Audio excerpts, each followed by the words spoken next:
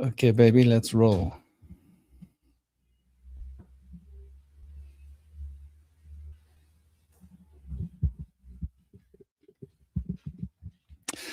Here we are. We are live and we are rolling. We are jiving. And Hollowbone Hawk, Howard, hope you guys are well. We've got Tom Rao in the house. Namaste to you guys. I hope your first couple of weeks of this year. Namaste, the star. Big love to everybody. Big blessings. We've got an exciting one on the lineup for today. Actually done homework. How cool is that? Homework. Yo, it reminds me of school. I don't really read books much anymore. I stopped reading books like when I went to live in the jungles. I really got I decided the only books I really want to read are the pages of the tree. But nothing wrong with a good old book once in a while. A recap. I made some notes. I don't know where my notes are. I lost my notes. I made them. I put them down while I was running after my boy, making sure that he's on track for tonight. Okay, so we have in the house with us, obviously, the roundtable crew. Namaste, Rob. Did I hear Rob? And Flower. Namaste, Flower Forest. Namaste, Rob. Namaste, Outtuition. Big love and blessings to all of you guys. As always, we've got our two wonderful, lovely, beautiful people in the house with us. We've got dear Indie Sage. I don't know who got you first. I was late as usual. These guys were waiting for me. Sorry, everybody. Indie Sage is, well, he's a shadow worker, but he's more than a shadow worker. He's also I think of Indie Sage as a mystic.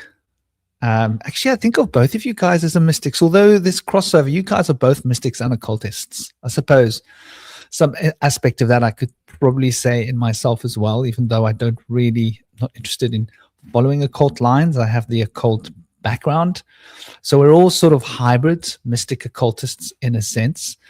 Indie Sage also has a background in anthropology, and this is obviously deeply embedded within symbolism, inspired by Taoism, very much embedded in the Tao, and Hermetics as well as shamanic, right? So, and we've got dear Cosmic here as well. Cosmic is our John Dee of the 21st century. He doesn't use a crystal ball because he doesn't need one. It sounds like a cool little rap tune. He also has a background in Western occult. I think chaos magic was something he walked down that road ardently, and is also been dipping his beak into the Eastern Oriental path, but he has been channeling his own system for a number of years now. And this is a system that's very complete, well, getting completed, shall we say, but it's got the structure and the bones. It's got an alphabet. It's got a system of correspondences and a system of understanding the state of the universe and consciousness and how we belong in the world. So before I get verbal diarrhea and just go off on a bush whispering journey, let's give the brothers a chance to say hello and introduce themselves. Om Shanti. It's an honor to be here. Big love to everybody. Om Shanti. Thank you for the great introduction, Franklin.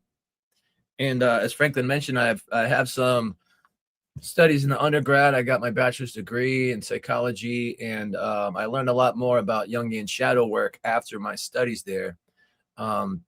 The main focus there was obviously Freudian psychoanalysis and things of the sort, which are more popular in the mainstream. But Jungian psychology is somewhat fringe, which drew me to it. And Carl Jung, the co-founder of psychology, was really more of an anthropologist and seeing the whole human condition and what's common amongst us, as opposed to Freud, who really strictly worked with Europeans.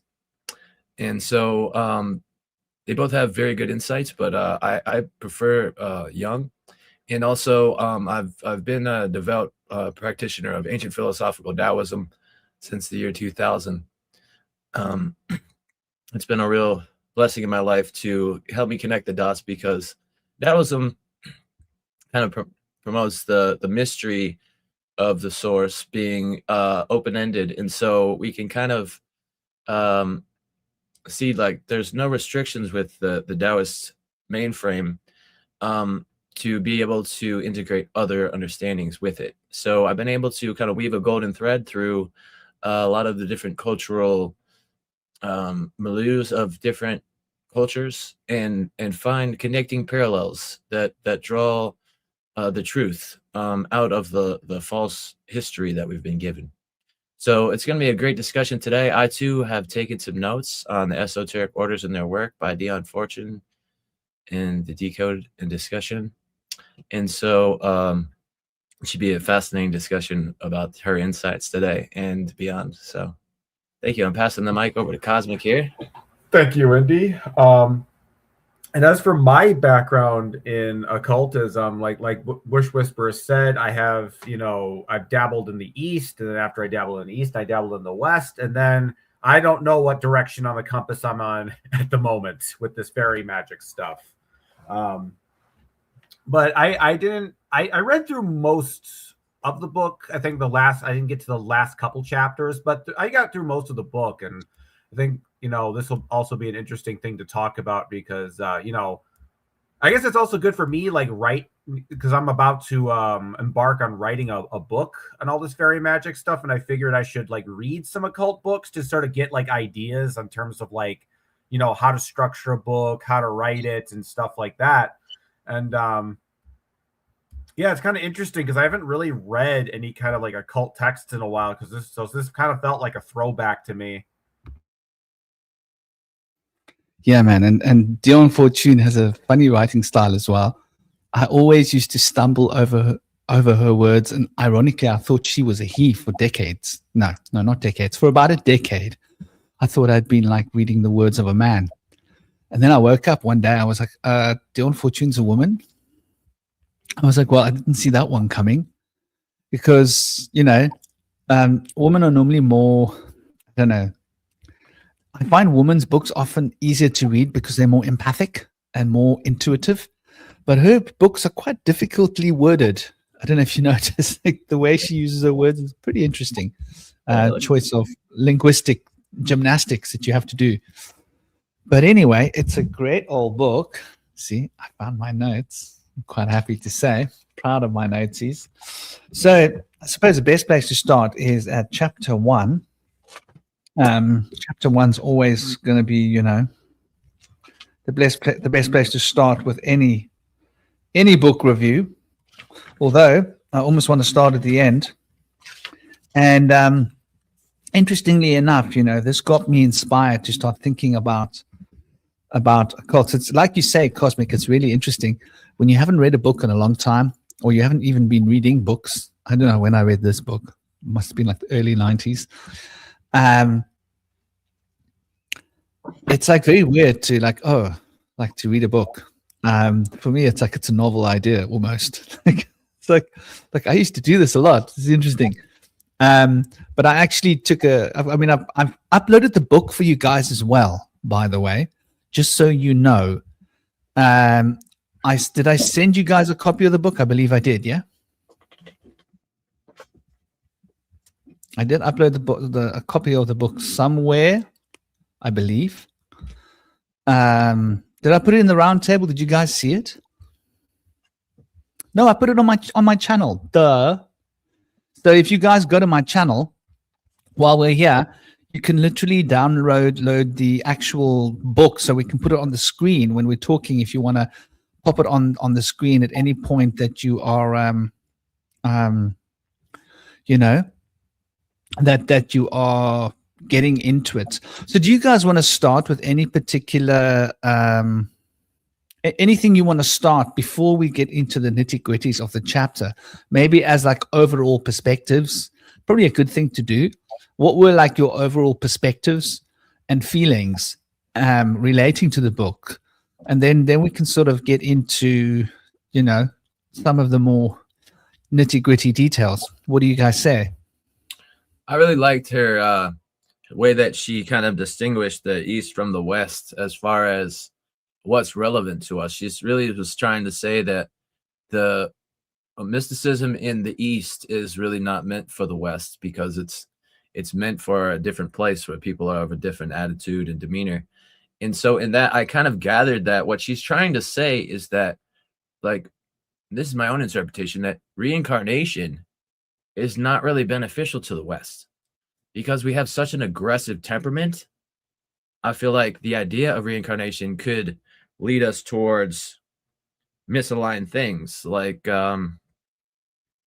martyrdom and meaningless acts of violence, because it would kind of take away the meaningfulness of life, because it's just a restart afterwards in the idea of reincarnation.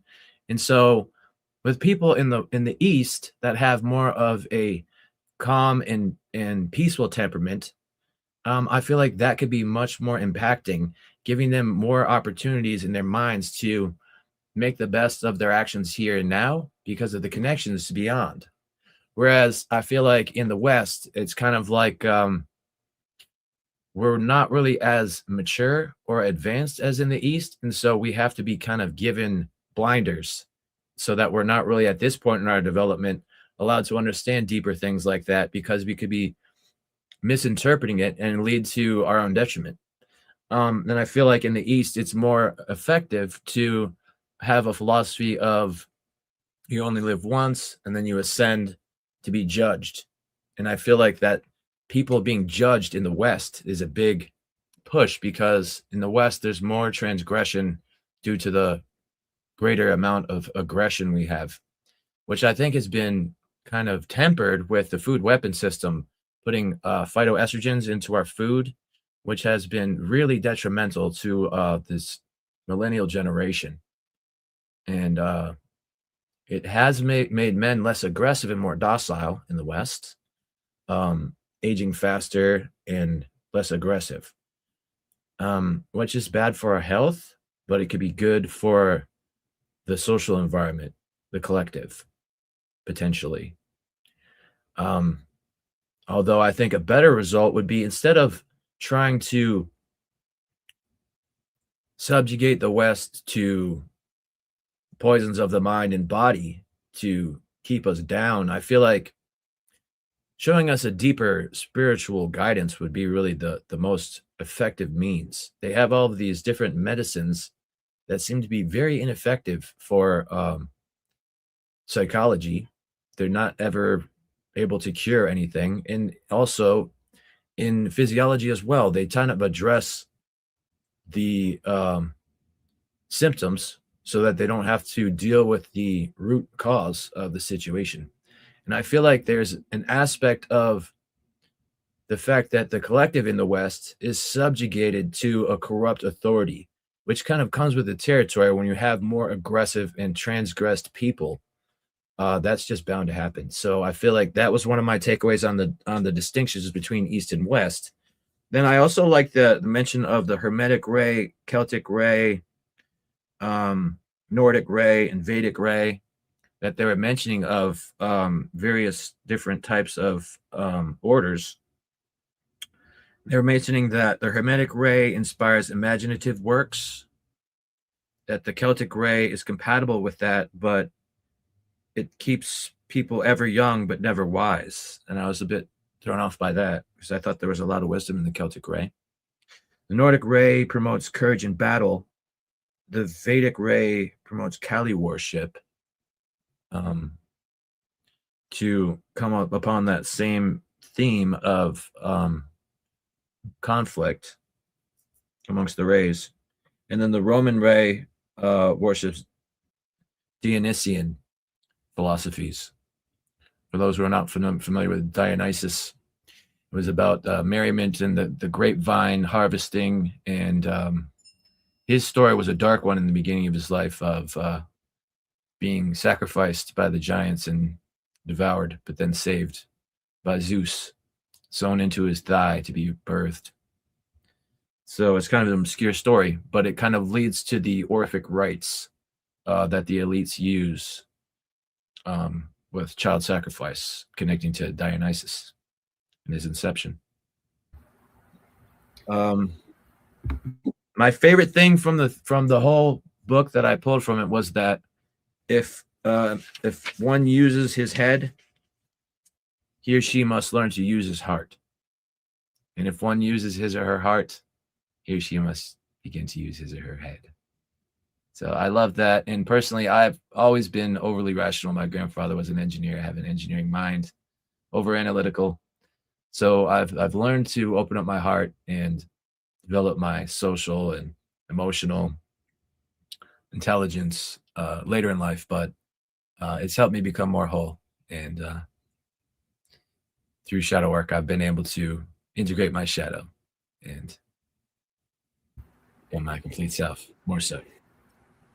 I guess one of the things that I really liked when I was reading this book, what a part that was really interesting to me was the idea that in ancient times there weren't individual minds didn't really develop yet. People were still kind of part of their tribal, group mind, and it was only through a lot of hard work and dedication that one was ever to really find their individual self, outside of the tribal collective.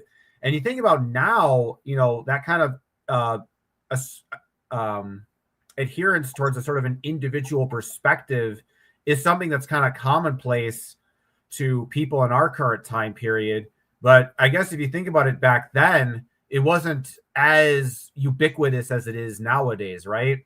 And so, because I'm thinking what's interesting is that the author, she really talks about how spirituality is kind of like this evolutionary process. So we go through different phases, and we start off at these collectivist kind of like group minds, and then through magical work and discipline, people are able to sort of discover their individual souls and their individuality, because in a lot of ways you start off with like a collective.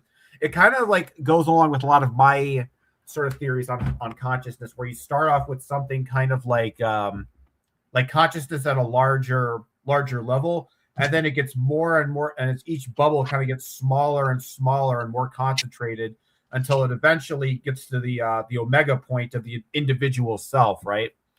So I thought that kind of aspect of it was sort of interesting, and like how like indies say how they like the different rays and how each tradition has its specific functions and uses. And it's a very the language of the book is definitely less like a book on occultism and more kind of like a hard philosophy book, which I also kind of appreciated. It felt very like because I think one of the issues I have with occult texts is that sometimes they can focus too much on like flowery and poetic language, and there's no real substance to it. And I mean, obviously there's definitely some, there's definitely some colorful prose and flowery language in the text, but there's definitely an emphasis on actually really getting into the hard, psychology of it, which I really appreciated. Yeah, I also noticed that they had mentioned that a master's body is illusory, merely being an embodiment or personification from a higher plane. I found that to be quite interesting, which kind of makes me feel like this realm is more of a Maya illusory place from that aspect. And also, she said that analogies can be made between all forms in the material, and the connection between these allow for a more formidable system of symbolism. I love that. I feel like that's beautiful, because I think that analogies can be made between just about anything. It doesn't mean that they're the same. It means they have a common theme that we're highlighting and pointing out to. And so a lot of people don't really understand that. They kind of assume that a simile, metaphor, or analogy means that the two things are the same. And they are in one way. And I think that's important to stress. And I think that can point out the functions and principles of things in reference to very specific aspects. Also, they said that you first must purify your lower consciousness in order to approach initiation in preliminary training. The selfless service and values of brotherhood must be learned before learning of the mysteries. I think that's very important. Self-purification, I used the purple flame of Saint Germain, amongst other things, to release what no longer served me and transform myself to a pupil of mysticism, so that I could become a receptacle that's not clouded. in Taoism, they say that stillness will calm your waters.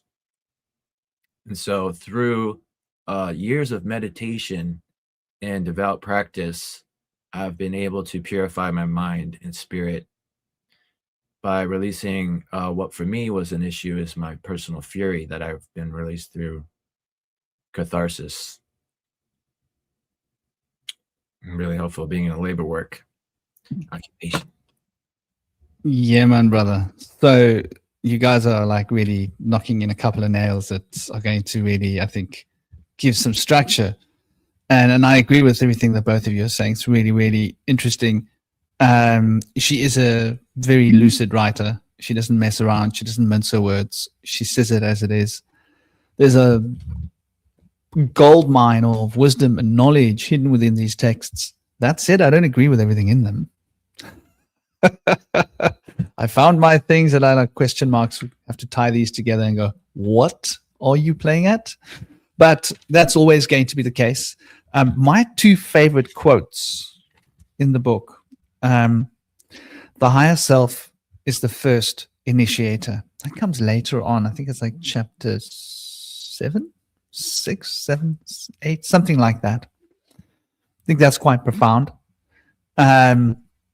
You know, the other people that come into our lives are only there able to sort of trigger a process that's going to lead towards the higher self's true initiation. I think that's something that's often not really fully appreciated and taken on board.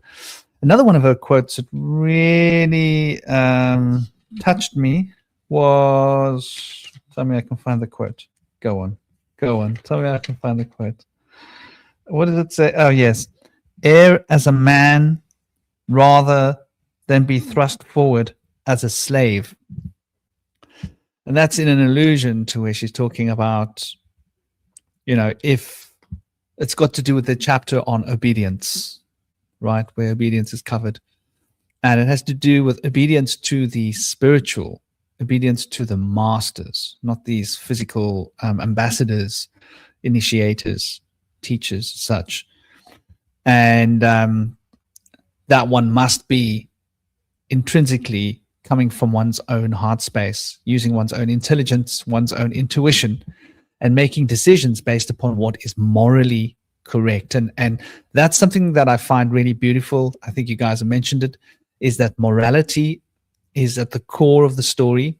And I mean morality specifically as the word morality is meant, not as it is often used, because we often think that morality has got to do with what you read in books. No. Morality is what comes from the inside, comes from our inner hearts. It's what feels right. That's what's moral. That's what your intuitive compass within you says, I'm not going to do that because that's going to hurt that person. It doesn't feel right to me.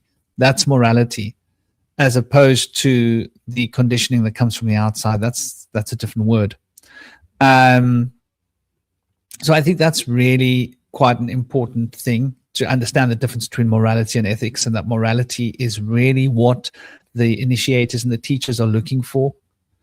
And, you know, I think as well, there's a lot that can be said here. I think a lot of ideas seem to be structured, overly structured to a certain degree, but I think that structure is necessary, and I can understand why it's being put into a book in the way that it is, because occult is dangerous, and she does want people to recognize and realize the dangers that they are playing with their own minds. And, you know, play with your mind long enough and you might be like, you know, looking for the beginnings and the ends of your own mind. And that can become a disconcerting affair.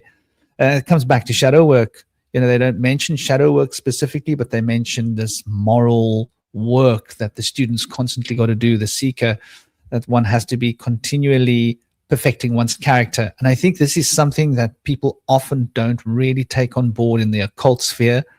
Character is, for me, the most important thing. So with that said, I think that's sort of a good place to start. So we get cranking on to the chapter 1, chapter number 1. Anybody want to start? Anybody got any ideas from chapter 1 that piqued their intrigue? Okay, so Chapter 1 is based upon the evolution and the initiation of the greater mysteries. I think is that what it was called, or was that my note? Regardless, the first chapter. That's quite a really interesting chapter, I think. Like they throw you in the deep end and they start really giving you an idea about how evolution works. And an insight into what I have often termed the chain of life in many of my Bush Whisperer Speaks little mini, I don't know what you call them, mini lectures, 10-minute little thought for the days. In the 108 series, I think it's in series 1, I discuss it. I think it keeps coming up in a lot of the Bush Whisperer Speaks, a lot of the 108 or the 216 little mini chapters. And that's sort of quite fundamental to understand the fractal nature of the self and how we came to be, that we started off as, well, maybe we is the wrong word, because there was a time in humanity's history when there were beings that lacked the ability to think for themselves, lacked the ability to manipulate symbols and to organize these symbols in a linear form to create a line of memory. And is it the Manu that's mentioned in 1? I think the Manu comes up more in number 2, which is the origin of the mysteries. But the idea of this ancient times and the different ages that we were living through, and that there was this fundamental, not only a form of evolution of the body, the way our bodies changed and adapted to various different circumstances and different epochs, but the way in which our minds and our souls were adapting and evolving as the upper and the inner and the above, the inner and the outer, are really reflections of each other. What happens within us happens around us. What happens around us shapes what's within us. They shape each other. It's a two-way mirror, if you will. I think that was really a big part of my takeaway from the chapter 1. There wasn't too much meat on the bones, as it were. I think chapter 2 becomes a lot more really intense when we start talking about the specifics of the migrations. And are there any other ideas you guys want to share about the chapter 1? It was more straightforward, I think, than any of the other chapters. Yeah, I really like the idea of how she mentioned that Manu was able to transcend the veil. He was able to ascend to a point in the physical world where he was able to vanish to a higher plane. I think that's interesting. There's also parallels with that in the New Age movement, where they've mentioned that between the fifth and the third earth, that if you're in the third earth and you have ascended, you will potentially ascend and become a light body in the fifth dimension. I feel like that could have been inspired by the story of Manu transcending the veil. There's been also stories that other various tribes that have vanished did such a thing as well, like the I don't know if it was the Hopis. There was another one, I think, that starts with an A that's escaping me, but the Anasazi, I think, were said to have been ascended to such a high point that they either were brought to the sanctuary of the gods, whether that's in the inner earth or in the heavens, or they were able to transcend this plane to a higher plane. And so I found that to be an interesting parallel with the story of Manu. But as far as other highlights in the first chapter, do you have anything else to add, Cosmic? No, Yeah, I don't really. I read the book, but I don't really remember like specifically what's in what chapter. So I'll just kind of like tell you ideas that come to my head as I go. I don't necessarily. It might not necessarily align specifically with the chapter, but just with whichever's relevant, I'll bring it up. Cool, that's all good. please forgive my moon in Taurus. Forget the chapters. It was a bad idea. We'll just go from the beginning and towards the end. You're completely right. I'm being silly. I'm being pedantic. This is pedantic side of me. Wants to like, come on, this is, we're going to do this pedantically. But okay, so forget whether it's chapter 1 or chapter 2. It's a far more clever way of handling it. Thanks, Cosmic, for bringing that reality to me. Because I was trying to figure out like which part was the discussion about Manu, And okay, so that was in chapter 1. I thought that was in the beginning of chapter 2. So it just goes to show. But the story of how the Manus were the initiators of humanity, as we know it, is really interesting. That the Manus were in another plane of existence, and they were beings that had existed from previous epochs, and that we were in this fifth epoch, which became the epoch of the Atlanteans. It gets very interesting. And that the Manus had been there since the beginning, and they had been influencing the race, which was very infantile, the infantile version of what humanity had been. Don't know if we can call ourselves that race, but that's like a different organism that evolved. And they're speaking about very large tracts of time. We're talking about millions of years. They speak, it's mentioned the day of Brahma. The day of Brahma, is that like, what is that? Is that like a billion years? I think it's like a billion years. It's more than a billion years. Let's not even put a number to it. It's ridiculous. So we're talking about very large, very ridiculous epochs of time, at which point they suggest that humans were existing in very different forms and had very different attributes and abilities, and that the Manus were from a previous epoch of highly advanced beings that had evolved and had come to actually take form on Earth. And in the process of taking form on Earth, these Manus had also basically started driving telepathically this race and influencing it to start, thinking and remembering and coherently structuring ideas in a symbolic form. And they were doing this both on the physical plane and from the energetic plane, because I'm guessing that there were Manus both on the higher levels and on the lower levels. And I think, like, when we're talking about the masters, we're talking about possibly some of these Manus. Just an idea. The Manus is mentioned in the Vedas as well as a very ancient race and the progenitors of the human race. So I think that's where they got the ideas from in the occult school.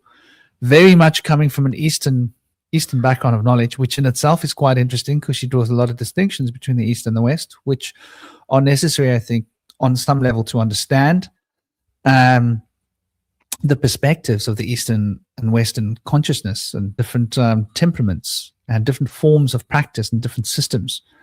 I've often drawn distinctions about how the East works on the astral plane and how the West works on the etheric plane. I notice she, like a lot of the older authors, speak about the lower and higher astral. I speak about the astral and the etheric, because the etheric is more etymologically correct to say than the lower astral, just because of where the roots of the word eth and ether comes from, as opposed to ash, fire, and astral. The fire and eth is relating to beginnings and ends. That's the definition of form. The definition of form is the root of the word for the definition of form is ether. So I use those terms. I've learned in different places, different ways to use terms. And I've never agreed with this idea of lower astral and higher astral. I think it's nomenclature verbally that doesn't really help, because it doesn't really create a clear sense of idea of what's the difference between the lower and astral and the higher astral. But the etymology does really give a fairly good, clear idea. So just when I speak about ether, just so you know, I'm speaking about what they term the lower astral in this book, in case, because I will probably just refer to it as that instinctively.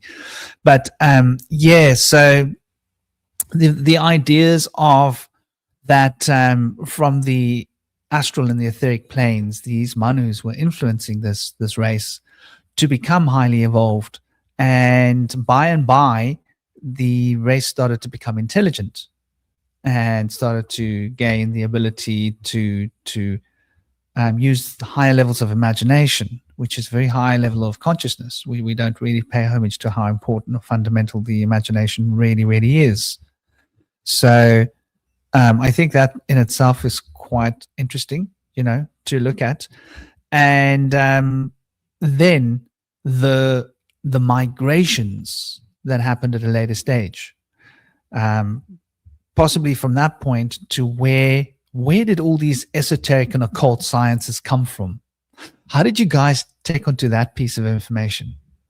I'm just curious, what were your takes on that? How did you feel about the way she described the roots of these three orders, and how these three orders came to be in their various epochs, drawing specific distinctions?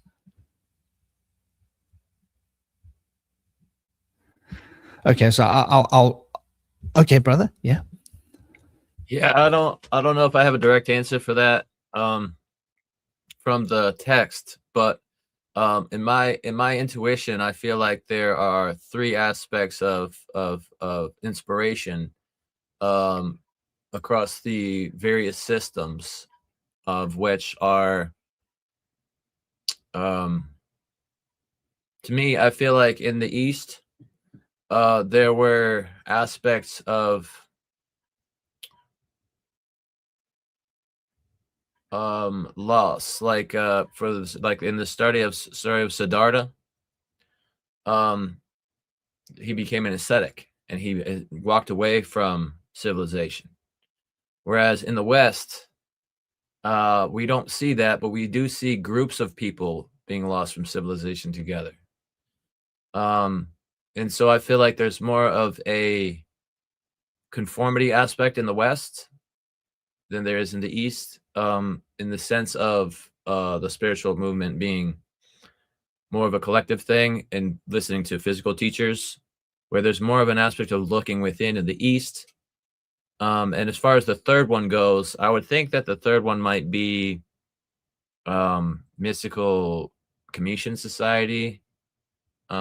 That was a bit in between the East and the West. And so I feel like that aspect would be more of an aspect of personal ascension, as opposed to looking within, looking and ascending above to a higher plane. But that could be way off. I'm just making a guess on that. I think you actually make a good point there, Indy, because if you think about how these different religions are structured, because with Western religion, everything is based on the Bible. So there's this very kind of like formulaic, you have to have this very specific understanding of the Bible, of the text, because it's this authoritative text by God. There isn't really a lot of room for sort of like experimentation, figuring out for yourself. Whereas in the East, it's not quite as the texts are not quite as authoritative. There's a lot more flexibility in the religious framework. So there's room for people to kind of just like, figure things out for themselves, look withinward and meditate. Whereas it's almost in the West, it's almost like they're suspicious of people looking inward. They think that like, people looking inward, like they're, contacting the devil or some stuff. And I think what we should also kind of consider, like, think of East and West is like, how they viewed human nature. I feel like the West is a lot more pessimistic about human nature. It's kind of like, people are out to get you.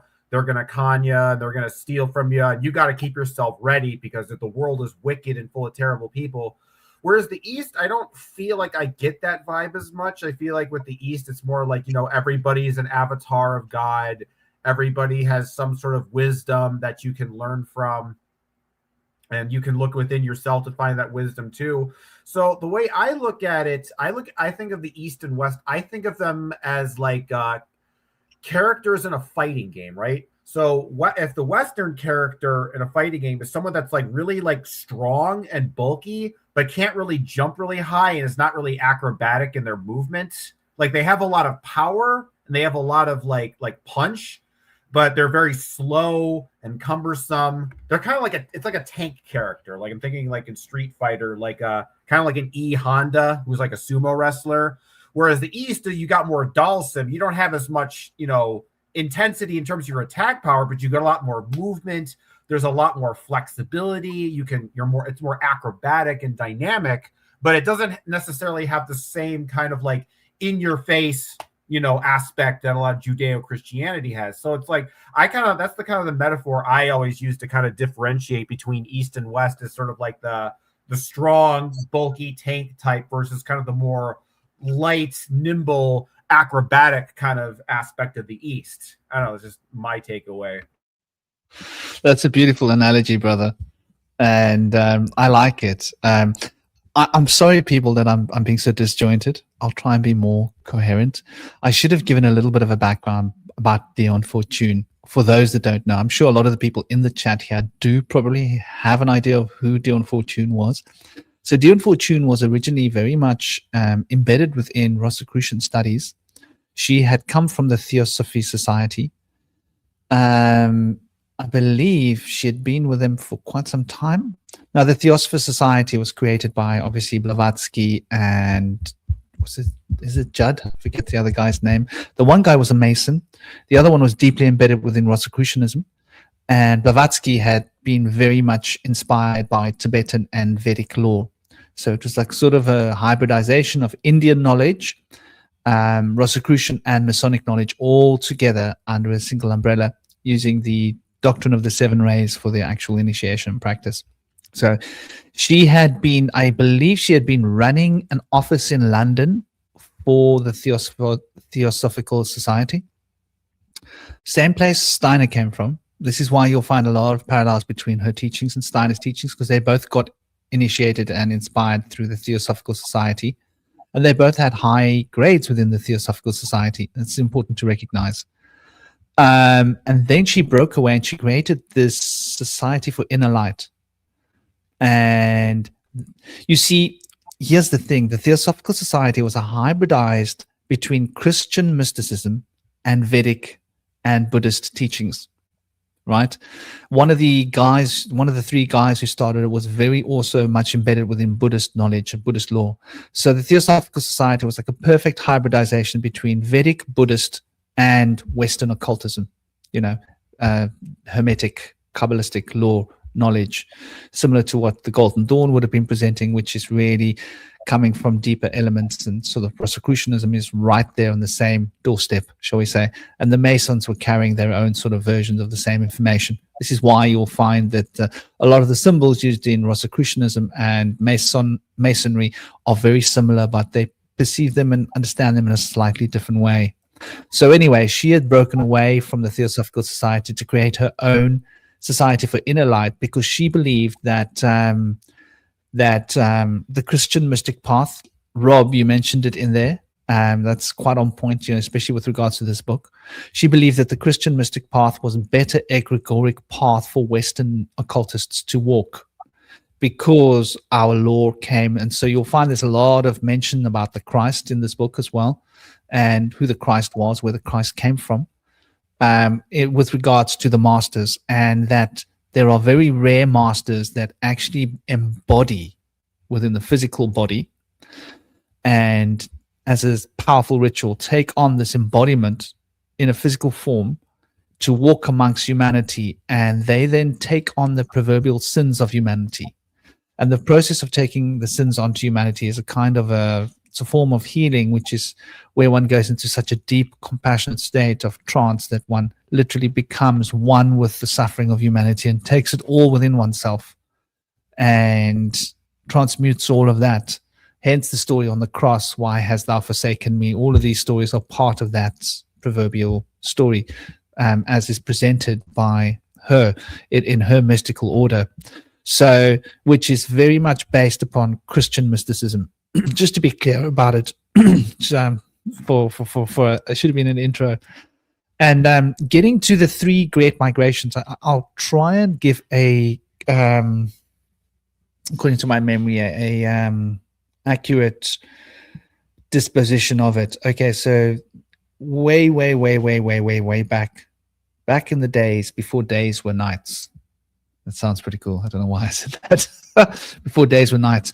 Epoch shift, according to the wheel of Brahma, and polarity shift. So what becomes day becomes night. What becomes night becomes day. I think it has to do with our movement around the central sun and possibly our movement around the galaxy. Who knows? I'm not going to pretend to know, but these are the ideas. And there was this Atlantean civilization, which was a great and very powerful civilization that had a large embodiment. The civilization, some of it was left in the Americas, the Central Americas, possibly into parts of the South Americas, possibly part of the North Americas. So there's still some of the heritage of the Atlantean society that was there at the time of the cataclysms that caused the sinking of the rest, or the mainland of that continent.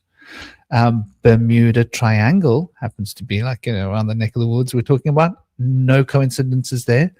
I think there may still be some of those parts and islands that are not submerged, that they don't want us to see because they want to keep the technology hidden from us, because it causes us to question the mainstream idea of history, of highly advanced past we're not supposed to know about. That's my personal take. She doesn't mention that specifically. So anyway, during this time, there were 3 great migrations. When I say migrations, I mean spiritual migrations of occult systems and teachings.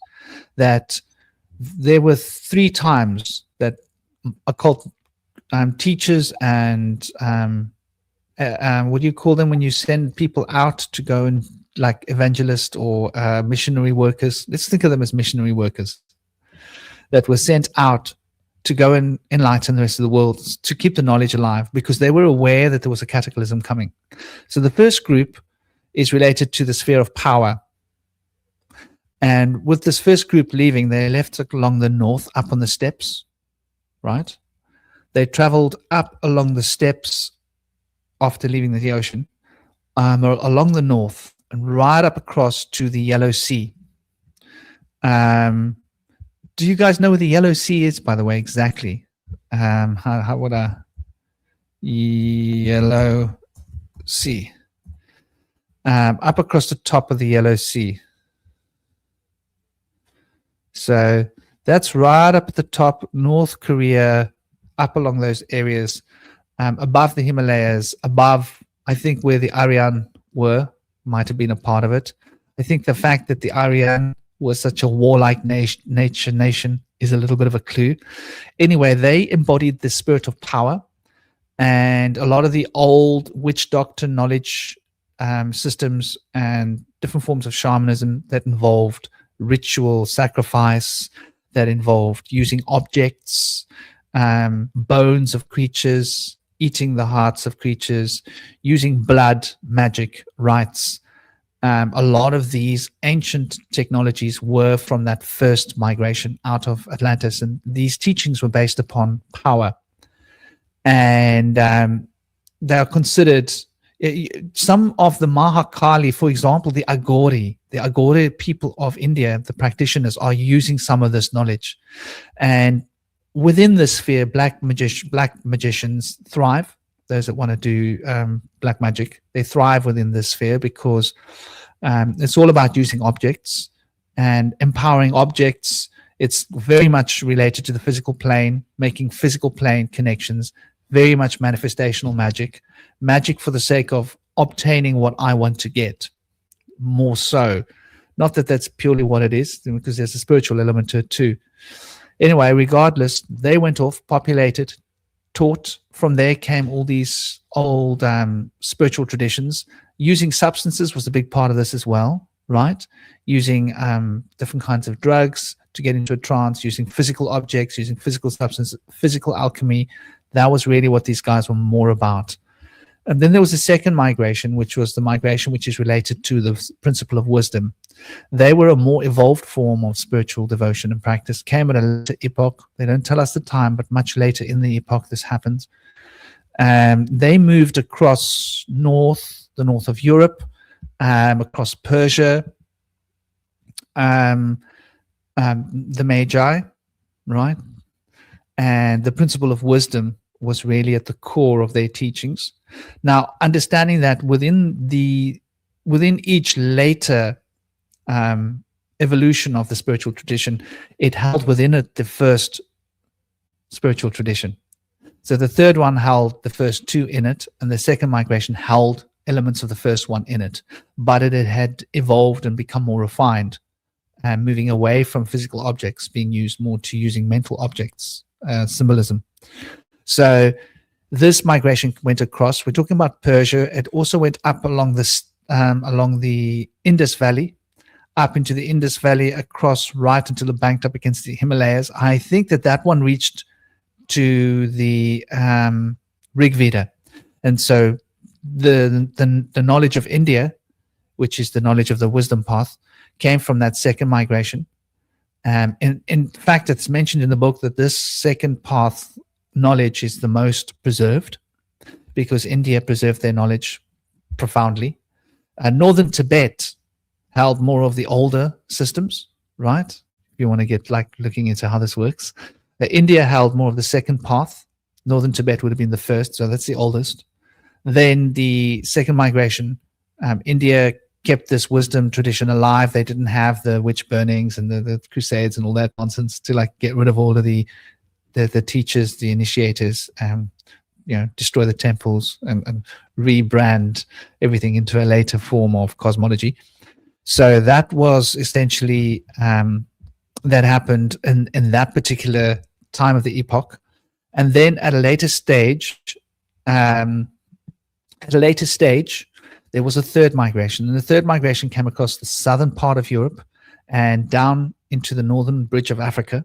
And from the northern bridge of Africa, it traveled across and hit the Nile. And at that point, it established its center, which is the ancient land of Kem.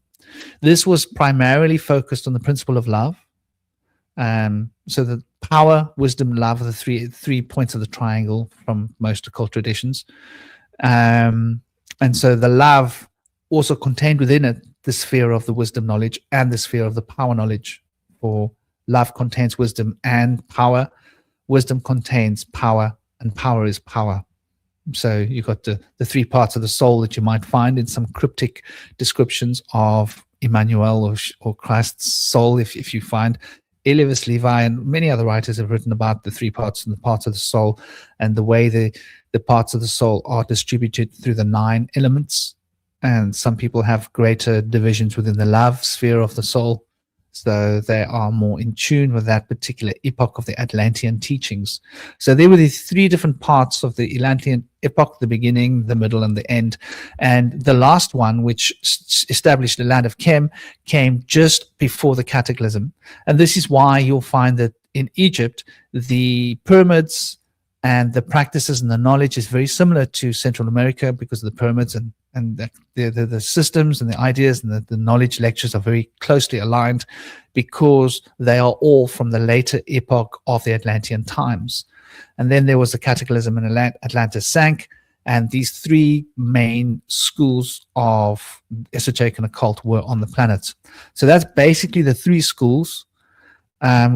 Yeah, what are your guys' thoughts? Like, as an idea of these 3, do you agree? Do you dispute? Do you think? I mean, we get a quick recap on the 3. I know the last one was the Comitian Empire, but what was the first 2 exactly?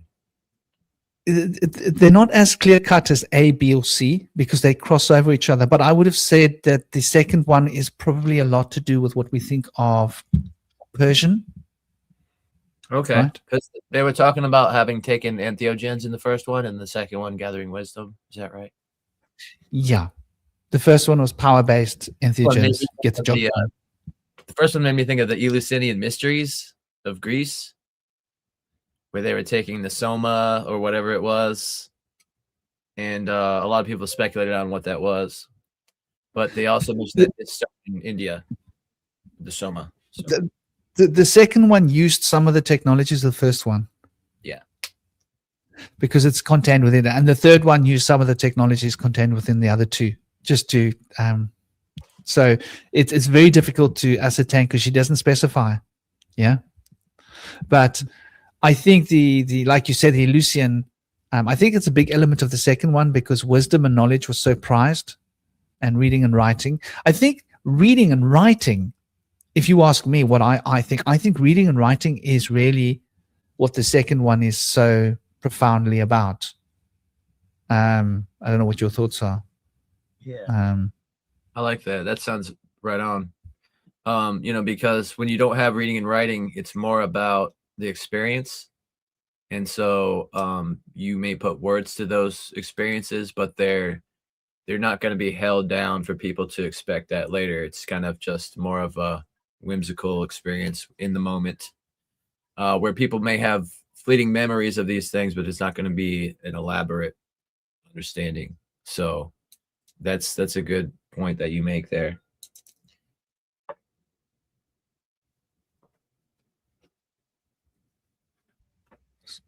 So yeah, you know, so these three epochs then produced these different elements of society on the planet. And I think, you know, probably on a sideline, we're all aware and very much knowledgeable about how the black magic cabal is taking charge. And they've like, oh, by the way, Indy, I wanted to say to you earlier, you are looking very pretty today. What a treat for the girls. I see you've had your hair done, you've done your beard, and you've groomed yourself. I just see myself. I'm like, damn, look at me, dude. I look like I haven't groomed myself in a month. I'm lucky my girlfriend's I forgot accepting. to take collagen, and it rolled under my seat in my car, and my hair was starting to get thin again. And I was like, what's going on? And I found it. I was like, oh my God, I forgot to take collagen for weeks. And I was like scaling my hair down lower and lower and lower. And I was about to like give up. I was like, what am I doing? What is I doing wrong? But with collagen, my hair started to really spring forth and come back into its greatness. I've told people that I actually was bald in my late 20s. I was experiencing male pattern baldness and stuff. And I had to go live outside in a tent in the wintertime in the White Mountains for a winter season to be able to get my hair back in full. But it gave me arthritis and tendonitis. Temporarily though that is in remission now, thankfully, because I've learned to eat better, alkalizing foods and anti-inflammatories. Gem squash, pumpkin, butternut, very rich sources of collagen, people out there. Why you should be eating lots of pumpkin, butternut, and gem squash. Gem squash especially is like gold. It's why they call it the gem squash, because it's a gem, you know, it's valuable food. Seeds too, a good anti parasitic treatment. Pumpkin seeds, they're delicious too. So what okay, I think you know, also like the differences between the mystic and the occultist, somewhere along this lines, I made a note. I saw mystic occultist is worth looking at, and you reached onto that point, Indy, and the way she describes a mystic is, well, I must admit, like I must have been somehow affected by a lot of these ideologies and philosophies, because as a child, like I did enjoy her writing. I mean, I thought, wow, she's got quite a lot of. She doesn't mess around, like you say, cosmic. She opens a book, she starts banging it out. She's not wasting time and pussyfooting around with like, let's play with the words and stuff. She's just getting on with it, which is like easy to respect in a writer. So the idea of a mystic and an occultist is, an occultist, as I look at it, is somebody who is inflicting themselves upon the world, right? And I use those words acutely. So as an occultist, we wish to gain knowledge. It's a very scientific path. It's about the sciences. So a crude way of looking at the difference between a mystic and an occultist is the occultist is a scientist. The mystic is an artist. And we're suddenly starting to get like ideas, egregoric notions flowing through the unconscious of this thought. And so the occultist is very scientific, very pragmatic. They want to see evidence. They want to see results. They want to manifest things on the physical plane. They want to get things done. They are working from the top down, right? They are starting at the point of consciousness, understanding, moving towards scaling down the understanding in order to be able to bring that understanding down to a point of mass, and that mass can be used to somehow shape the world.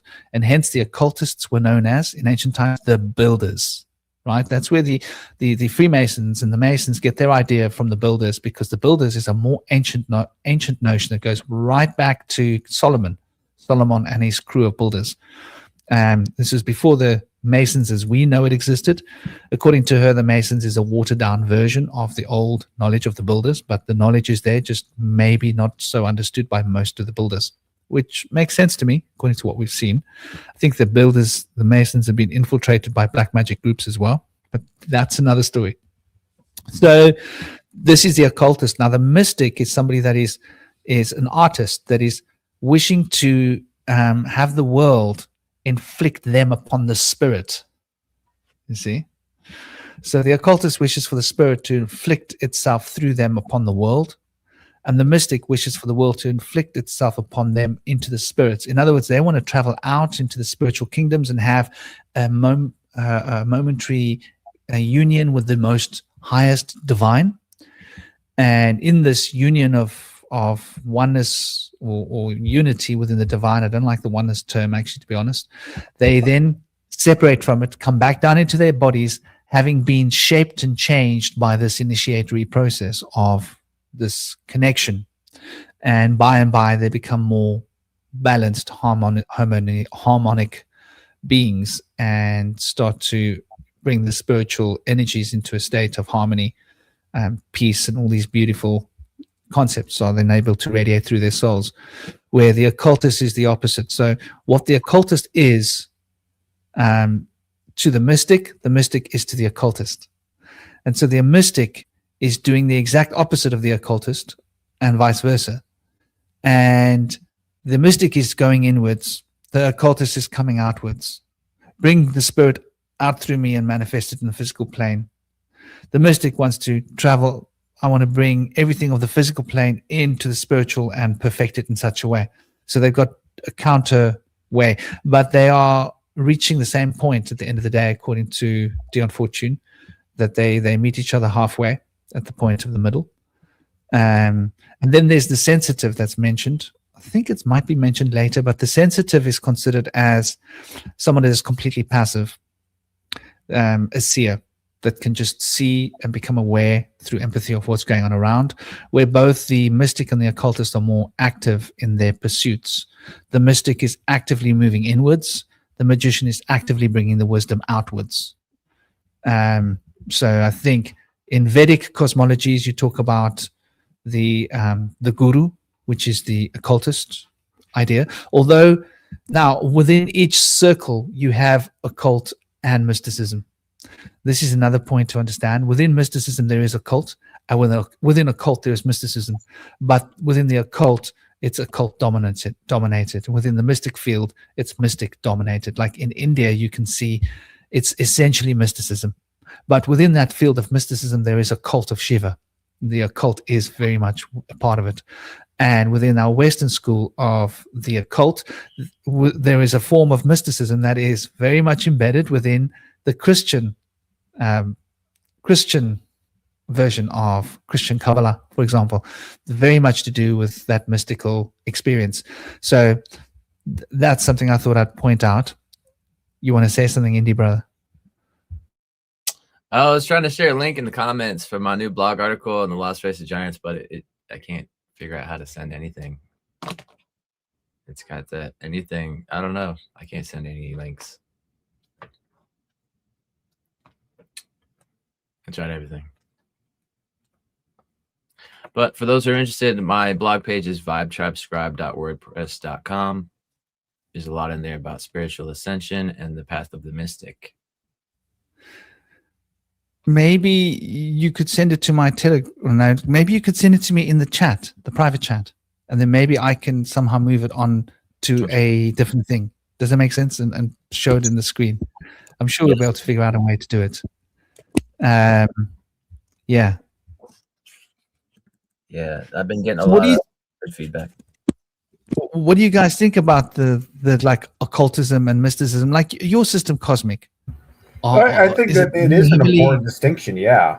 The idea of something, I think the occultist is definitely more intellectual in his or her approach, and the mystic is definitely kind of more intuitive, experiential, ecstatic, sort of experience-based type things. I think honestly, like when it comes to that dynamic, like I think like you say, Bush Whisper, that it's good to have we kind of have a helping of both, right? Because I think that you shouldn't put all your chips in one bowl, so to speak, right? Like, because the problem with being only a mystic is that you can kind of get into irrational kind of places. You may just kind of like get too emotional, and then if you're just too occultist, you're too scientific, you don't really you're kind of like, you're not really invested in it as much. You don't really get that emotional, connection with your work necessarily. It's this very kind of philosophical, abstract, thing.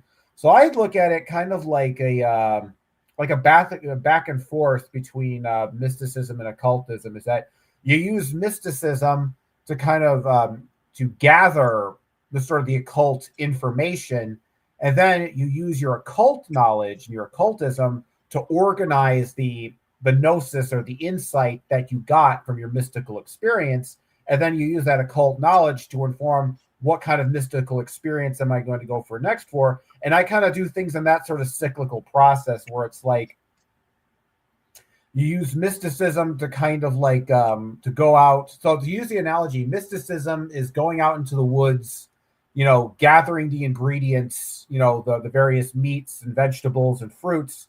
And then occultism is actually cooking it all together in a way that sort of makes sense. So in a lot of ways, it's like we have these transcendental experiences, these sort of mystical experiences, but we don't necessarily know how to articulate those experiences, right? Sometimes we have this weird thing that happens and we don't really have a language for it. And so I think what occultism and magic does is occultism is like, it's a language that can articulate mystical experiences, if that makes sense.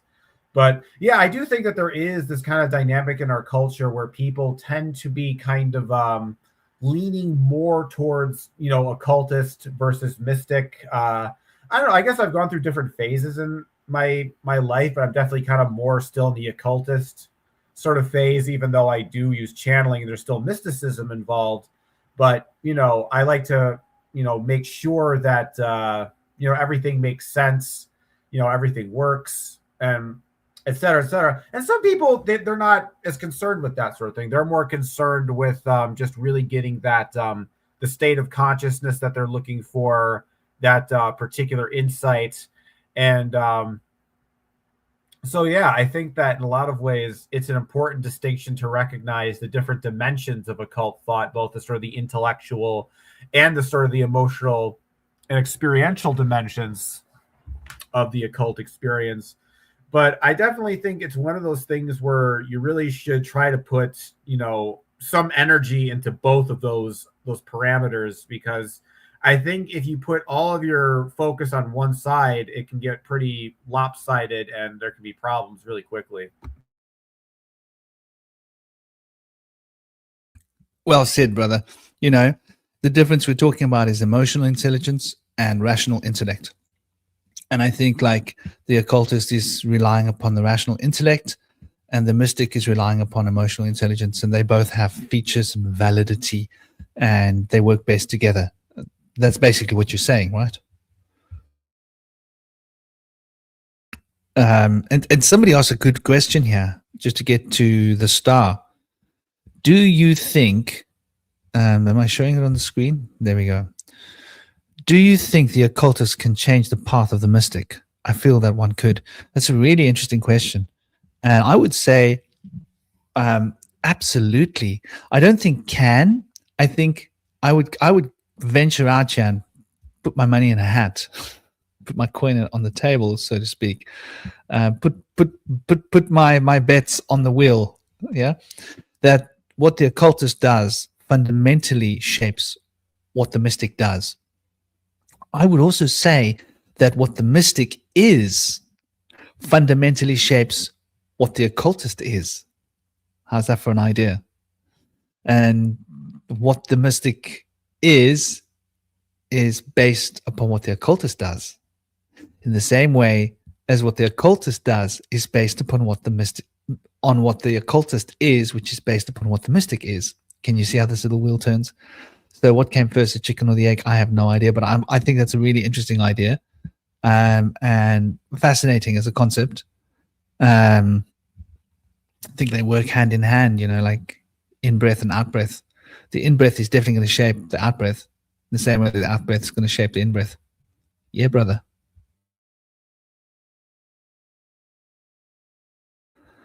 I see Indy looking really excited. the Virgo guy is looking, he's reading cool things. He's like, he gets all excited. I think, oh, is he going to say something? It was like, no, he's reading something. Like, I'm like, oh, see that face, like, see his eyes light up, like, ooh. Psilocybin in the comments, and it's quite interesting to me. I know that psilocybin, I think, converts to DMT in the system, and so that's pretty beautiful. Whereas LSD converts to a serotonin resembling a serotonin type of molecule, which for me, kind of, it makes people laugh hysterically until like it hurts to laugh. And so I think serotonin kind of does that. It's the agreeable neurotransmitter that makes us more agreeable. And I know I've had a issue with serotonin in the past, but I've balanced it out with my lifestyle and diet changes, thankfully. So it's good to be familiar with entheogens and their blessings that they could bring to you. And I think psilocybin has been found to be very effective for people that are terminally ill at confronting death with fearlessness. It's also really good at helping people find compassion and become good leaders, which compassion is a good part of being able to understand those who you are guiding and directing. Will help you have better relations with them and help you be able to communicate with them better. So I think mushrooms has been very effective for all people in a lot of studies, whereas LSD has not really been that effective for people that aren't really already familiar with it. I mean, you also have to consider that LSD is actually sort of an analog of something called LSA, which I have experience with. I find that, overall, it's much more kind of warmer and entheogenic, and it has a history of use in South American shamans, I believe, and they called it, I think it was like the Olowiki, right? Yeah, they called it that, and it was like a different like type. But I definitely noticed that there's like a different energy between the natural and the sort of the synthetic when it comes to the lysergic compounds.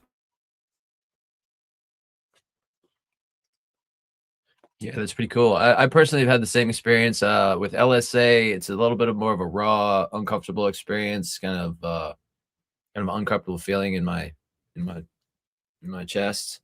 Whereas the LSD, it's more of an easy feeling, more of a fun, exciting feeling. I think one of the issues that people have with it is that it creates somewhat of a rush where people are kind of like driven to like a higher state and they can't really turn that off. You try to kind of like calm yourself and try to like close your eyes. It just kind of escalates. And that's an intensity that a lot of people don't realize. You can't actually take an antipsychotic to make the LSD experience stop.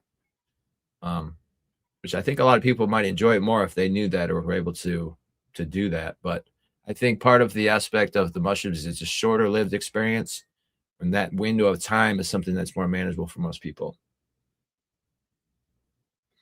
Also, it comes up with the first experience is like kind of a fear, almost like I feel like I'm going to die kind of experience. And then that gets surpassed by a rush of tranquility, which is the aspect that really helps people who are terminally ill, because it kind of puts you through a trial of confronting death and coming out on top and surviving it. So it gives you that strength in your heart and your soul to feel like you can transcend the most ominous of things to come.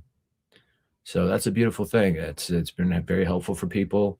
It can help people with PTSD, anxiety, anger management issues, all kinds of great things. So it's been very helpful for people. There's a lot of people are taking microdose trials.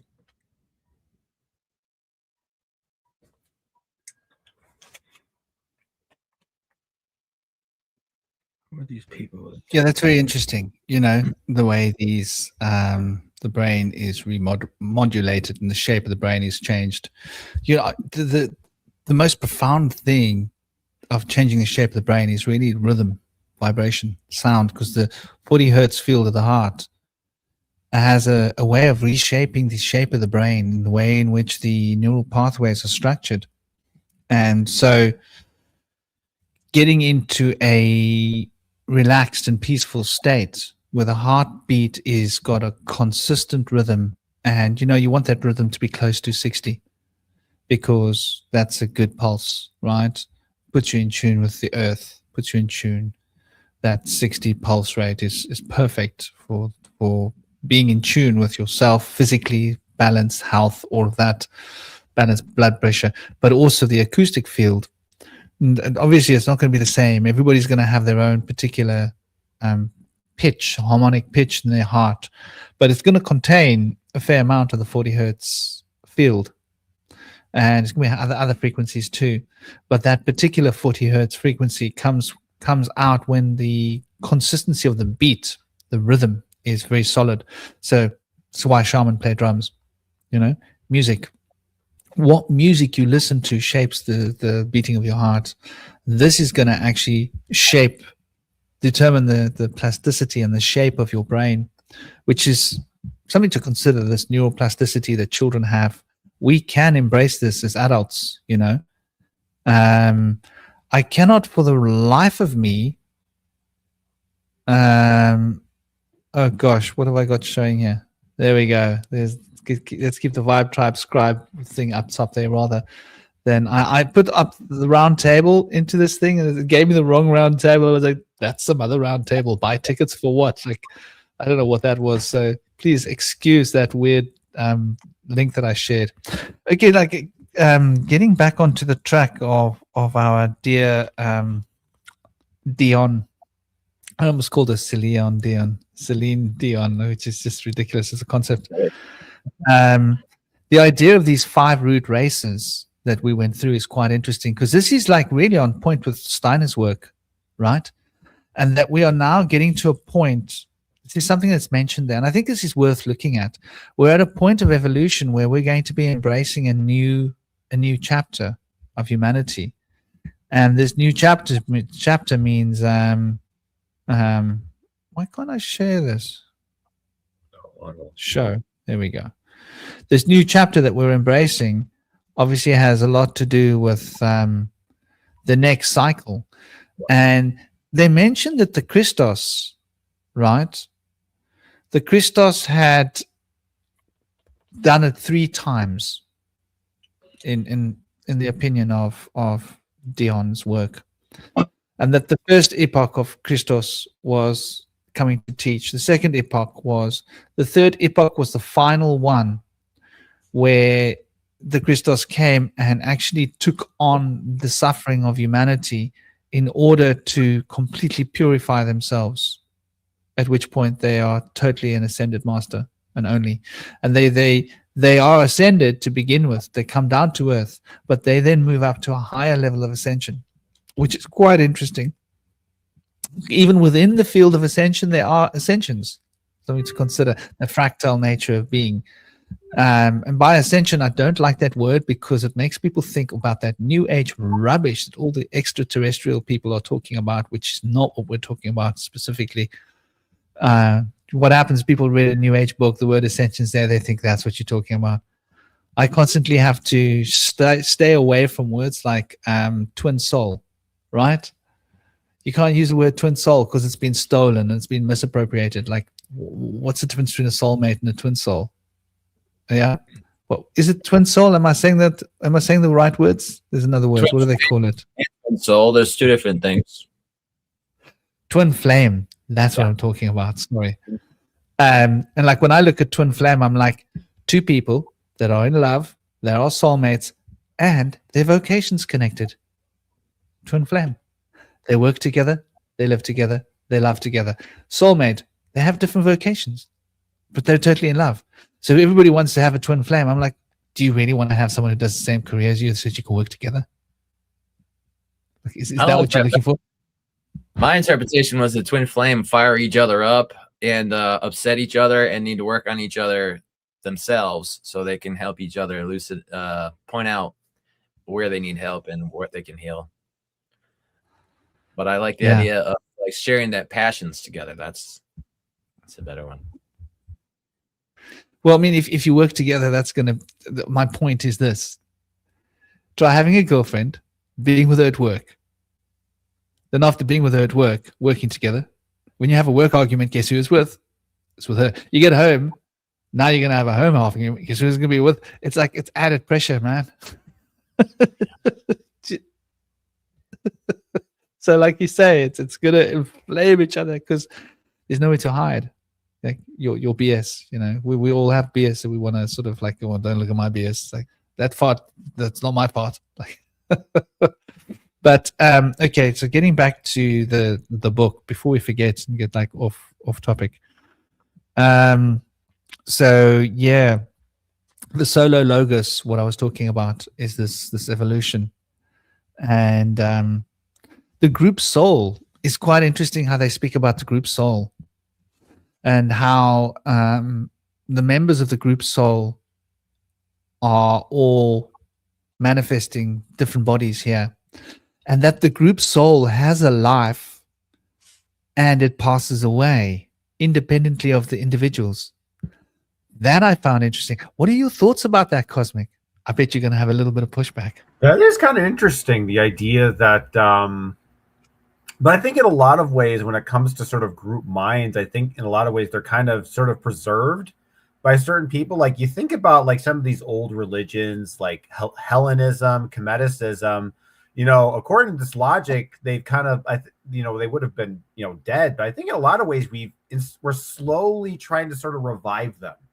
So maybe it's not so much that these traditions, these group souls die, but maybe they kind of go into a kind of like a hibernation or a kind of stasis period where they're kind of like, it's in a way, it's like nothing really ever dies in the world. Nothing really ever dies. It just kind of goes through different phases and transitions and so forth. But I don't think that, it's like with my whole system, with Zarfexology, right?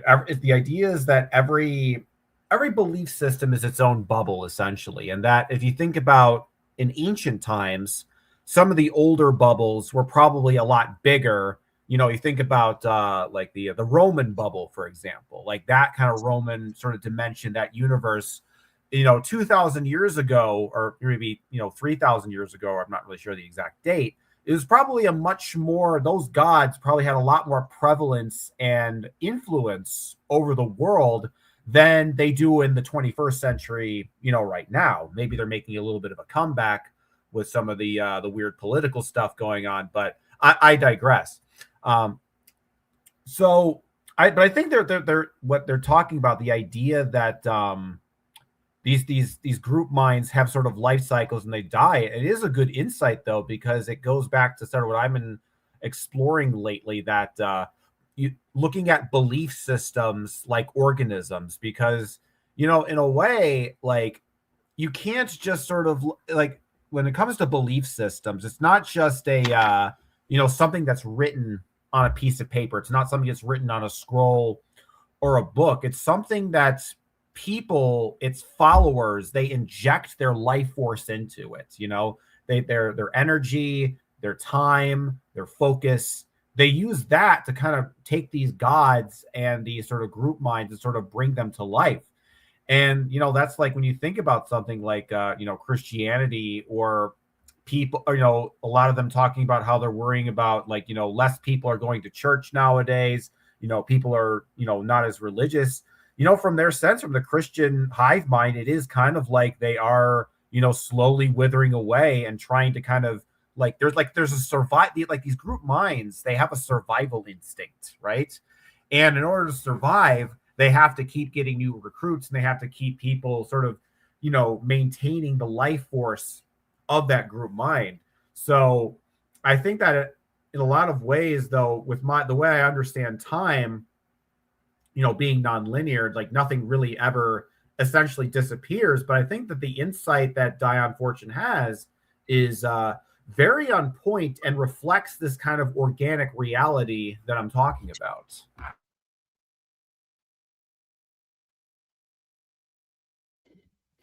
Yeah, there's definitely a fluidity in it that's quite in itself. It's quite useful if you think about it.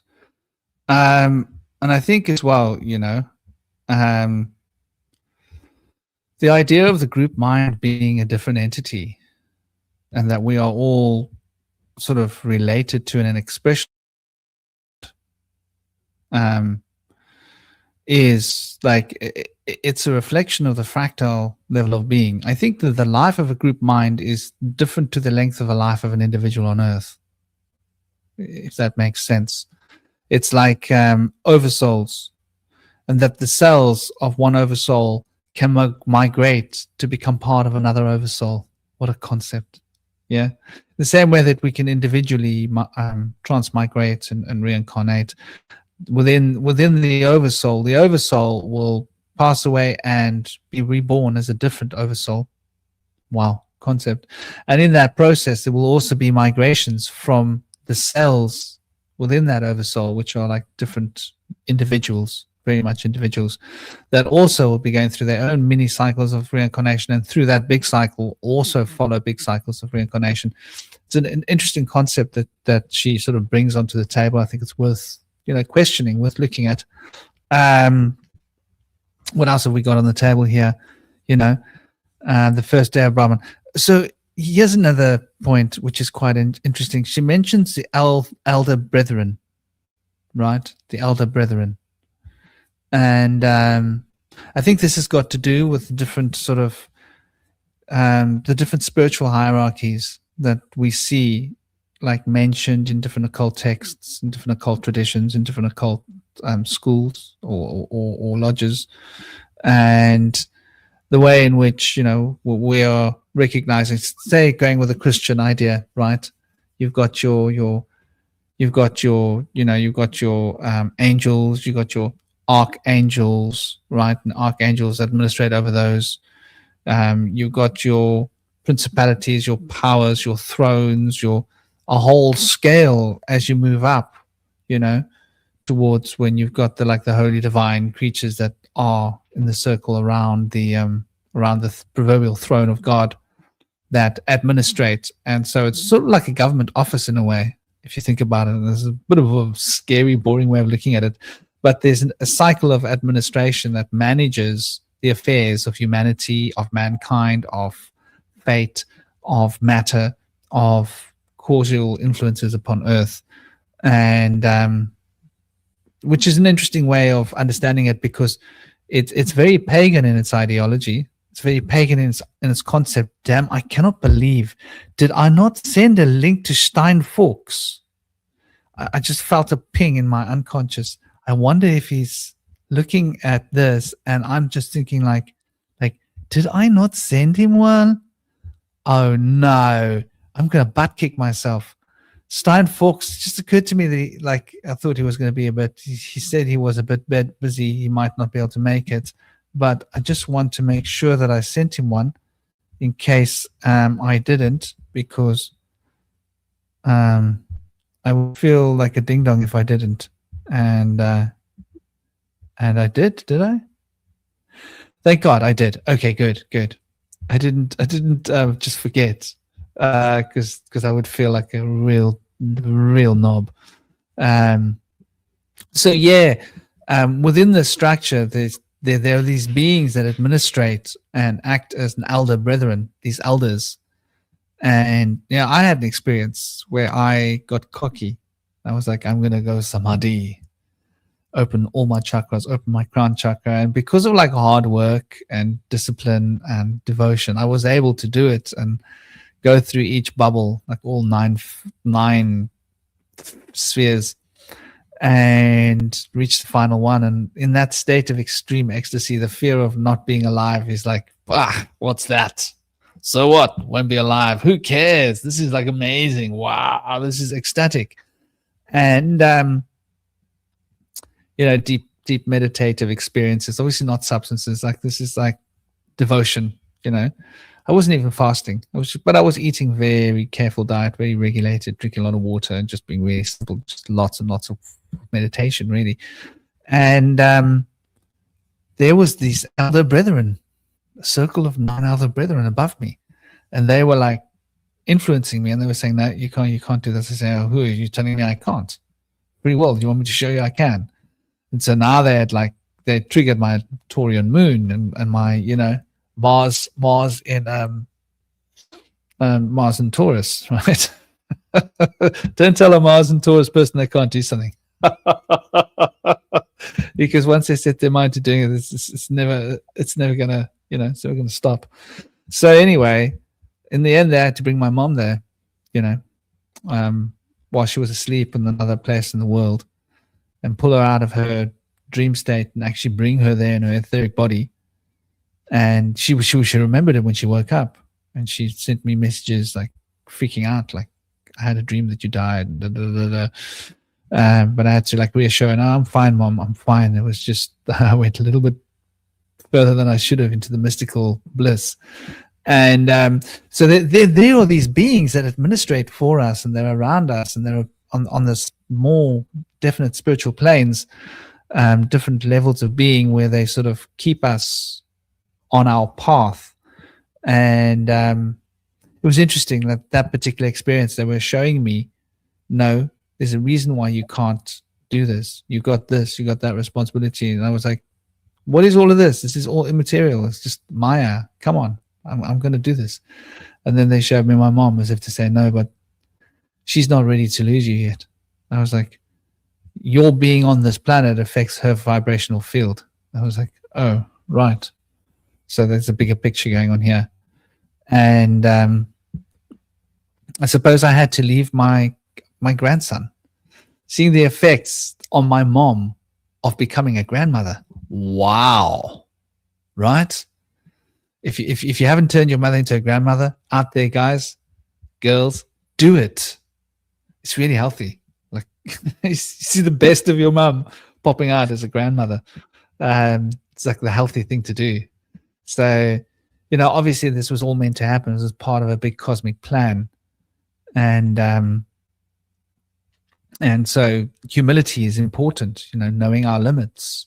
I had been taught by Gurujis, don't go too far. Don't open the crown chakra. And I was like, well, okay. I always treated the Gurujis and the people in my life that were like the teachers and the initiators as being, okay, you know more than me, you experience, but like, this is me and my reality. So this is how I was always really self-powered. And I think it's really important to be that way, according to Blavatsky, especially the two quotes I read in the beginning, right? Rather make errors as a human or as a person than be a slave. And, always allow the higher self to be the true initiator, the first initiator. Then when you remember those two things, I've always remembered those two things since I was a child. She must have had a big impact on me when I was young, when I was reading her works. But it is an idea that you come across in other lodges too. It's what was taught to me by the old chaps who were my guides on the physical plane when I was young. So I think like there's a lot to that. There's a lot to unpack with that. And they sort of guide humanity's evolution. What do you guys think about this? How does that relate to your faith, Cosmic? These elder beings, brethren, that are here to sort of guide humanity's path of evolution on a spiritual and psychological as well as physical level. And Indy, if you guys have anything to say. Yeah, I feel like there's a lot of parallels amongst different cultures that are completely separated in proximity that have the same archetypes of their gods and goddesses. So there's always like that fertility goddess, and there's that warring goddess, and then there's the goddess of, and there's a god of wisdom. So we don't, I guess, I don't know if we always have a female warrior, but there's always a male warrior god, and there's always a in contrast to that one, there's a feuding god of wisdom, and they usually are at odds with one another. Oftentimes, different phases of civilization will need leadership and guidance from one and not the other. And I think in our current state of civilization, we're being put under the war god of pushing us into conformity and pushing us away from wisdom into a state of ignorance, because by being having less understanding, it's easier for us to be pushed into a group, in groupthink. So I think at this point in our development right now, it might be for our best interest to be in a groupthink situation, because if people were able to have this mystical understanding without the purification of their mind and spirit, it could lead people in the wrong directions and help and diverge us in different ways that are not going to be helpful for the collective. So I feel like ultimately we're coming into a time where we're going to flip the script, and we're going to have the liberator come in to become our guide as opposed to the warmonger. And I think that's coming soon. If once we've developed ourselves spiritually and become more purified, that transformation will come in the near future, I think. God knows we need it. Cosmic, do you have anything you want to say? Any pressing matters on your mind, in your heart? I think when it comes to understanding, getting along in this world with people, and I think my system, not to sound like some some preacher here or whatever or not, but I think one of the things that's kind of given me sort of insight is sort of the idea that there's more than one reality, that there's sort of that we exist in a multi-dimensional continuum. I think is a more accurate, acquisition of reality, because so many people thinking that because the problem with believing that there's only one truth and one God and, all this oneness stuff is that everybody thinks that, I have the correct oneness, they have the incorrect oneness, and my oneness needs to conquer their oneness because they have the bad oneness and I have the good oneness. Rather than recognizing that people need different things. I think one of the things I do appreciate about this book, we were talking earlier about like how, reincarnation is more suited for the Eastern mind and, Christianity is more suited for the Western mind. I think that's actually hinting at sort of what I'm talking about here, is that we assume when it comes to spirituality that it's a one size fits all deal, that there's going to be one religion and that's just going to be the ultimate truth. There's going to be one path. And the reality is everybody needs a different kind of spirituality. Like I basically, the reason that I went down this fairy magic path is because none of the other spiritual paths fit for me. I didn't really find myself aligning with Western magic or Eastern magic. And I'm like, I need to find something that actually resonates with me, because at the end of the day, our spiritual metaphysical perspectives are there to sort of, help us ground ourselves in reality and help us contextualize and, come up with a story to help us, make sense of our experiences. And I think that recognizing that, this works for me, but it might not work for someone else, I think is an attitude that far more people in this world need to adopt. And I think if people went from that framework, I think there would be a lot less chaos. I think there'd be a lot more harmony by sort of recognizing that, we have to deal with a certain level of mystery and uncertainty in life. And I think that, normal, healthy people have an ability to tolerate a certain level of uncertainty in their lives, right? A certain level of mystery, a certain level of ambiguity and unknowingness. And there are other people who are they have no tolerance for that. They just want all the answers right now. They want everything explained, no ambiguity, no mystery. They just want to be right and have everything figured out. And I think the problem that we have is we think, well, one of these narcissistic paradigms must be correct and all the other ones must be false. When in reality, it's more like each religious path forms a different function. It talks about and develops a certain aspect of conscious being, like how the Celts have one way of doing it, the Kemeticists, the Eastern, Western, they all kind of they have different functions. They have different, strengths and weaknesses and so forth. And we don't look at truth like that in most of modern society. Everything is very sort of hyperbolic and, my team is right and your team is incorrect. When in reality, it seems like everybody's at least partially wrong and partially right. It's not this like 100% thing where you're just 100% right. I don't think anybody's really 100% correct on anything in this universe. I think we live in a world filled with uncertainty and mystery unknowns and paradoxes, enigmas.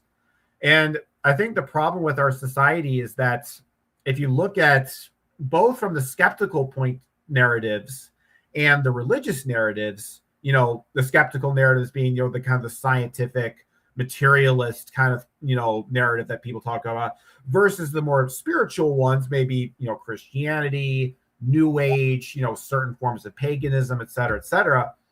But what both of these paradigms have in common is that they claim to have all the answers. They claim to have everything figured out. They know the nature of reality. They know the nature of life and death. And there's no real room for any kind of ambiguity and uncertainty. And I think if we got to a place where we can, you know, allow ourselves to live in that, you know, the unknown with a little more, you know, learn to tolerate it a little more. I think we can learn to tolerate each other, because I think one of the things that, you know, when it comes to the whole, you know, the self, you know, debate in occultism and mysticism, is there a self? Is there no self? Is everything just one self? Is there another? And I think one of the problems is that, you know, a lot of people, you know, will get on my case debating with me because, you know, I'm an occultist. I believe that there is an individual self. And there's a lot of people out there who don't believe in individual self. They think that the self is an illusion. That's their perspective. But to me, what's interesting about where I come from, it's not so much that I want to believe in the self because I want a self to exist. It's that I want a self to exist because I feel a sense of sort of tragic loss of the absence of the other. There's something about the other in our world that just like that is what makes life seem like meaningful to me. Like there's a sense of life and spontaneity and unknownness to the idea that there's an other out there that creates mystery, as opposed to this idea that everything is figured out. There's nothing new under the sun. All the mystics have all the insights already figured out. And that's the other thing that I've realized. It just came to me just now, that the problem with both scientists and mystics of our current society is both the scientist and the mystic and the occultist in our world assume they have all the mysteries solved. They assume they have at least all the major big mysteries, right? And there's no real room for being able to look and say, I don't know what's going on. I don't know what any of this stuff, because the reality is we really don't know what's going on. I mean, we can talk about all the different mythological stories. We can talk about, you know, the science of the Big Bang Theory, and, you know, how, you know, like space is expanding and all that stuff. But none of that stuff, whether scientific or religious, is really going to make the ambiguity of our existence any less mysterious and ambiguous. So I think that, you know, from my philosophical perspective, being able to learn to live with a sense of mystery and uncertainty, I think will lead to not only a more meaningful society, but one that's also peaceful, but still maintains a certain level of flexibility. Because when I look at what's going on in our world right now, and when I get the vibe around other people, there isn't really a lot of uncertainty right now. And the thing about nihilism and faith, this is something kind of interesting that I've sort of realized lately, is that they're kind of the opposite of what you think they are. Because I was thinking about the idea of faith from the context of the Bible. And the idea is, you think at first, well, faith is the idea that, you know, God is going to protect me. God is going to, you know, have my life set forth in front of me. And that gives me a sense of certainty, right? But if you look a little bit more carefully and you actually look into the biblical text, and you look at the stories of Job and what Jesus had to go through, and all the darker aspects of the Old Testament, and you start to think to yourself, well, you know, if this God that I'm worshiping is going to put me through all these terrible, horrific ordeals as a means to strengthen my faith, that doesn't really leave me with a feeling of certainty, does it? It actually makes me feel more uncertain. It makes me feel paranoid and afraid. And with nihilism, it's the opposite. You think with nihilism that it's all about uncertainty. Whereas the reality is that nihilism is that you're certain that life is meaningless. You're certain there is no God and there is no afterlife. And there's actually, and the reason that people go to nihilism is that there's a comfort in the certainty of it. And because that's the thing with a lot of beliefs that, like, you think about like the Bible, for example, there's a lot of instances in the Old Testament where, you know, the God does all these terrible things. He puts, you know, a lot of curses on the Jews and puts them through all these horrible ordeals. But from their point of view, it's that, yes, there are these terrible ordeals, but at least there's a meaning and a purpose behind them. There's an aspect of, you know, this is all going towards some sort of larger goal. And for some people, they would rather have terrible things happen to them being part of some larger meaning than just having them happen for seemingly no reason or not understanding why, you know, bad things happen. And so people, even like, and that's and the same thing with like atheist materialism, right? Even though atheist materialism is, it's very nihilistic, it's depressing, it's very pessimistic, it's very kind of hopeless, but there's a comfort in the certainty of it. And despite that, and the reality is the uncertainty of the mystery of the universe is in some sense more uncomfortable and more terrifying to them than the certainty of nihilism, even if that certainty is something that's very depressing and negative. So in a lot of ways, it's like we're so terrified of the mysterious and uncertain that we're willing to believe in something that's dark and something that is essentially psychologically negative because we're so terrified of being wrong. We're so terrified of being incorrect or looking like a fool that will take on this certain, well, you know, kind of, you know, indulge in this sunken cost fallacy of believing in something, and rather than just being like, you know, I don't know what's going on. And for some reason, for a lot of, and don't get me wrong, I want to make something also clear. I understand that, you know, if you're in a situation in life where, you know, maybe you're having financial issues, maybe you have some kind of psychological problems, I perfectly understand why someone would be uncomfortable with uncertainty and needing some kind. So I don't want to say that I don't have empathy, or I think that people who believe in sort of a certain paradigm are necessarily stupid or immature. I understand the emotional impetus behind it because there is a kind of, you know, the world, life is difficult and troublesome, and there's a sense of needing that comfort of certainty. But I think at the same time, it's kind of this indulgence that's driving a lot of us apart and not really having a lot of empathy or patience for people. And I think that if we're just, I mean, I guess maybe it's naive for me to say, but I think that, you know, mystery is a virtue that I think a lot of people don't really talk about. They don't think of it as like a sort of like a spiritual, they think of mystery as just something to kind of like, you know, bring you closer to oneness. But I think just having a sense of childlike wonder and a sense of, you know, openness about what's going on with the universe and reality and consciousness, I think that's what's really more needed than anything. And I think that a more harmonious, I think, you know, sort of way of living can happen, because the problem with a lot of these religions and sort of, you know, totalitarian sectarian governments is that they have this idea that, you know, there is this one particular religion, one particular political ideology, and that's just going to be the carte blanche, fix all the problems. Everybody will be able to go along with it. And that's not necessarily true. We all need different things, because in a lot of ways, you know, even though we all have human bodies, our souls are very different. You know, in a lot of ways, if you think about it, it's like we all exist in the same physical space, but in a sense, our higher selves come from all different corners of the multiverse. So I don't know, I just thinking having that sort of open-ended mindset about things, I think that's the place that we should start working from.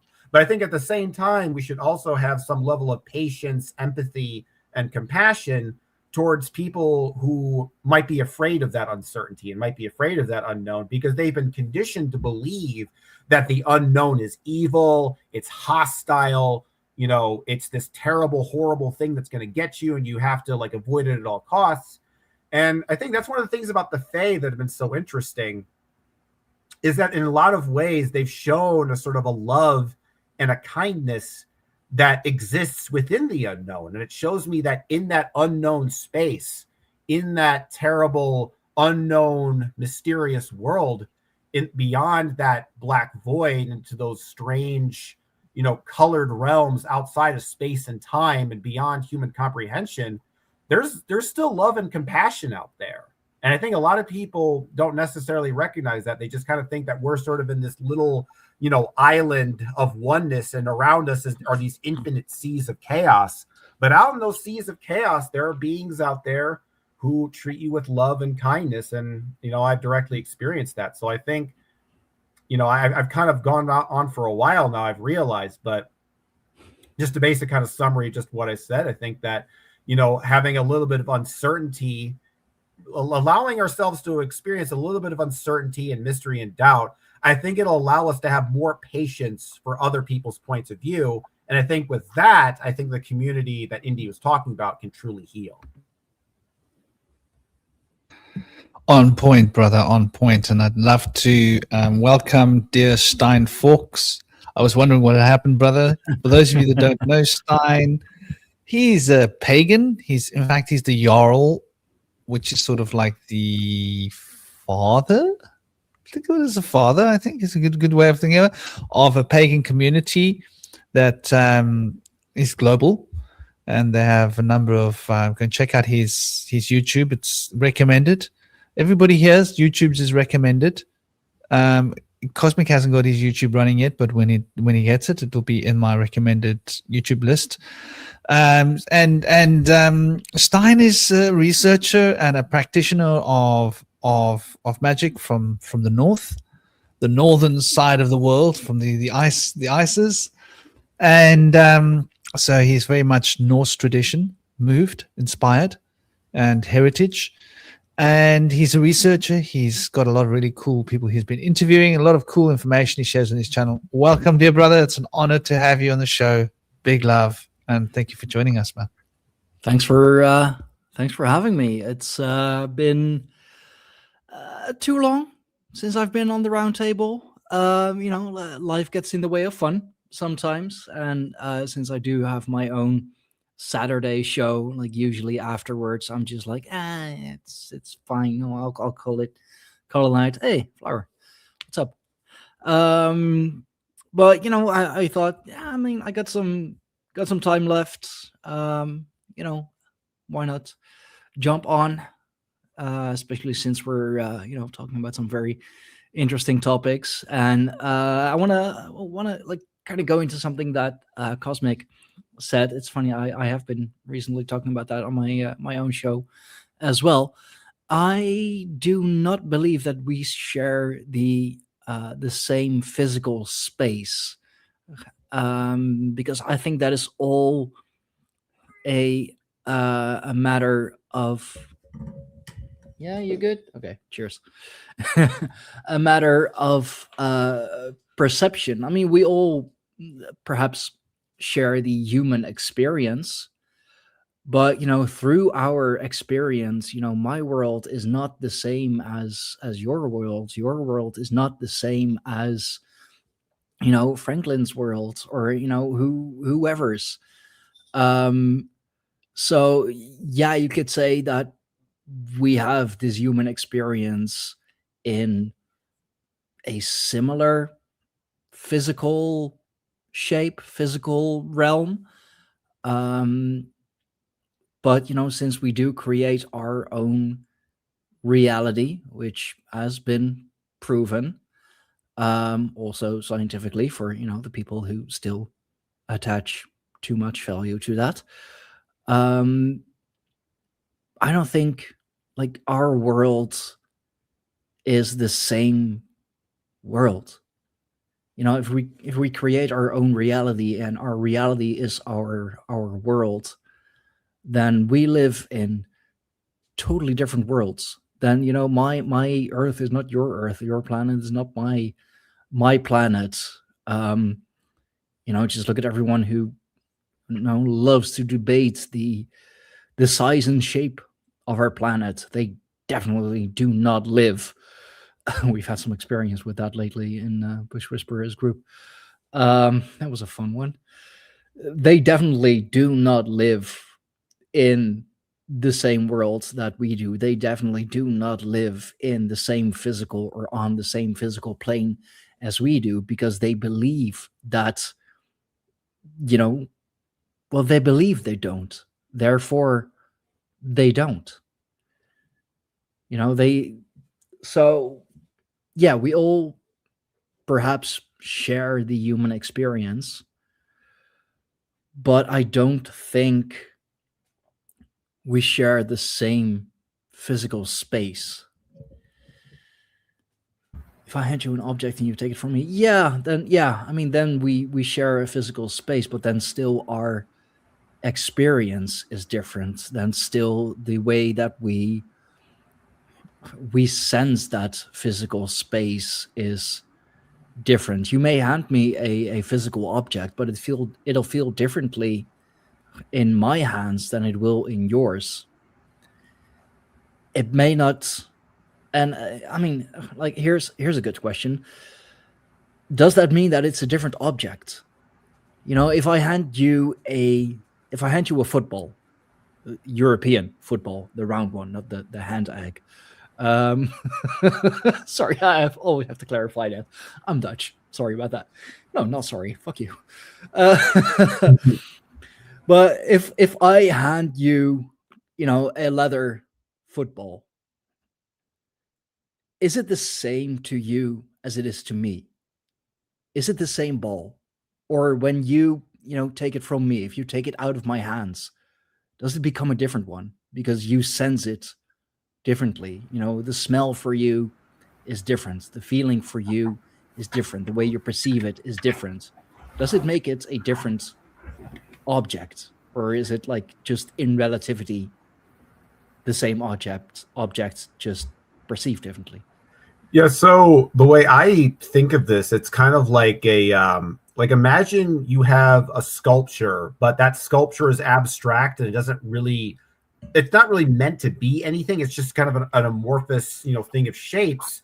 And everybody kind of like, in a sense, it's like you have there's sort of the template like that. And then everybody kind of draws a picture of that sculpture, right? And based on your different temperament and your different point of view, you basically, we think of as that picture is sort of like, that's our phenomenal reality, right?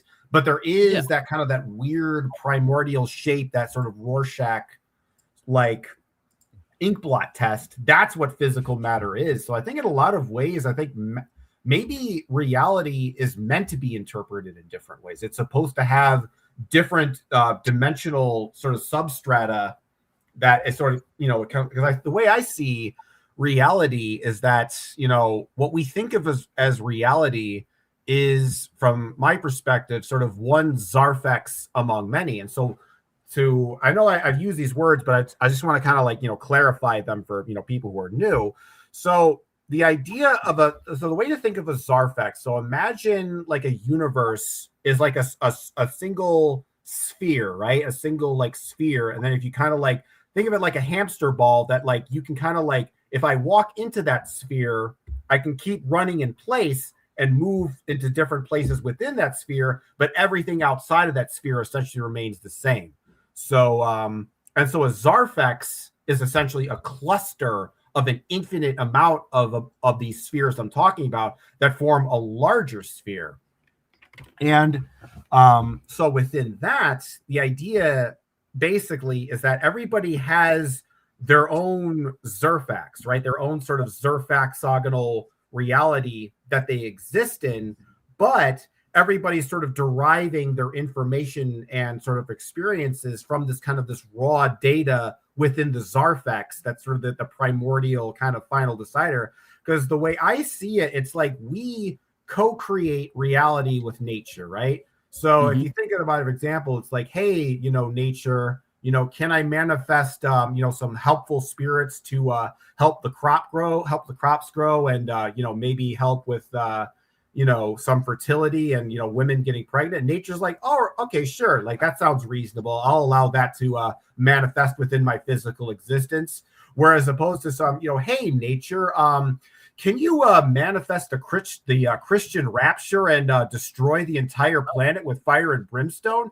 And nature's like, hell no, I'm not doing that. I want to stay alive. I don't want to destroy myself. No, I'm not manifesting your intention. Screw you. And so there's kind of like, that's the kind of the way I see magic manifesting, is that there's a sort of a sense of like, if nature kind of as a mind is kind of like, okay, this is beneficial for me, I will allow this to manifest, it'll manifest. But if that manifestation is somehow detrimental to nature, nature is going to try to resist it. It's going to try to sort of cancel that intention, essentially for happening, because in a lot of ways, it's like, yes, we create our world, we create our universes, and we create our own sort of, internal landscape, our languages, our relationships with gods and gods.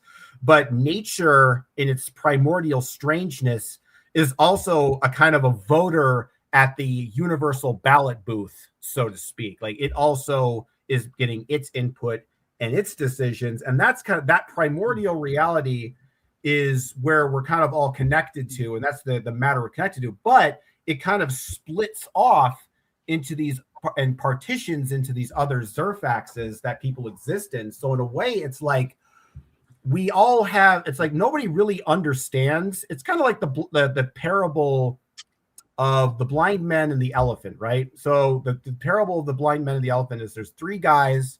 One guy touches the elephant's trunk and assumes it's a snake. One person touches the ear and assumes it's a bird. And then one of the other monks touches the leg and assumes it's a tree.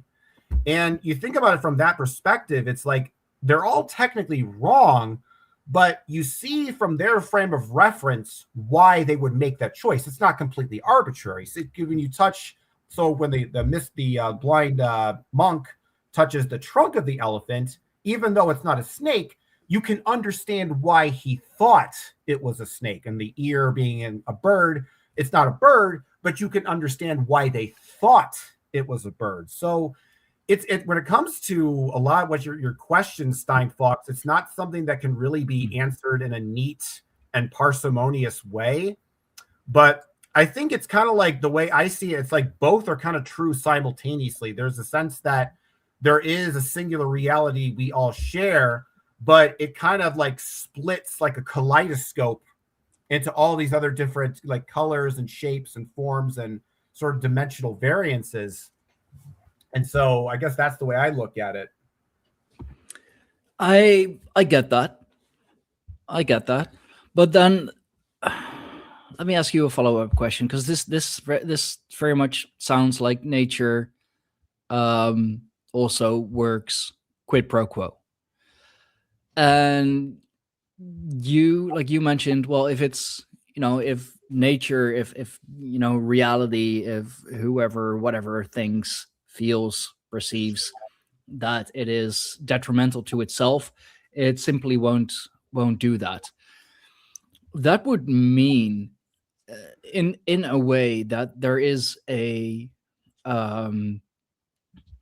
definite good and a definite evil, and that however we perceive nature, or whatever we believe it is or may be, has a sense of what good or bad is, or at least what good or bad or good or evil, however you want to call it, is for itself.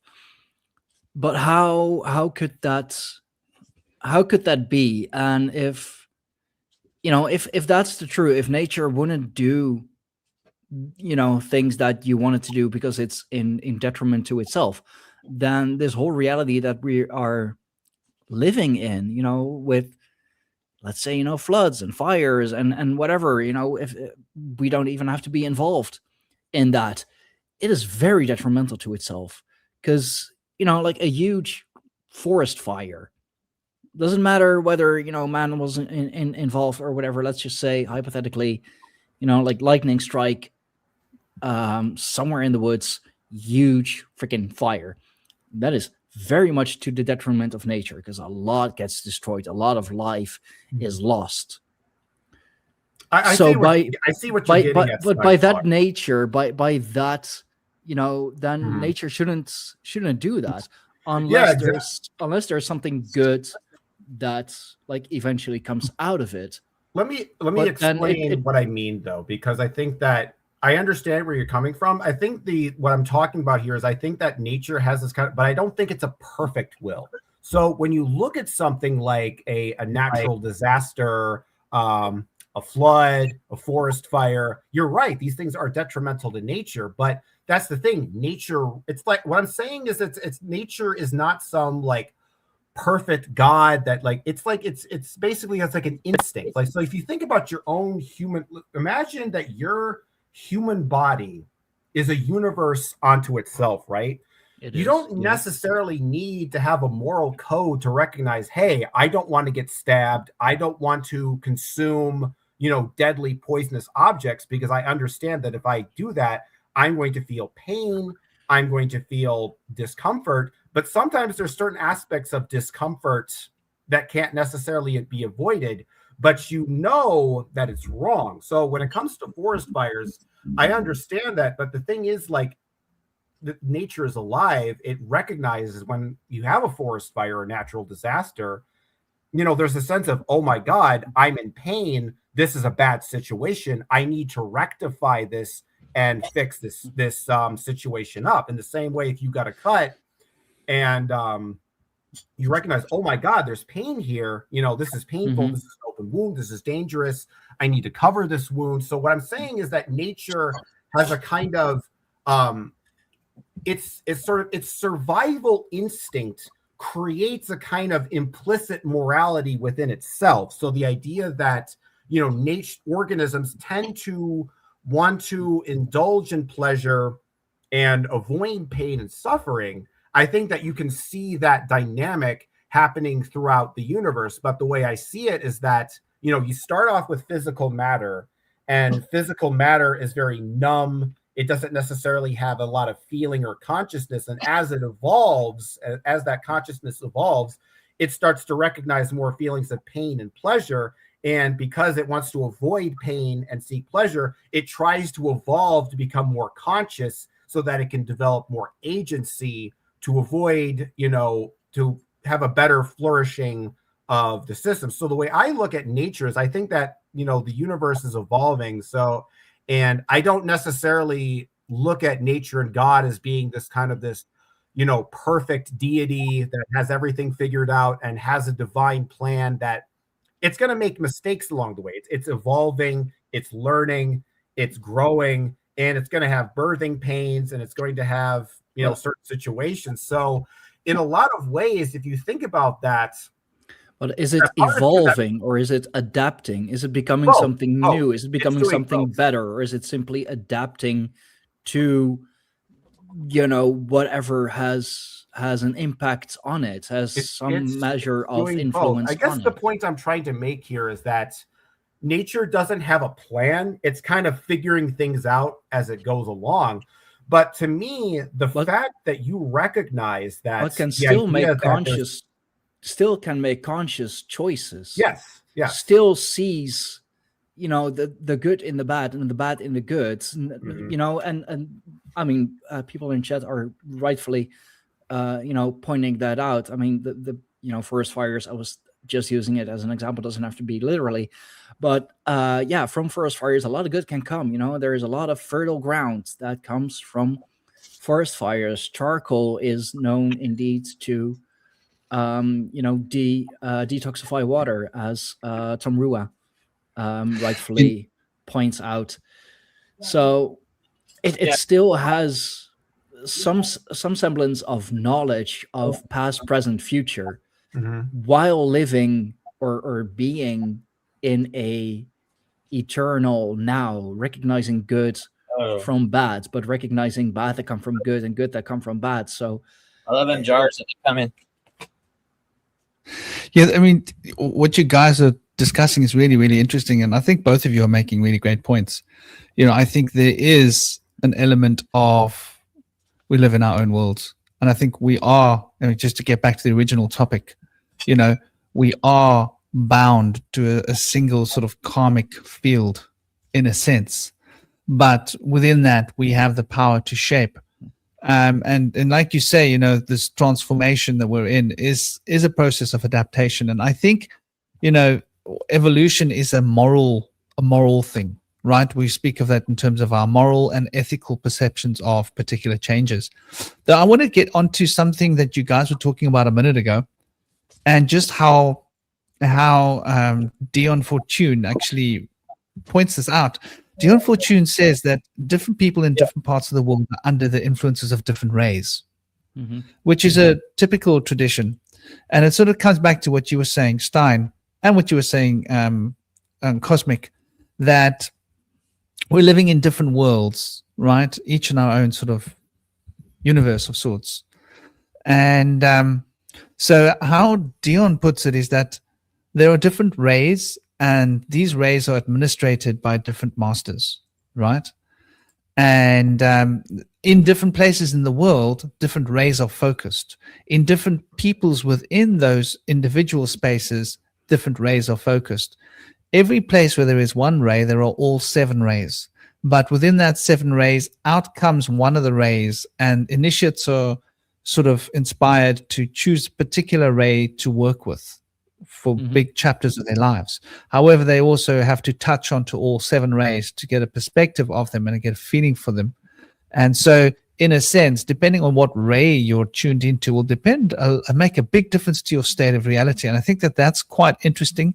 And, you know, like you speak about the good and the bad, ethics, morality, it becomes really tricky because depends on what ray you're tuned into as to what your perspectives will be with regards to, you know, positivity and negativity. Like the idea of a mountain fire. I don't like mountain fires because I love the tortoises. And I'm like, what's going to happen to that? But you're right. For the sake of biodiversity, a good old burn here on my mountain where I live is a good idea.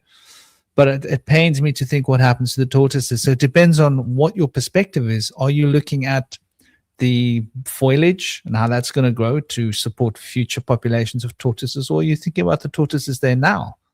And the last fire removed all of a particular species of flower from my local mountain that I really loved, a very, very extremely rare flower. You can still find it, but there was a hotspot for it, and it's very rare. I wanted to read an excerpt here, you know, where she's speaking about these rays, you know, like students therefore tend to separate themselves into groups according to type, and the different types have to be dealt with differently in the intuition school, right? And it's talking about the different proclivities, the different emotional tones, and all candidates need to pass through this course, which is understanding all of the rays and becoming connected to all of them. Holy crap, this phone is making noises at me.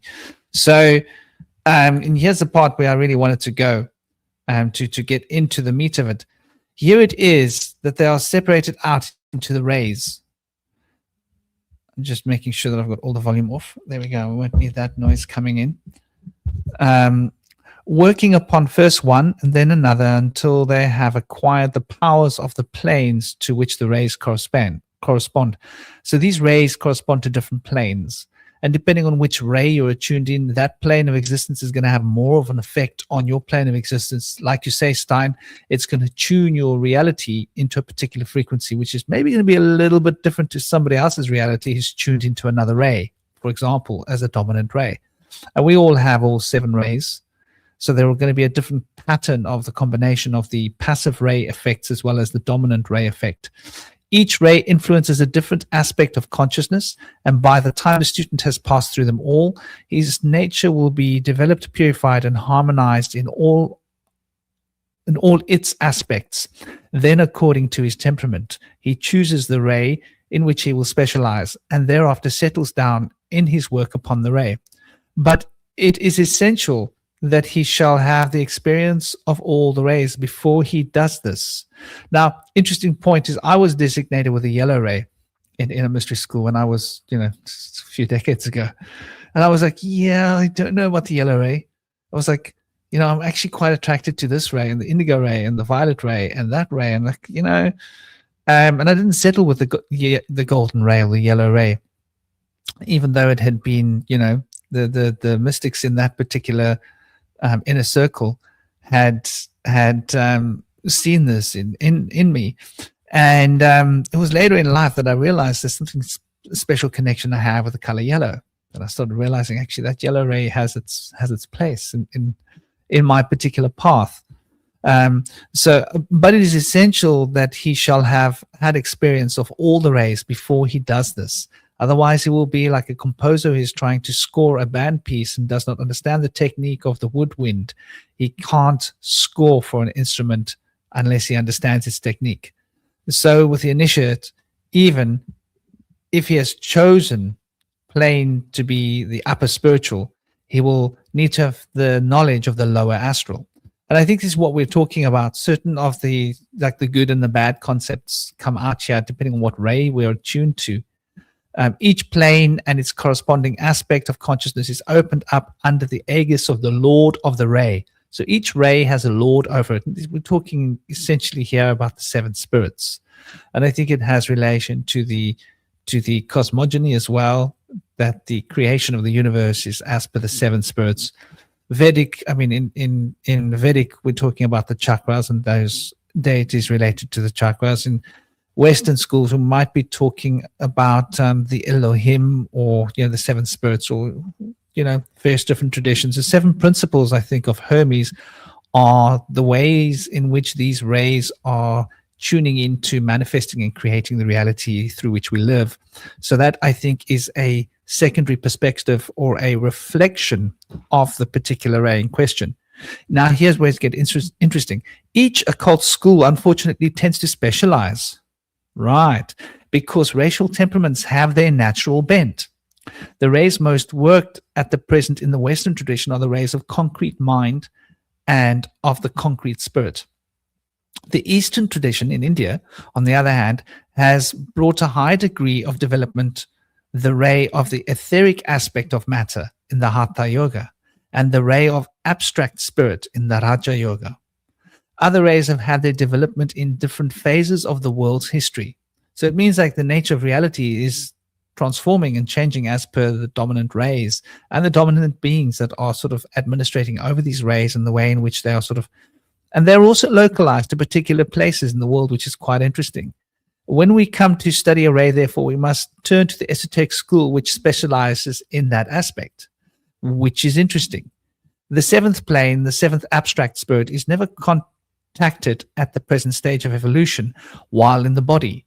The ego must withdraw from the body for that contact, and the body then goes into a deep trance. So we're talking about shamanism here, right? That's the abstract ray. This aspect has been most highly developed in the East, and therefore the ray is generally known as the Buddhic ray. But we have examples of it in the West in our ecstatics. Saint Teresa is our principal authority upon it. So they have also certain beings that have lived and been deified. They call Saint Teresa as being an administrator of that ray, for example. It is exceedingly rare at the present day and can only be developed in retreat under ascetic conditions. It has no ray logos in the sense in which the other rays have, for it has not yet been brought through into manifestation in matter, and therefore has never focused through the consciousness of an incarnated being. That in itself is quite interesting. We're talking about the manifestation of different beings of consciousness coming into the physical plane. Then we have the sixth plane, or the plane of concrete spirit, is the focusing point upon civilization at the moment. So they're saying that as a civilization, there is a dominant ray. Within that, different areas, there are different rays that are dominant, but they all sort of fall under that ray because that's sort of what's governing the world at the moment. So there is, like you say, Cosmic, a certain underlying factor of a universal kind of an impression being left upon the state of the world due to the plane of consciousness that is resonating with the world in terms of our current journey through this evolutional process of adaptation. However, within that structure, there is a lot of different places for development and evolution and shifts and changes. And Joshua, please not now, my boy. I love you more than anything in the world, but please close the door. Please go out. I'm going to count to 3, and then I'm going to take action. 1, 2, 3. Don't come in again because I'll just take action. Sorry, that's my little boy trying to have a conversation with me now. And he knows he shouldn't. He wants to play more games, but he's playing more than enough Minecraft today. We had that conversation. We're not doing it again. So, the initiations of the plane of abstract mind are concerned with the development of intuitive thinking and the power of deductive reasoning to extend from the known into the unknown and translate it into cognizable terms. So this has got to do with like the Pythagorean ray, for example. So the ancient Greeks were very much tuned into that abstract mind ray. And you can see, depending on the path that you're working with, there'll be different paths. They say the ray which correlates with the upper astral plane is known as the Celtic ray. For its initiation of the higher emotional self gave the Celtic racial culture its impetus. It is seen as the highest manifestation in the earlier Greek traditions, especially in the Dionysian cults, before the influence of the Eastern and Egyptian thought had produced developments which were not typical of the Hellenic racial genius. The Celtic ray is essentially an elemental and deals with the nature aspect of things, being an initiation of the emotions. Its standards of value are aesthetic, not ethical. Its ideals are beauty and joy, not truth and goodness. And we must bear this in mind when judging its votaries. Now, this is quite interesting. I think this sort of comes back to what you guys are talking about, right? What is the nature of good? What is the nature of bad? And I think, like, depending upon which ray we are focused upon, we're going to get a different perspective on these notions. Am I right? Is that sort of touching on what you guys were talking about, or have I? Yeah, no, you're right. And thank you so much for introducing me to this work.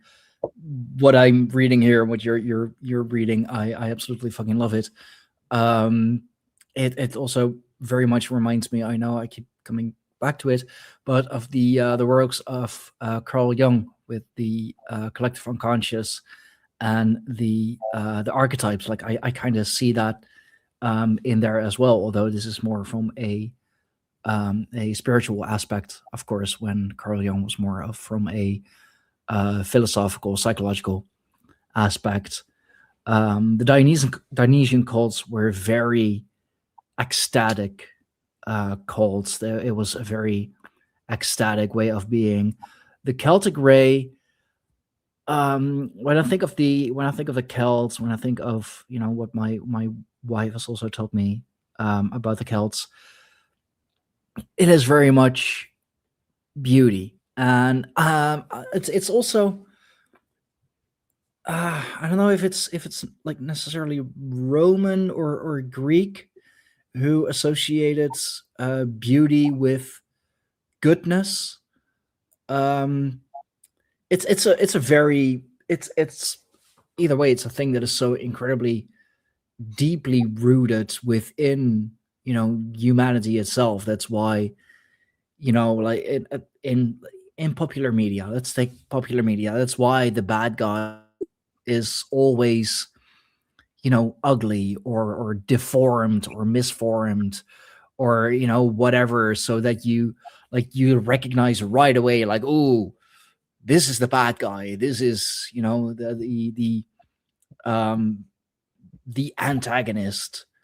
That's why Prince Charming, for example, he is the protagonist, he's the hero, he is the the handsome, strong, strapping young lad. He is male beauty. So it is so ingrained in just in humanity. And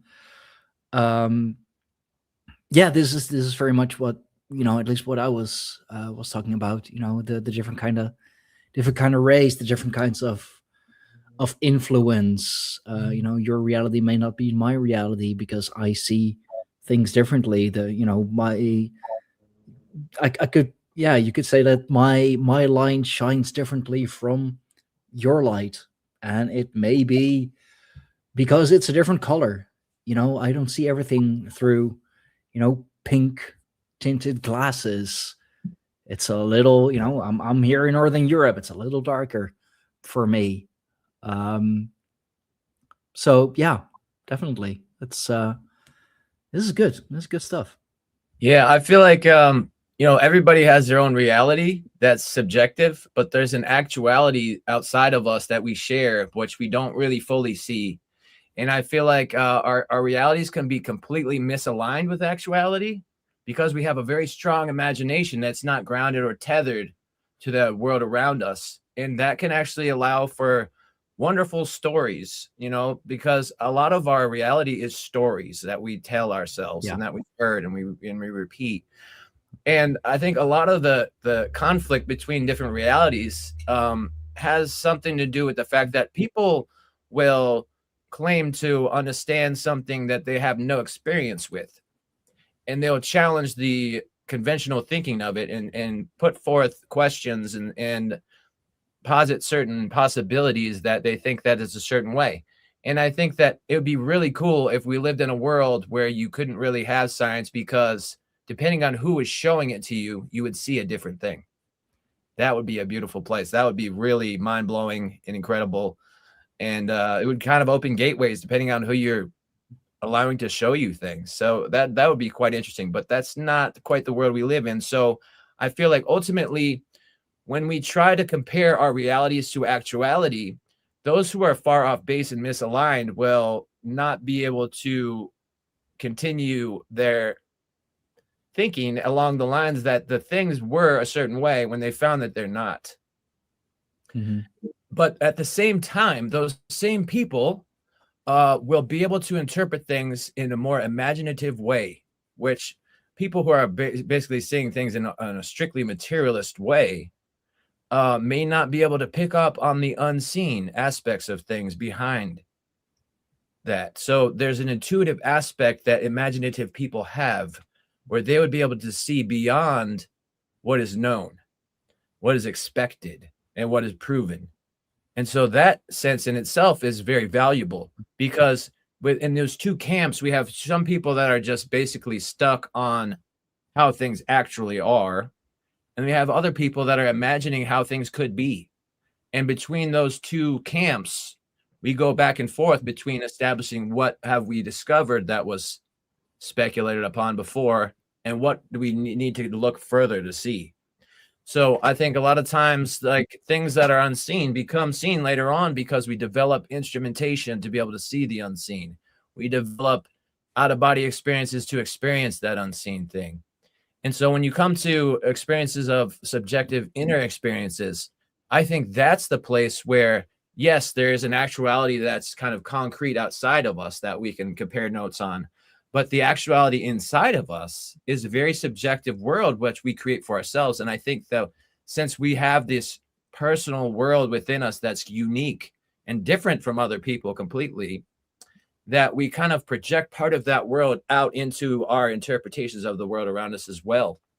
And that can be problematic, or it can be inspiring, depending on what kind of alignment your world has with the world around you.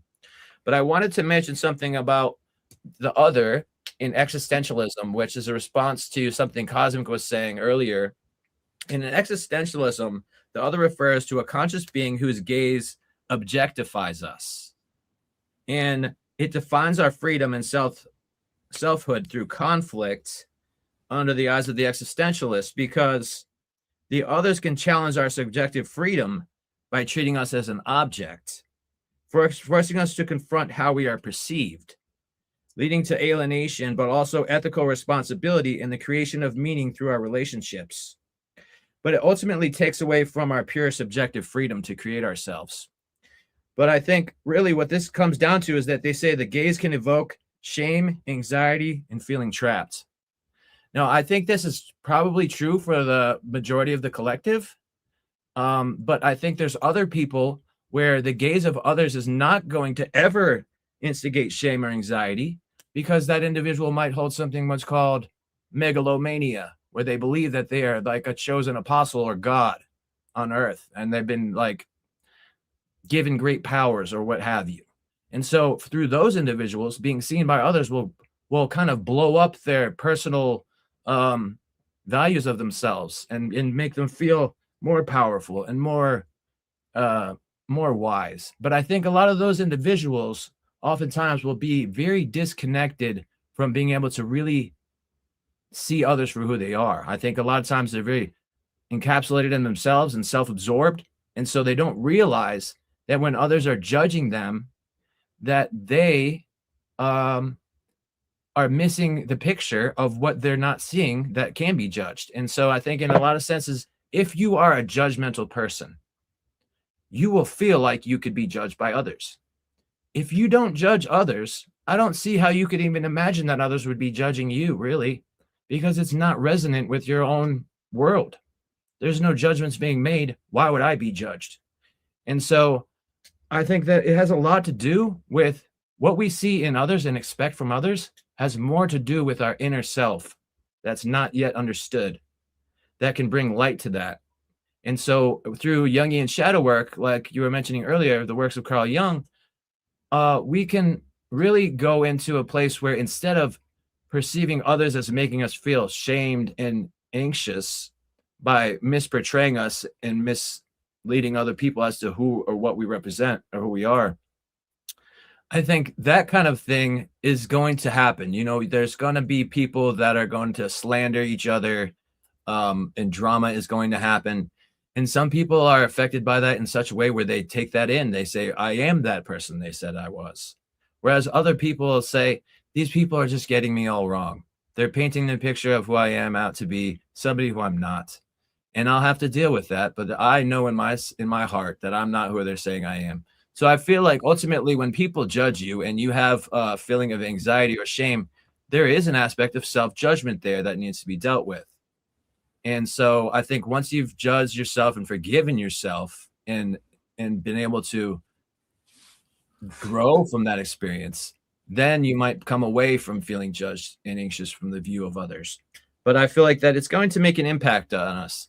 And my Vedic astrology on my moon sign, my nakshatra is Rahu, who is the god of ether. And the god of ether is all about the stories of the world. And so having this moon zodiac horoscope in the Vedic astrology allows me to see that I have my own stories and that I can recognize the stories of others, and that resonates with me. The idea that things are a story and that we can come up with stories to articulate principles, to articulate morals of the story.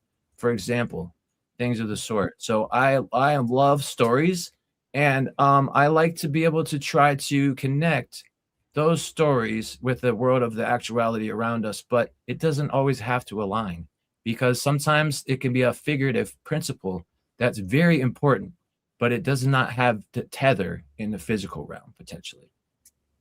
So yeah, sorry, brother, please continue. That's it. That's what I was going to say. Yeah, you know, I think that's really interesting. You talk about the tethers and what's tethering us into the state of reality, and it's interesting how Dion Fortune looks at this particular idea when she speaks about the tethers, the different tethers, and the different scopes, the different times of being. For example, she speaks about how the ancient rays were more powerful and magic oriented, right? They were more focused on producing change and magical power, and there was more a warlike notion related to them, because the world was at a different stage of evolution then, and that was how we needed to relate. And what she points out here, according to the logoidal form, and she speaks about this logoidal quite a lot, which is logos. How I understand this is the logos and ideal put into one word, logoidal, logo ideal, logo ideal. And so she speaks about these logoidal concepts and these logoidal beings as it relates, and it's quite interesting because one of the things that's mentioned here is that we are now at this point of inference where the star logos of the ray, and the ray that she's talking about is the ray that Western civilization is under, which most of the world is under at the moment, because it's the most recent stage of our evolution, which is why she says that this is the time when Emmanuel came, and why Jesus is such a big part of world religion. Like even in like the East these days, you got this idea growing, is because the ray of concrete mind, the ray of concrete world, these two rays are merging, and the concrete mind is coming through, is bringing the sense of morality and righteousness and all of this, which is what this star logos of the Emmanuel or the Christos represents. So let's see what she says. She says, the Master Jesus, star logos of the ray under which most civilization is developing, which is interesting, is the Lord of this epoch, and his name is the supreme word of power. For to each manifestation of the Christ are committed all things in heaven and earth. And she points out at a different point that there were 3 manifestations, including those of his brethren who have placed him in office. Other incarnation of the Christ force will come in due evolutionary season, as all religions teach, but it has not yet come. And until it does, the Master Jesus is the master of masters for the West and the great initiator of the white peoples. I find that quite interesting, because here's where it starts to break into like racial things. I suppose it's just about where we are now in terms of our evolutionary point. And then she goes into the evolution and functions of these masters. And these masters we're talking about are these masters of the rays, right? And there was something else I wanted to point out as well. That the rays that are sort of ruling the earth at the moment are rays of concrete mind and concrete substance. And this is why we become so dense, right? We're becoming dense in the head. We're letting AI work for us, right? We're not thinking for ourselves. And we're becoming so materially oriented. Like, what money have you got? What clothes do you wear, right? Are you cool? Are you wearing the right clothes? Are you driving the right car? Do you live in the right neighborhood? These are such important things for so many people on earth, because it's sort of like the density of the evolution of where we're at right now is bringing this dense energy into being. And so we're thinking of like these physical things, like, you look at someone, a man looks at a woman, he thinks like, what do her titties look like? Has she got a cute butt? Like, oh, she's got nice lips. What does that mean? I don't know. So, these ideas going in the back of the mind, the back of the consciousness of a man's mind is driving his perception of her. And so we tend to objectify each other. We tend to objectify women. Men objectifies everything a lot more than we used to. And this is like a very sort of Western ideal that has, unfortunately, in my opinion, polluted the world. But they also point out that it's only evil in perception, because it's a necessary stage of development.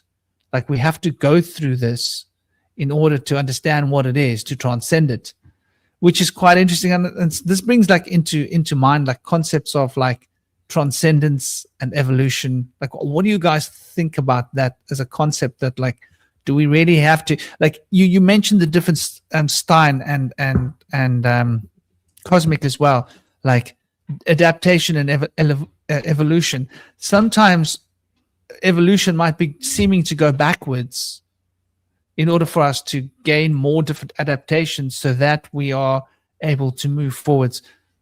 I hope I'm making that, making enough succinct. Yeah, I understand. sense. Sometimes you have to go back in the past to, learn in the present.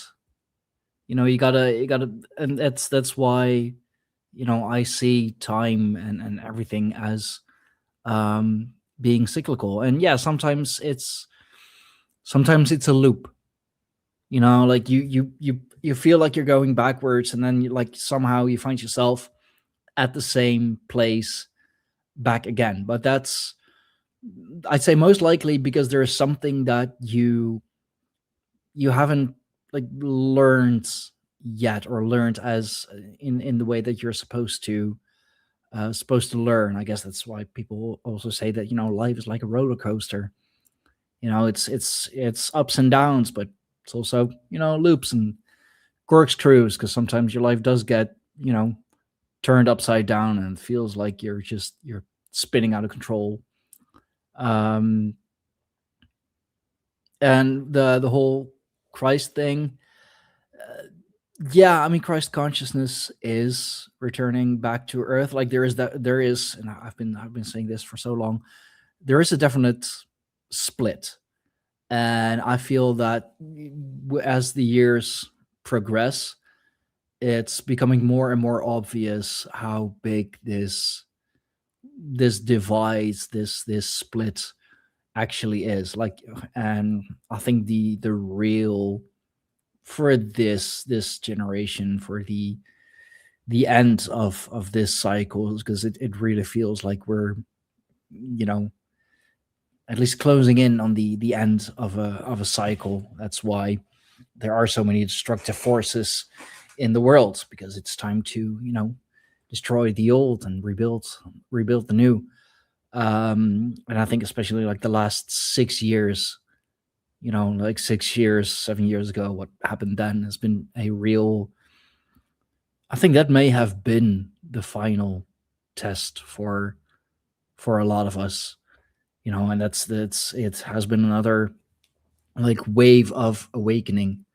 People who actually, you know, done away with the material, or trying to live less material and focus more on the spiritual, and people who have fucking doubled down on it, who have become even more material. And that's why, you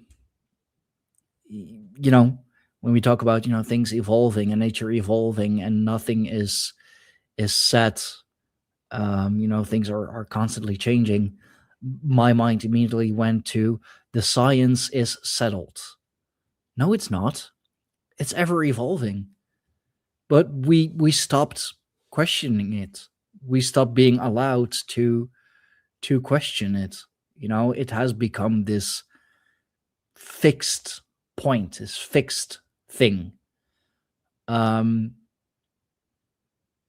yeah, I mean, yeah, there's so much to it. Christ consciousness, a pagan revival, however you want to call it, there is a higher consciousness is returning to this realm and shedding a light on all the darkness as well. Like that's becoming, you know, ever so clear. It's become, well, I guess to put it like real short, it's become a lot easier to see, well, basically who the bad guys are and who the good guys are. You know, although, I mean, of course, the powers that be are trying to muddy the waters. They're not succeeding. If anything, I'd say that it's clapping back at them. That, you know, the more they try, the more they expose themselves, because they have to. So yeah, I think we're coming at the end of a cycle. We're just in a weird loop at the moment. I think when it comes to go on. And just quickly, I feel like in a similar way that we were talking about how evolution, physiological evolution, might need to take a step back. I feel like sociologically we've taken a huge step back through this tyrannistic rulership over us, and it's helped us gain the solidarity as a collective to rise up together. And without that, there wouldn't have been that agent that would bind us together. But go on, Cosmic. That's all I had to say about that. Well, I think when it comes to evolution, I think we have to think a bit differently about it, because even for people who are not materialistic, we still look at evolution as unfolding in this kind of blunt, deterministic way. Because in a lot of ways, like, you know, and you would think that, you know, everything has to be constantly changing, and then the anti-evolution people will be like, well, you know, if we evolve from apes, why are there still apes? And then what it makes me realize is that there's an intelligence to evolution. It's not just this continuous, blunt force. It's kind of like it sort of turns things on and off. Like it's sort of like, it's kind of like with where they did this sort of free will test. I think it was like Leibniz or something, where they basically sort of showed that, the mind basically sort of comes to a decision before you're consciously aware of it.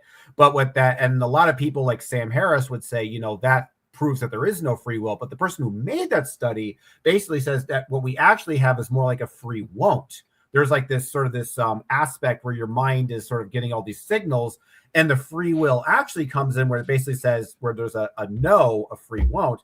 And I think that's kind of how evolution is. Like there's a sort of a free won't to evolution, because in a lot of ways, there are certain aspects of evolution where things need to evolve and change and transcend into something different.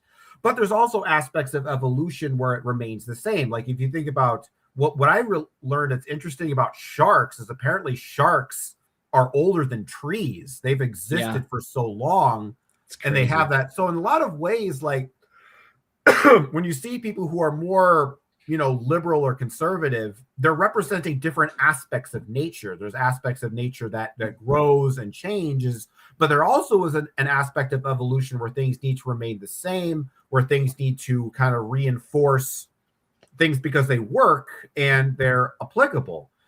And so when it comes to materialism, and I just kind of want to like set that as a framework, is that in terms of our evolution, we kind of evolve from, animals and organisms, but as human beings, we entered a new threshold in the same way that fish, evolved into salamanders and sort of came from the water and, went into dry land and had to evolve. We humans went from physical reality and entered the threshold of the world of the imagination and forms and so forth. And so in a lot of ways, when we first discovered that realm of imagination, we kind of looked at nature differently. And it's like, wait a minute, we have this world of all these, great ideals and all these concepts of perfection. Why do I need the natural world? And then a bunch of religions came along, following that mindset. But then after a while, there was like a pushback about, with the advent of the Renaissance and modern science, like, hold on, we need to, understand God via the natural world. And then it went into the opposite direction. So in a lot of ways, when in terms of evolution, our species has sort of developed a new sort of dimensional sensory pathway to understand existence. What's going on with humanity is that we're having a difficult time integrating that.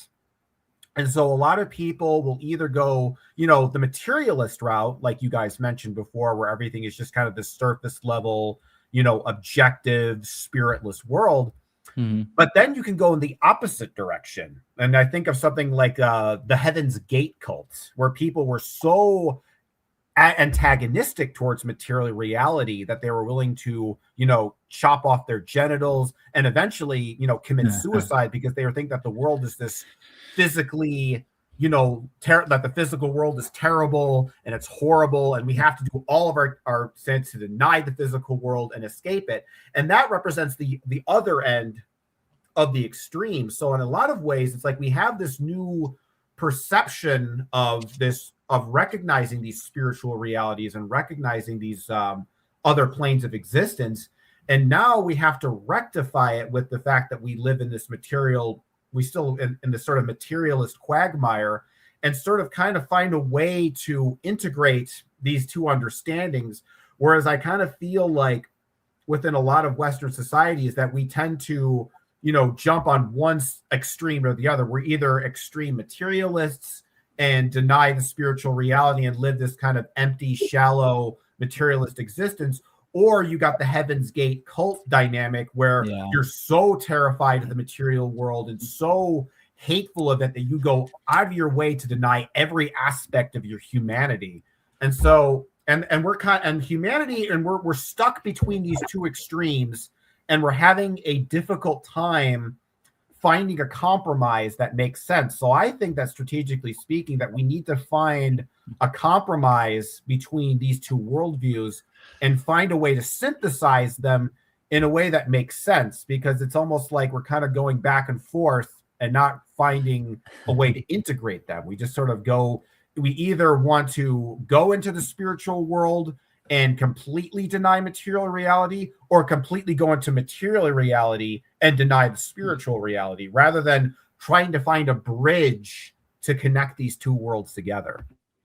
And that's what Hermeticism teaches.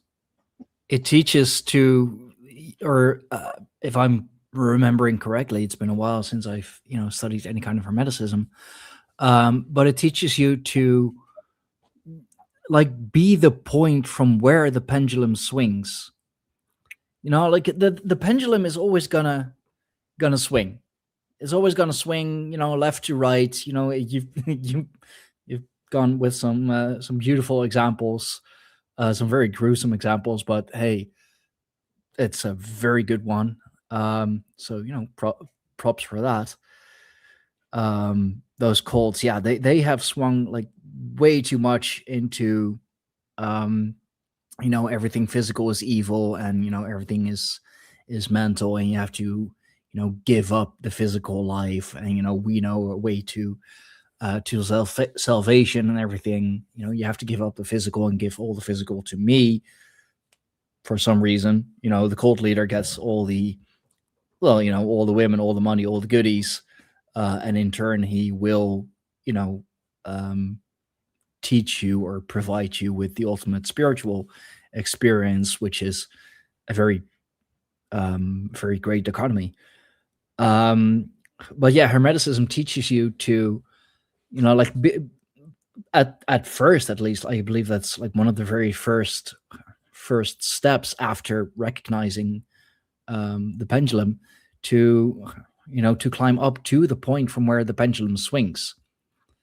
The pendulum is basically a perpetuum mobile. It'll never stop swinging. There will always, in this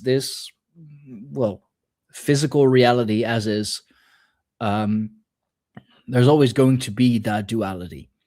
And indeed, step one is recognizing that duality. Step two would be, and please do not quote me on this, like I said, it's been a while since I've studied my Hermeticism, is to rise above that duality. And that's really fucking hard, because it is like everyone else on that pendulum who is, on that giant swing, basically. It's like the crabs in the bucket metaphor, or like experiment or metaphor or whatever.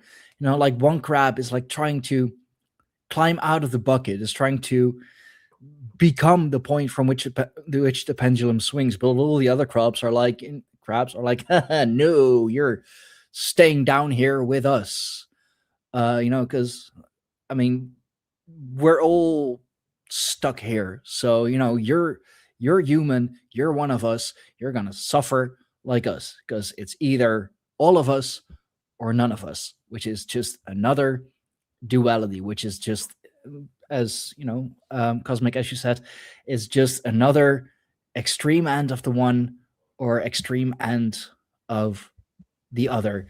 And I think the rays are, I think they are, they can be threads from which you can reach that point. And I do indeed believe that everyone has their own thread, their own path to walk. I mean, there are so many cultures, so many religions that acknowledge the rainbow bridge. Like even in here in the north, we acknowledge the thing of the rainbow bridge, which is the way to Asgard, which is the way to the realm of the gods. So you walk on the rays, you walk over the rays, you follow the rays to divinity. And it is connected, like Midgard, Asgard, it is connected by the rainbow bridge. Absolutely.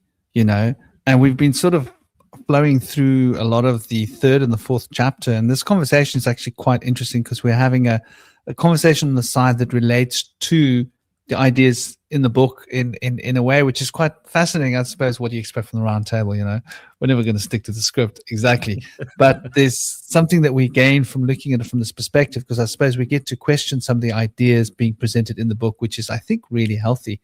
And that's what she suggests in the book. You know, think for yourself. Like, it's my favorite quote. You know, basically, don't do what you're told, and don't do what you're told to do.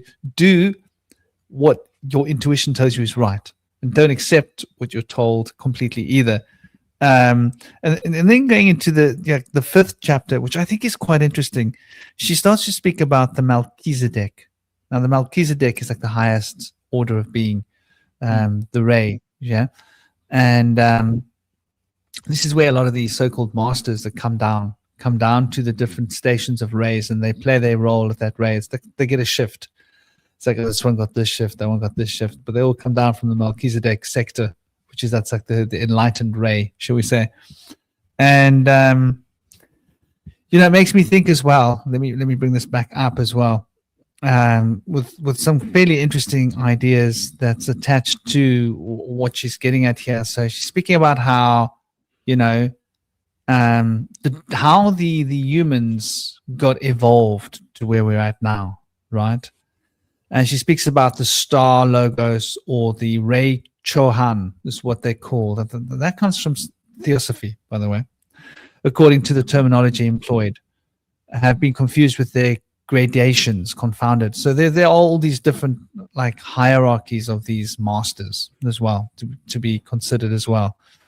And so the adept uses these higher spiritual beings that have passed beyond this stage of evolution in order to inspire us and help to guide us. And so when we hear her speaking about the masters in this book, she's speaking about these beings. She's not speaking about the physical embodied masters. The physical embodied people are being described as teachers or initiates, or the initiators, those that are initiating. When she speaks about the masters, she speaks about these spiritual beings. And then she says the term adept is used for those beings who have passed beyond the stage which evolution has yet reached on our planet. In other words, there's the masses and where the masses are at in terms of their evolutional level. And then there is the adept, and the adept is reaching a new level of evolution ahead of the pack. And those are the people that are studying the mysticism, the occult, and the spiritual traditions, and gaining a sense of character fulfillment. And I think this is something that people overlook, that the whole point of the spiritual tradition, of the occult sciences, of the magic, high magic at the end of the day, was the focus, is it's about becoming better people. It's about becoming more for our families, more for our friends, a better part of society, so that we can help society. And, you know, being a better part of society doesn't mean that you're necessarily doing what you're told.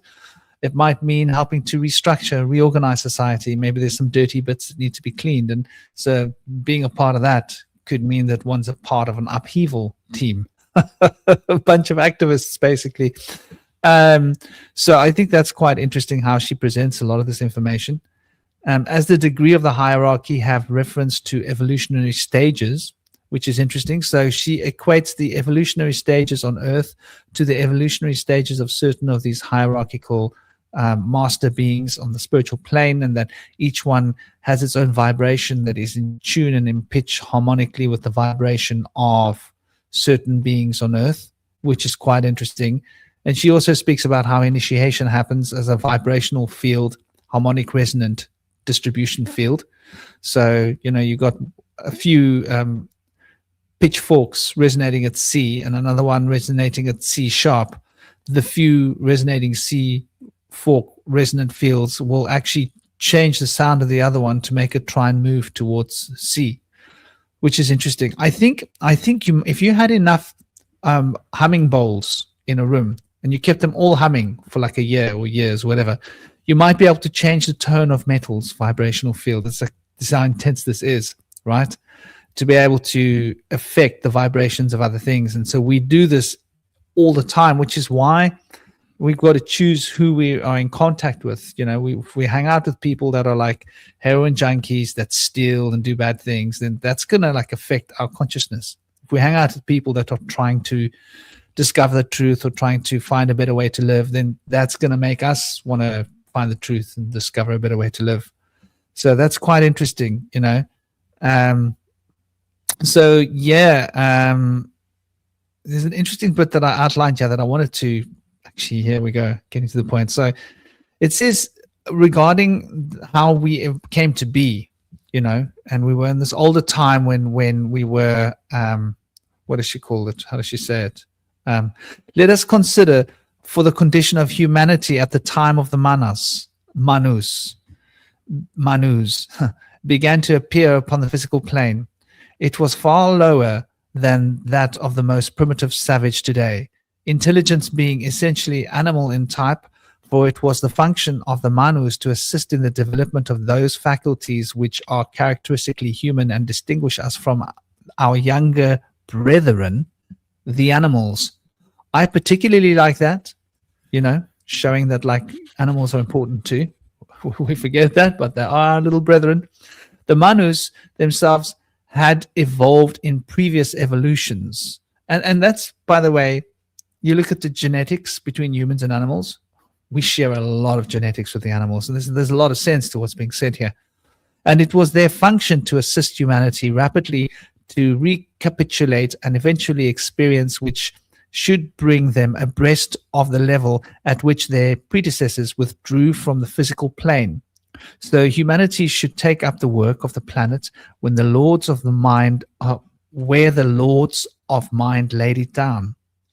In order to save the time occupied by laborious rebuilding, certain of the perfected entities of the previous life undertook the task of handing over to humanity the fruits of their evolution. So the manus came here and they basically taught us, right?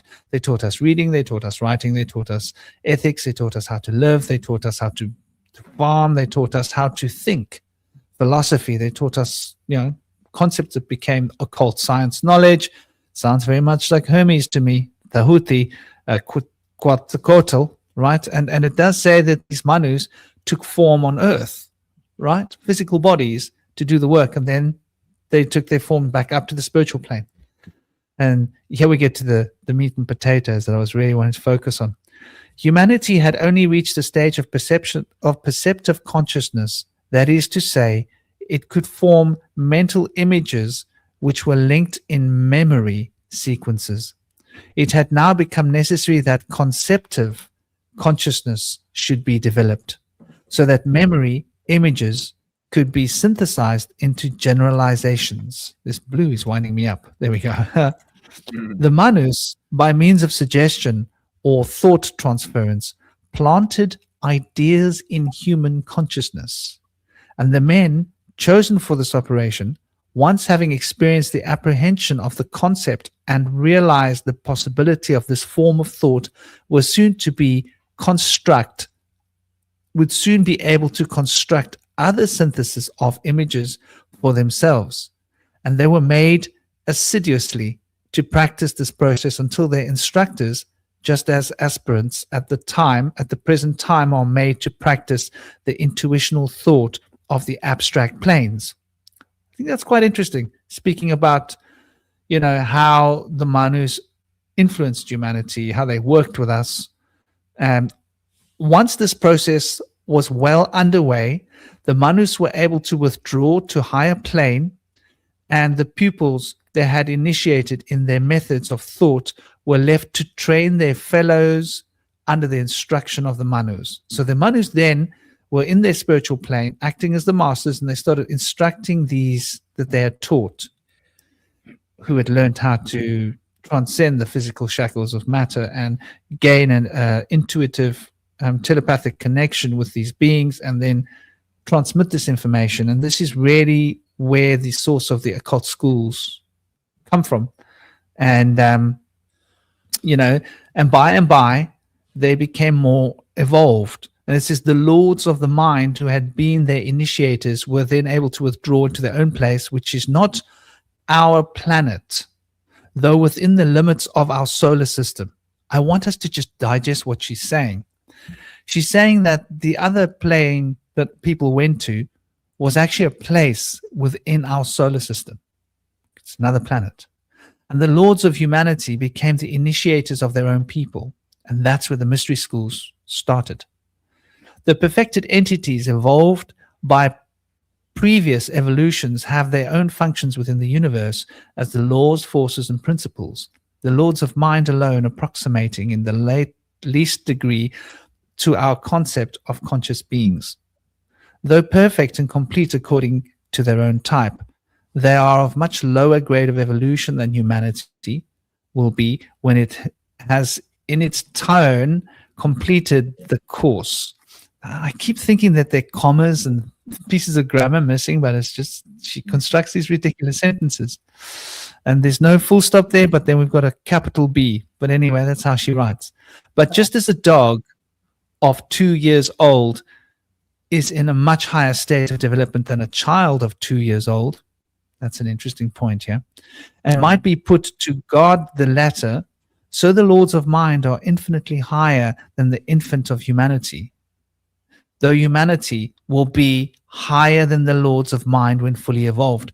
That for me is like fairly mind-blowing. What she's suggesting is that humanity will out-evolve our teachers. And that's like quite an interesting concept where they speak about The student becomes the master. I feel like that Well, what do you guys think? with the fact that the one civilization that's transcended the veil is very idealistic and like almost perfect and doesn't really have to deal with conflict. And so I feel like the system that's developing with the infant humanity is a system that is able to have stronger resilience because it's more exposed to difficult troubles from non-cooperative parties and difficult aspects that are still being worked out. So through that, it's going to build us to become stronger and more capable of dealing with chaos.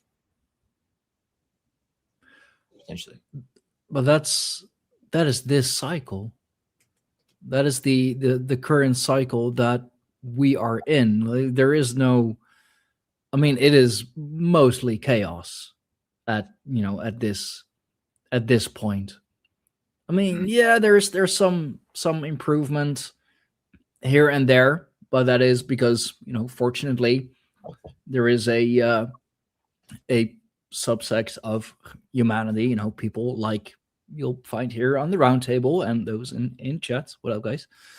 I gotta give props to them too. We are learning from we are learning from all of this. We are learning and teaching as well.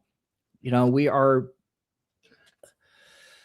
That's an interesting thought came to mind. I think like the people, like us, we are both students and teachers at the same time.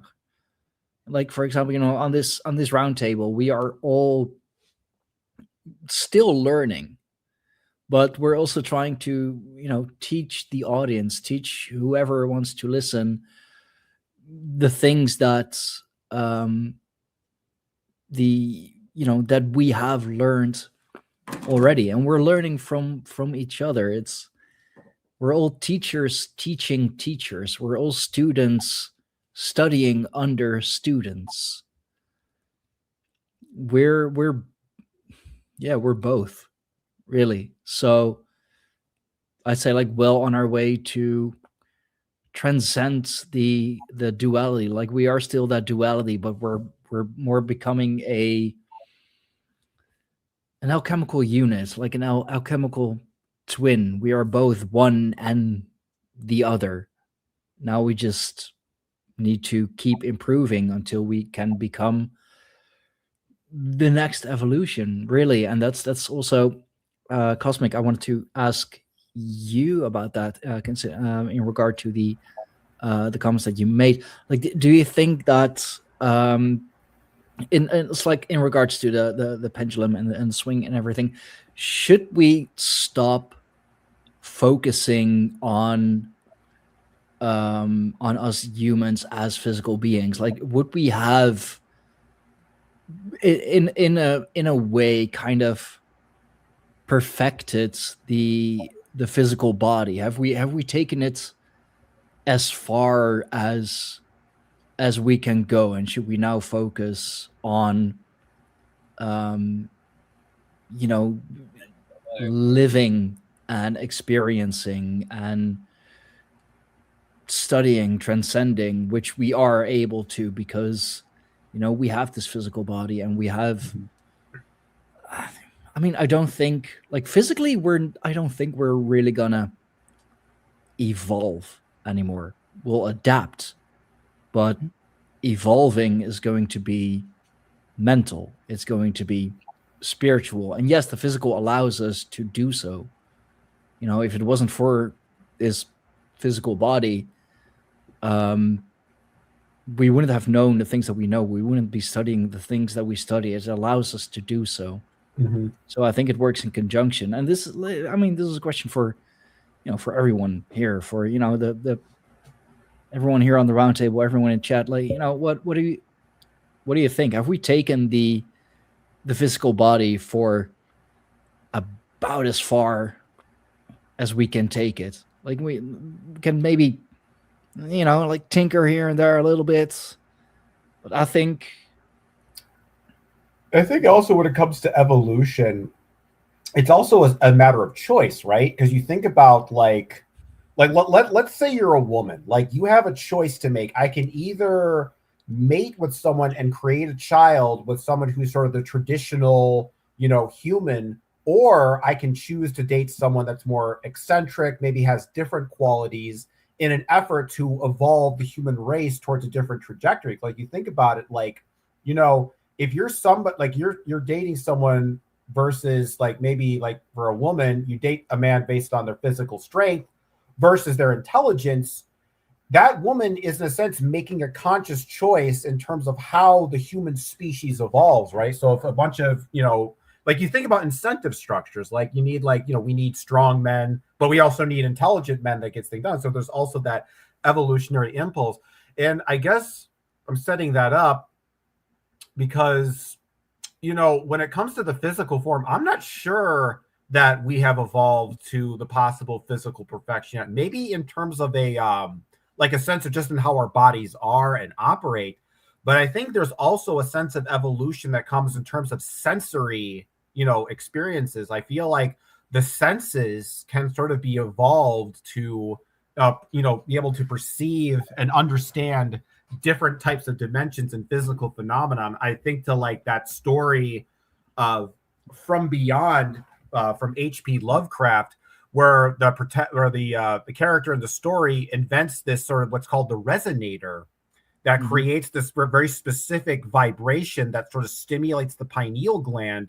And by doing so, it's like they're operating more senses beyond the five senses. It's like they're able to sense, by stimulating that part of their brain, they're able to experience things that are sort of outside of sensory perception. So I think that the brain and the body has the capacity to evolve in different, but I think in a lot of ways that evolution of the body is going to lead to more, you know, sensing extra dimensional realms, having sort of more sensory apparatuses that allow us to perceive this other realm, so to speak, more psychic senses. And so I feel like if evolution, it's not going to be in the sense of evolving and like becoming stronger or taking on a different body type.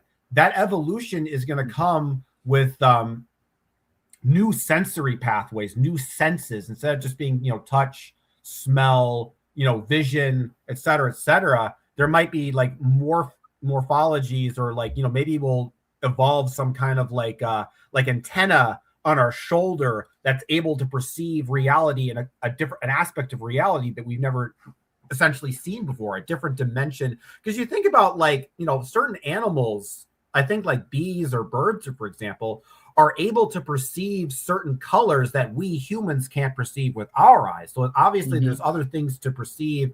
So and with the advent of bioengineering and technology, what's probably going to happen is that, you know, evolution is going to probably accelerate. Even the biological evolution is going to probably, just, you know, based on my own reasoning, because if you think about it, evolution, I think the problem with evolution the way we've been taught evolution is that we assume that it's this sort of blind deterministic force, and it just kind of like, it just happens to sort of land on these certain parameters of what evolves and what doesn't evolve just based on random chance and accident. But I think what we see within ourselves is that, you know, in terms of how we, you know, structure our societies, how we plan our future, is that the thing about humanity and what separates us from other animals is that we can choose consciously how our species evolve. We can evolve in one direction or we can evolve in another direction. So from our perspective, evolution, instead of, you know, just following this sort of linear line of evolution of going from, you know, fish to amphibians to reptiles to birds to mammals, now we're splitting. Now evolution is splitting off in all these different directions now, and it's become a lot more, because the imagination is now a component in evolution. Now imagination's a lot more non-linear. And so it's no longer Darwinian. It's no longer Darwinian, correct? Like, it doesn't have that, like, what I'm saying is, like, I believe in a form of evolution that I feel like Darwinian evolution only shows part of the picture. It only shows it on the physical end, and it doesn't represent the sort of the imaginative, spiritual sort of incentive based model, because in a lot of ways evolution is not this like steady state thing. And you can even see this if you actually look at how species evolve and sort of stuff. Like, usually there's a lot of stuff that's not going on, and then there's huge spikes of activity, then it'll plateau for a while, and then it'll spike up again. It's not necessarily like this steady state thing. So I don't know if I answered your question or not, but no, I mean, you've definitely given me something to ponder on. But you know, follow-up question, perhaps, the extra senses that you mentioned, and I do believe that, you know, senses we can still perfect, but are those physical? You know, like extra senses or the development of our senses, is that a physical evolution, or is that more, you know, if you're talking about perceiving higher levels of, you know, of light or dimensions, you know, and perceiving in whatever way that may be, you know, sensing, smelling, touching, whatever, sensory perceivement, is that a physical evolution, or is that going to be something mental? Is that going to be something spiritual, or is it going down through the levels or up, you know, the levels? Is it going to be a physical evolution which allows us to gain a greater mental capacity, which allows us to understand the spirit better, therefore expanding our spiritual evolution? Or is it something that's going to come down from spirit, eventually into mind, eventually into matter? Well, the way I look at how essentially the brain develops, one of the reasons that people have a very difficult time, you know, changing their beliefs when evidence presents them, is because when you change your worldview and you change an opinion, the actual physical structure of your brain has to literally physically rewire itself.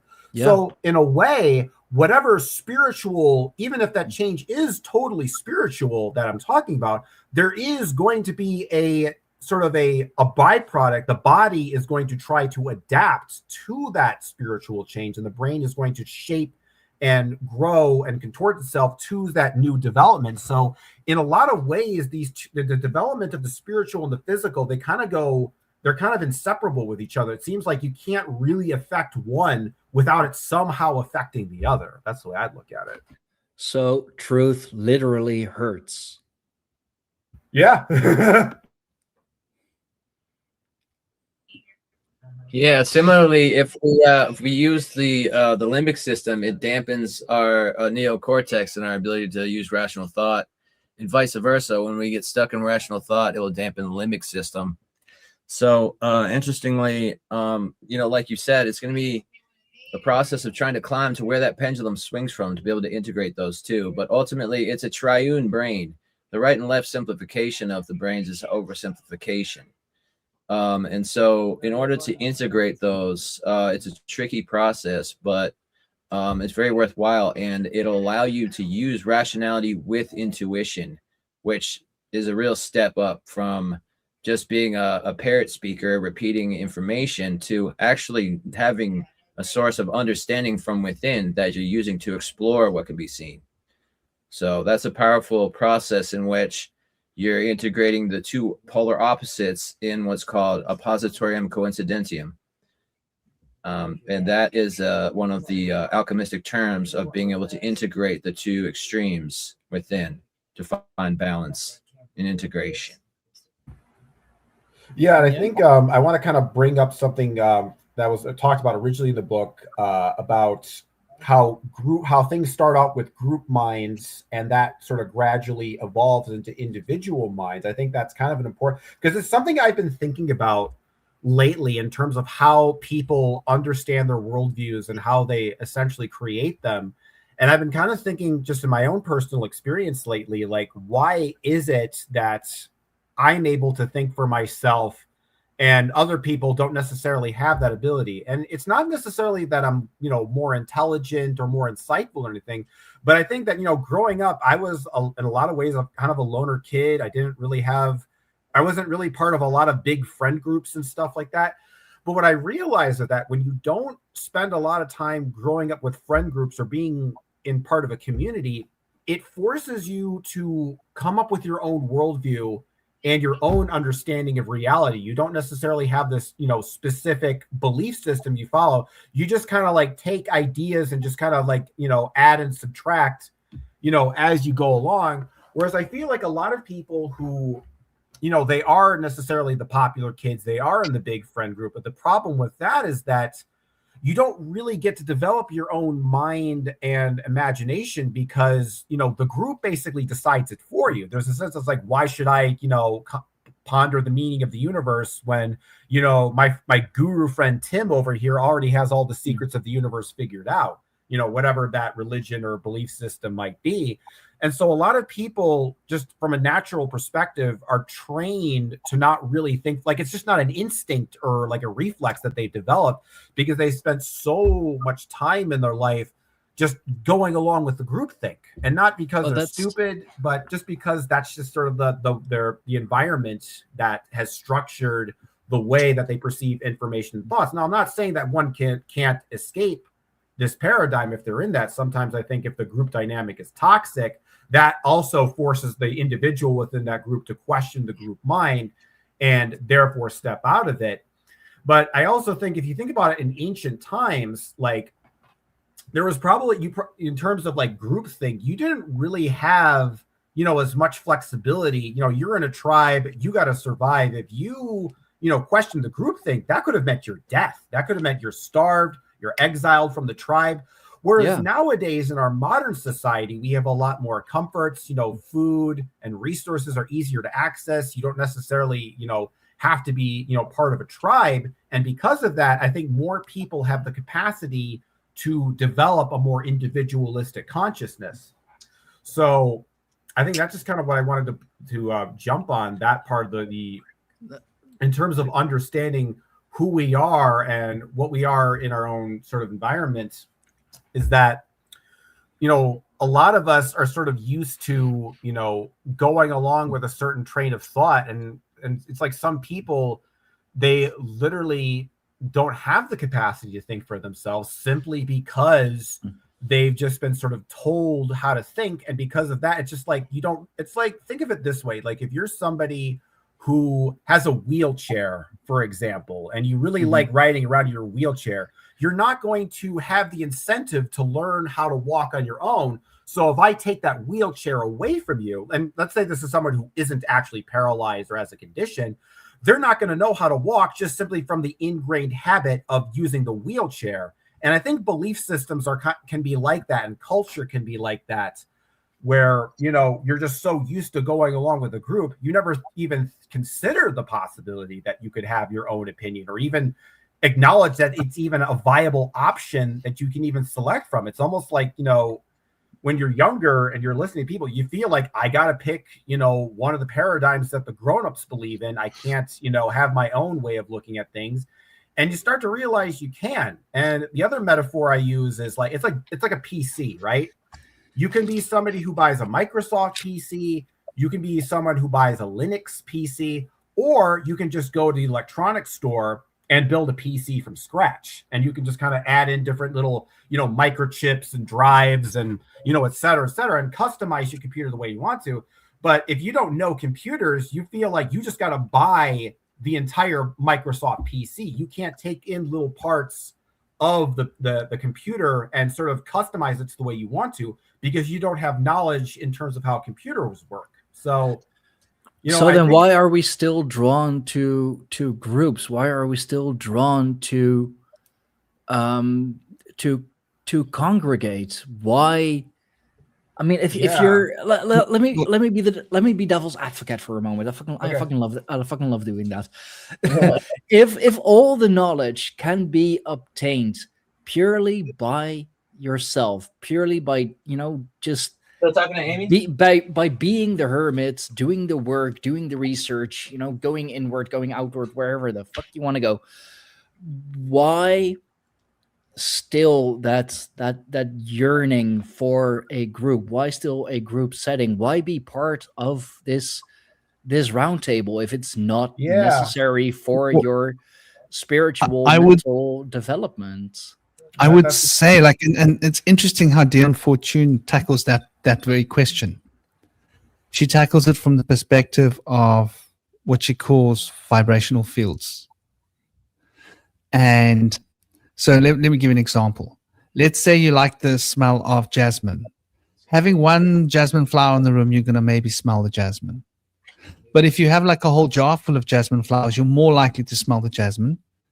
And if you have a whole lot of jars of jasmine flowers, each jar in a different part of each vase, a different part of the room, the whole room is going to be pervaded with the smell of jasmine. And it's sort of to do with how vibration compounds, right?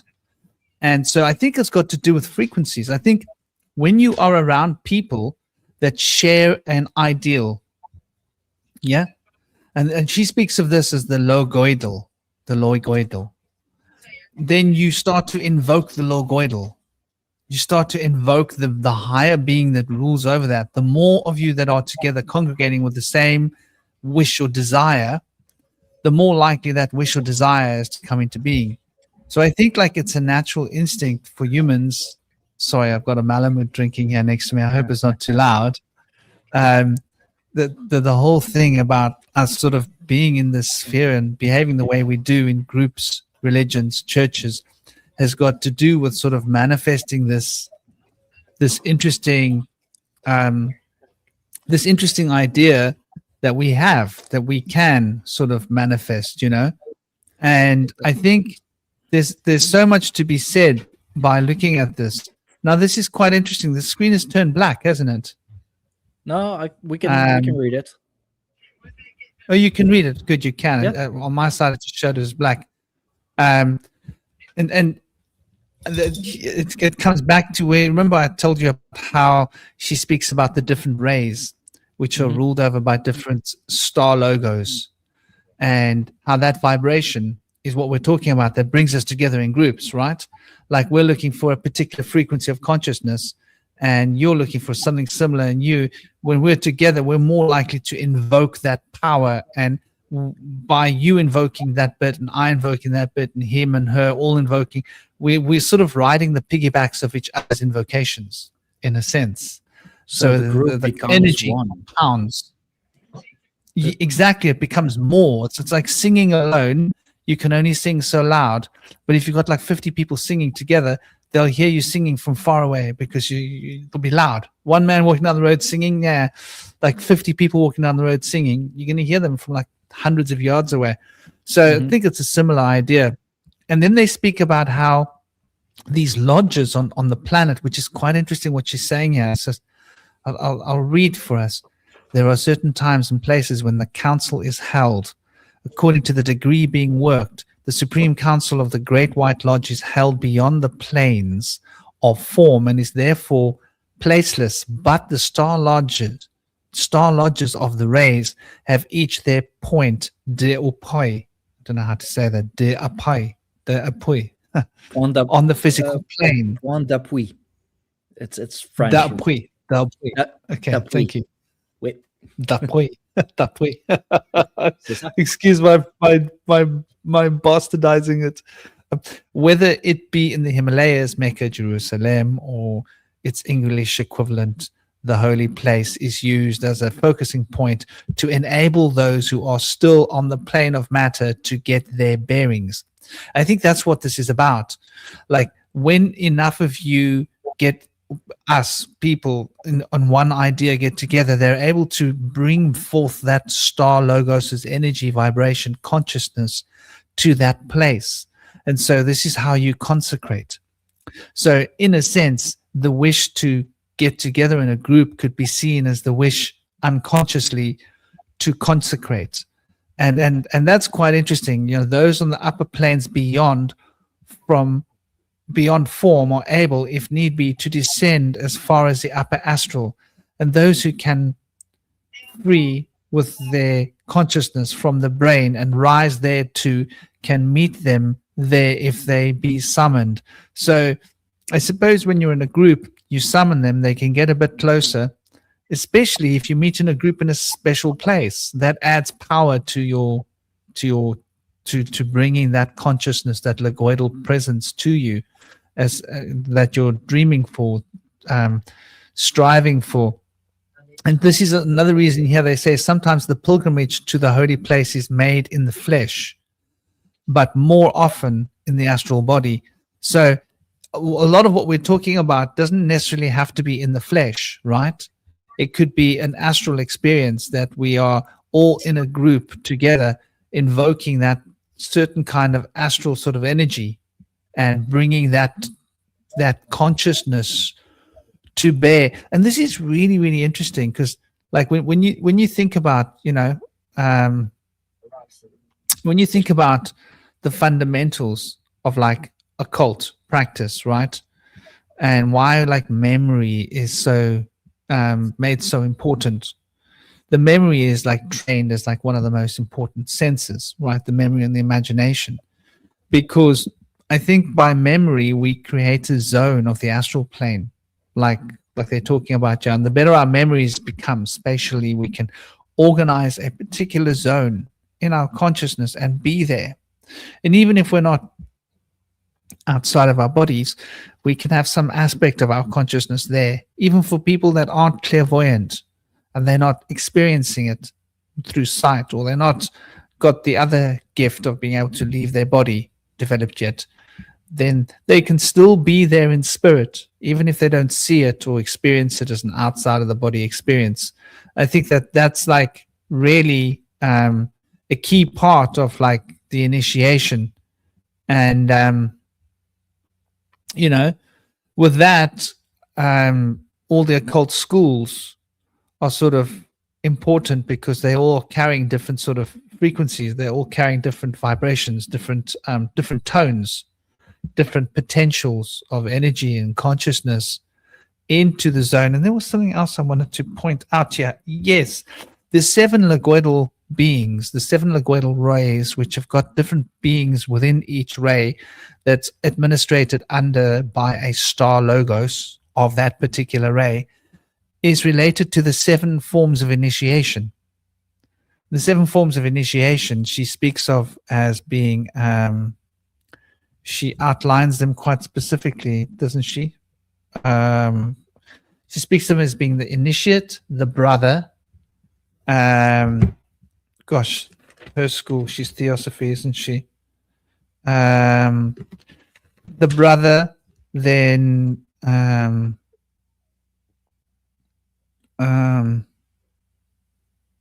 the initiate, the brother, the neophyte, the didicant, the server, and the seeker.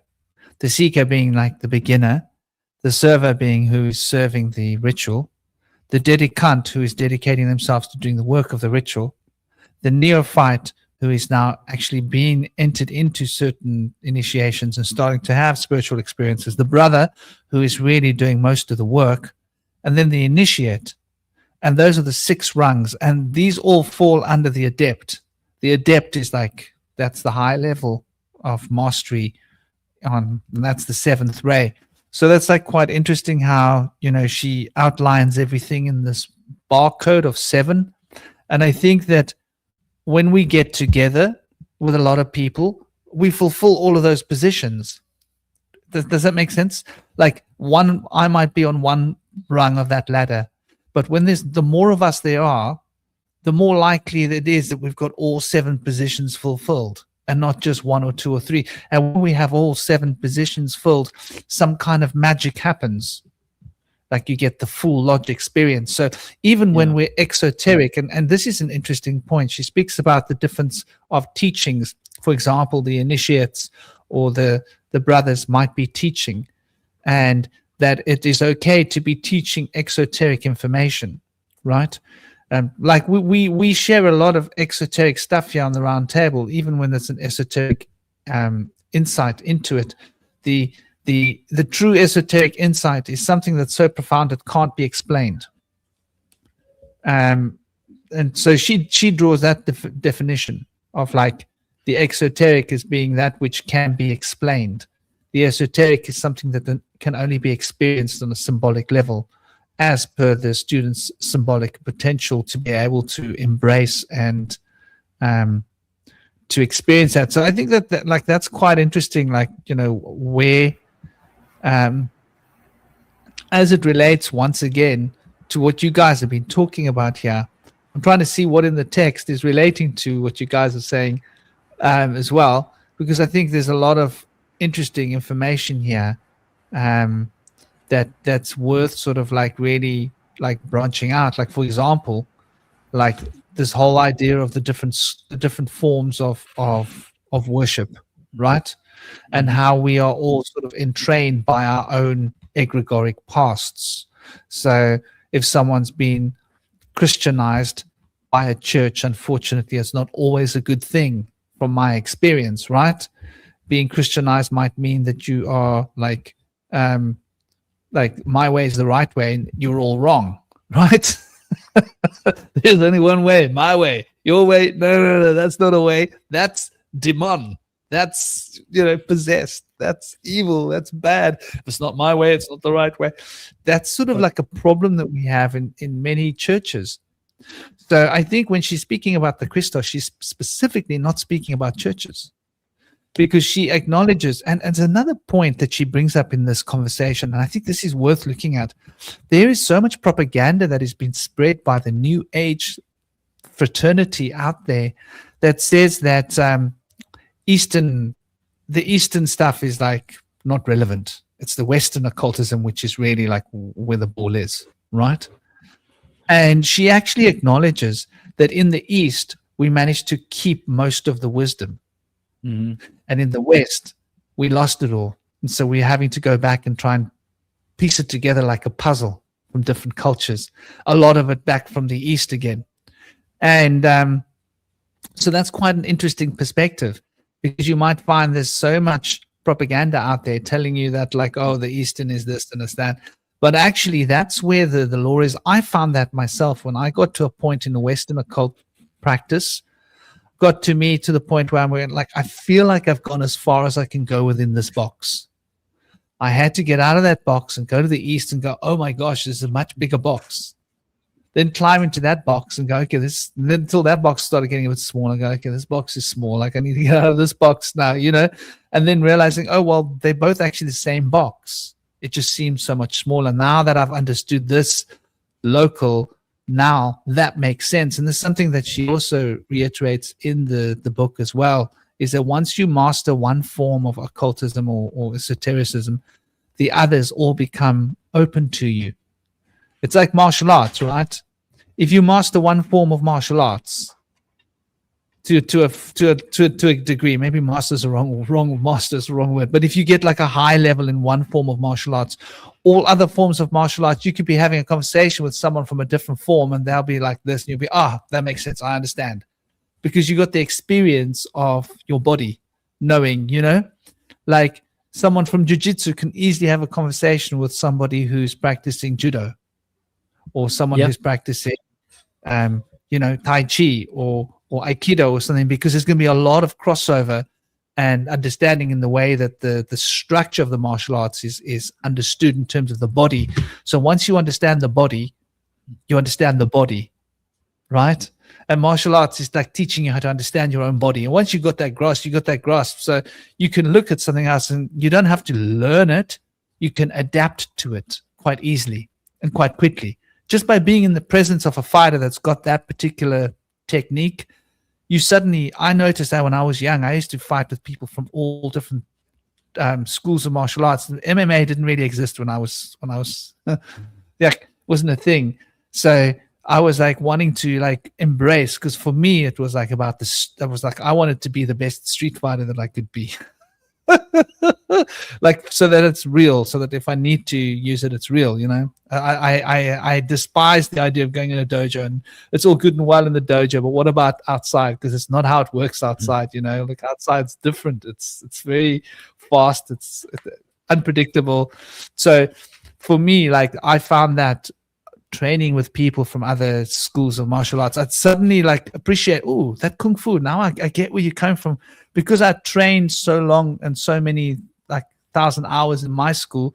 Suddenly I was like, oh, that makes sense to me now. I didn't have to learn the kung fu punch. I just knew it just by watching him do it. I could see, oh, he's doing that and that. Oh, makes sense. Oh, if I do, that's interesting. You're using a different thing to generate power, than what I'm used to using to generate power, for example. And I think I've got to let that dog in. I don't know if you can hear him. He's winding me up. He's outside. He's moaning. He's like crying. He wants to go out and he wants to come in. Let me let him in. But what do you think about that? As the idea of the different stations of Earth and the different fields of evolution, and that we're all plugged into a different evolutional field, even within the big evolutional field. Your evolution is separate to my evolution. It's an interesting concept, even though we're under the same evolutional umbrella. Before I want to answer Steinfock's question from earlier, because in my mind, I kind of formulated an analogy that I think kind of explains it. So let's say you have a tribe of people and they only know how to hunt, but they don't know how to fish. And in this tribe, in this hypothetical scenario, fishing is frowned down upon. It's seen as taboo. It's against their tradition.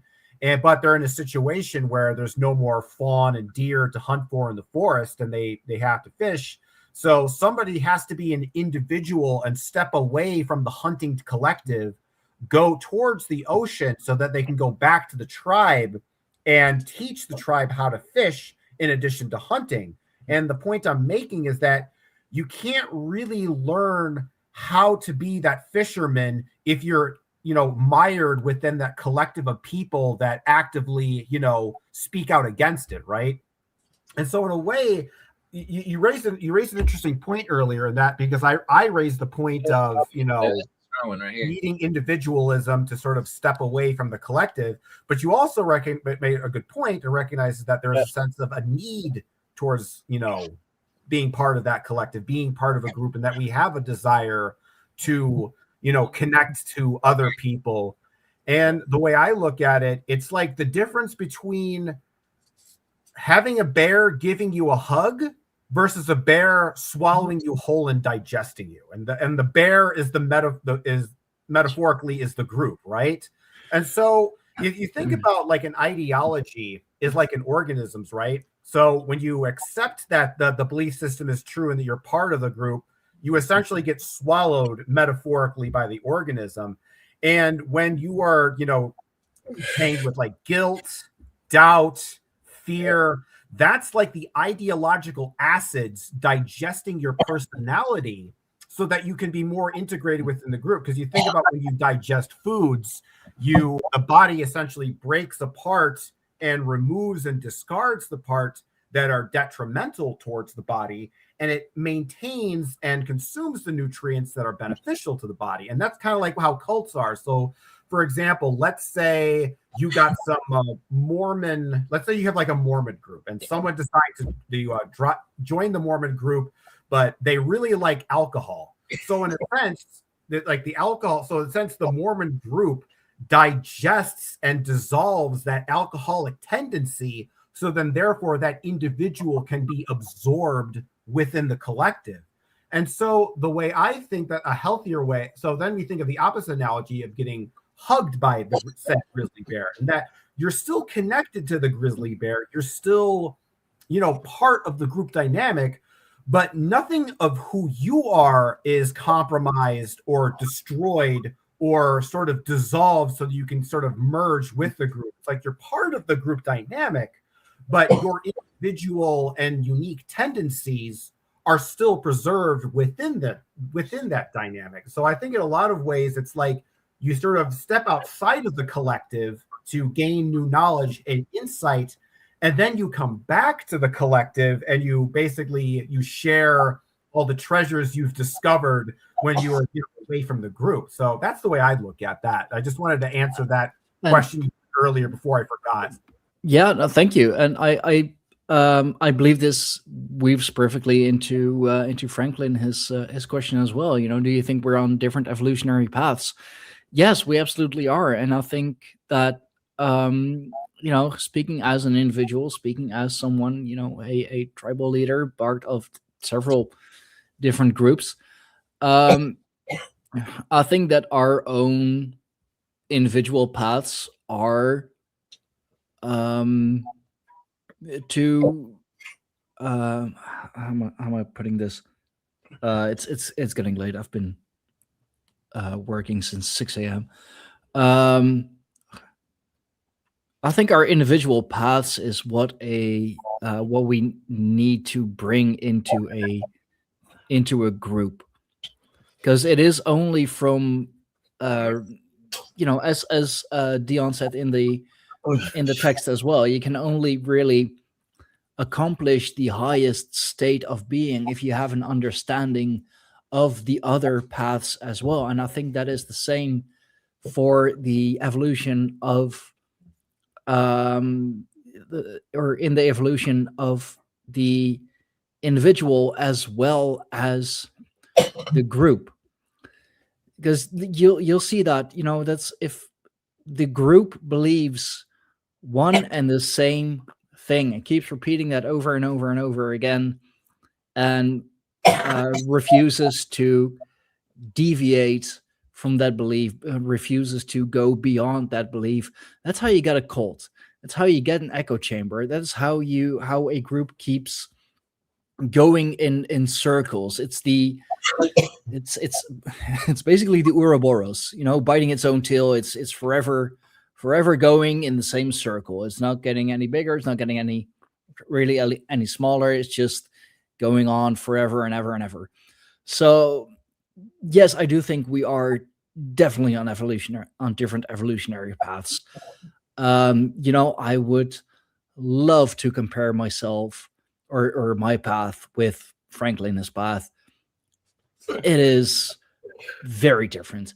Yes, we may have learned similar things. Yes, we may have a similar understanding of things, but his path is very different from my path. Yet, what we understand, what we have learned, what we have been taught, what we have experienced is to the betterment of the group as a whole. Therefore, the group is becoming or can become the one that understands it all. Like we elevate each other because Franklin has a different understanding from things. He can teach us, and in turn, we have a different understanding of things. Learning each other, we elevate each other, and we elevate ourselves as a group and individuals. So yes, we are on different evolutionary paths, both as an individual and a group. And then the different groups do the same thing for each other. Yeah. Exactly. Becoming an even larger whole and an even Well, an even larger one, really. Yeah, I have kind of a different answer to Franklin's question in the sense that I feel like mythobiologically, we can explain how humans were created and come into being and why we're different from animals. I feel like in our history, we explore myths that say that we were made by gods. And I would like to argue that the gods would likely to have come from the sea or from a breakaway civilization, either on an island, inner Earth, or in the stars. And I feel like they created us as a hybrid between the wild Lulu or the hominids, according to the Sumerian story. Although we don't see that in the Chinese and Hebrew creation myths, although they're not as in depth. But with the Chinese story, it's pretty in depth, although it's more figurative. It seems not as much of a story of accounts. But what's going on there is we have two different things. We have either we were created as a slave race that was not supposed to have an open inner eye in the waking state, because we're not supposed to be sovereign and have the ability to become independent. Or the fact is that there's a different morphic resonance cloud to a particular species that breeds with another different species that creates a hybrid that's its own thing. And so the hybrid doesn't necessarily have morphic resonance with either of those clouds of the other different species. It's starting to create its own. And so in that sense, I feel like the human species is starting to develop instincts through learning in different evolutionary paths. And a lot of those paths led to demise where those people don't exist anymore. They weren't able to create a sustaining system. Whereas the people that have survived to today have sustaining systems, some of which are more harmonic and balanced with nature, other of which are more isolated and retreating from nature. And so it will just actually be a matter of time to determine as to which of those paths will become the one that's chosen by nature to succeed.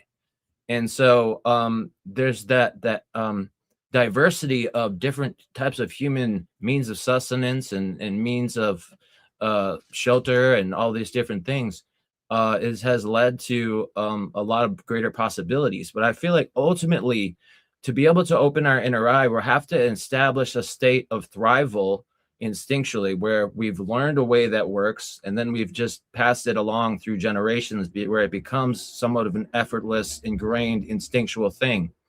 But until we've reached a point where we're going to become mutually beneficial with the world around us, or we've created some other world of our own that's able to sustain itself and amidst other environments that are going to be potentially in flux, haphazardous. So I think that's sorry, carry on, brother. I didn't mean to interrupt you. That's pretty much it, though. Basically what I'm trying to encapsulate right there.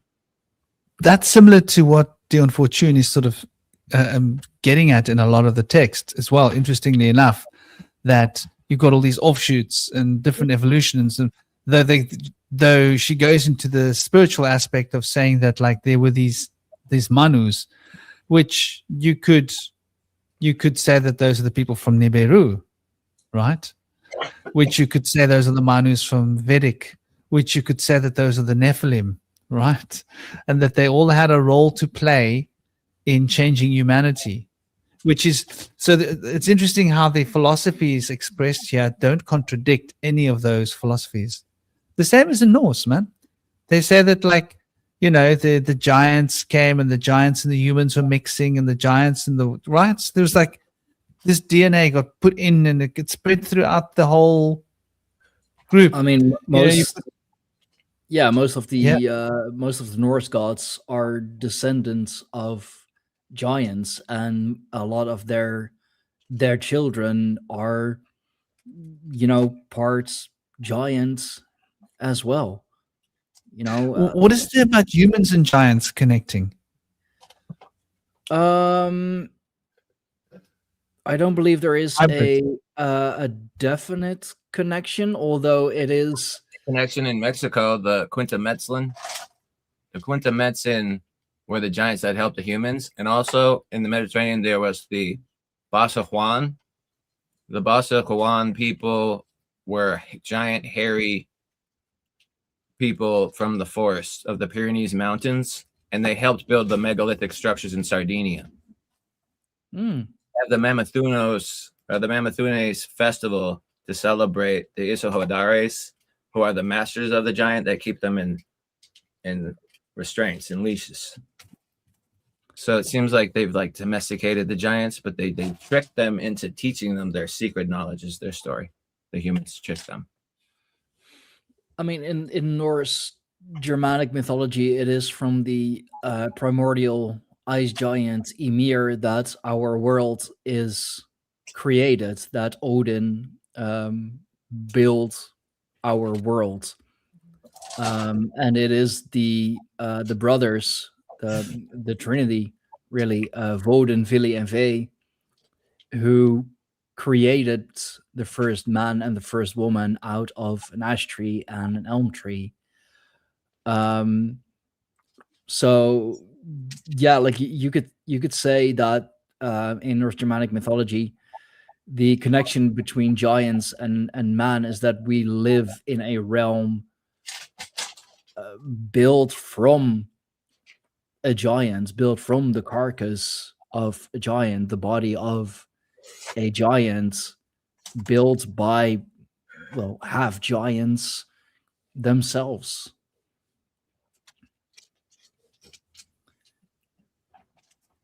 Yeah, the Quinamenson actually helped build Teotihuacan and one neighboring city as well. So there's like concrete evidence that they actually did, even though a lot of the myths say that they did. But there's concrete evidence that the people have their name of their people.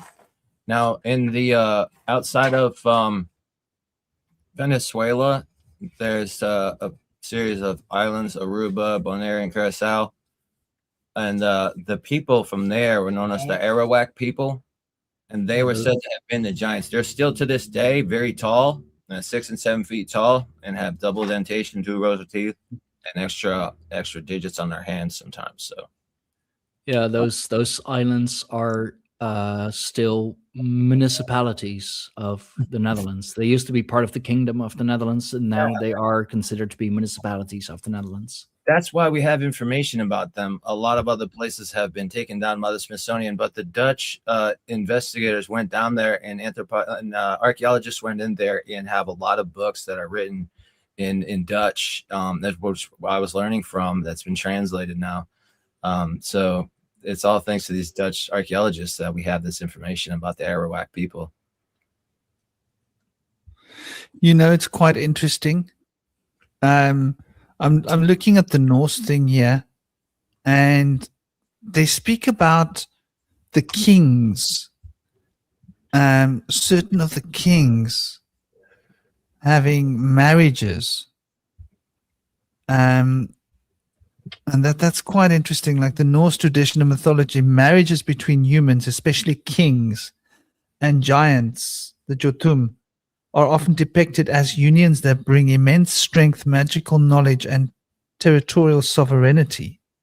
Though these relationships often end in tragedy or serve as cautionary tales. Sounds Loki to me. I mean, yeah, but basically every other god married a giant or a giantess or is offspring of a giant or giantess. Mostly giantesses. Really, it's mostly the female line that gave birth to the gods. Have you guys heard of the story of Xana, the giantess from 1850 that was discovered by hunters in the bush in Russia? They brought a message in the hole. It took enough weeks or months to do that, and then she became the village slave. But she ended up becoming impregnated by somebody in the town and had 2 broods of children. The first brood she tried to wash in the cold river, and they died, unfortunately. The second brood was saved by midwives, and they lived. Her son, youngest son, died in 1954, and so she might have had a third pregnancy as well. So his skull is still extant, and her picture, she does not look human. She does not have a human nose. She has more of a like a Sasquatch looking nose, a flat nose, nostrils on the face. She was said to be about 6'6". She had a long furry coat of fur, hair all over her body, and she liked to fight dogs with branches and bathe with the buffaloes. She wouldn't go inside warm places. She did not like heated rooms. She would not wear clothing, and it's just a wild stuff. It's interesting how a lot of like ancient people are said to have these, or are said to be like incredibly like furry or hairy. I know of the story of the European wild man, for example, who was indeed like covered in hair, covered in fur, and it's like supposedly also where you get the stories of Sasquatch from. For example, or even in the Bible, you have the I did an awesome show about that a while ago. The dog-headed saint, you know, Yes. who Yeah. so just something about like about fur and, you know, like primordial, like closer to, I guess because they would be like still closer to animal than to men, you know, just like we discussed a good while ago. That was actually with Shinobi about the horned god, and that, you know, everything depicted with horns is said to be, you know, still closer to nature, you know, and or everything with a with a giant schlong, for example, is still said to be closer to nature, which is why the Greeks, you know, said that having a little tiny one actually makes you, you know, more of a man. Otherwise, you know, you're no better than a beast. That's a weird concept. You know, it's interesting, like what we're talking about, Jack, because we see this mirrored in a lot of cultures. Like the Greeks had the demigods, the humans, and breeding, and the Vedas speak about it. And now we look at these bloodlines within many of these mystical cults, right? And like look at how important bloodlines are for those that rule us. Now, the black magician, here's an interesting point that I want to bring up. She speaks about all the Logos ambassadors, all those of the right-hand path. And she speaks extensively in this book about the right-hand path and the left-hand path, often referring to it. And I find that as a binary system doesn't work for me. To me, I think of like the central path or the left or the right path as being out of balance. But anyway, let's just use her symbol of right and left path. And she's always speaking about the good guys. What about the dark guys? What about those beings that are out to overthrow humanity and enslave us? What about their teachers? What about their enlightened beings in their dark enlightened state?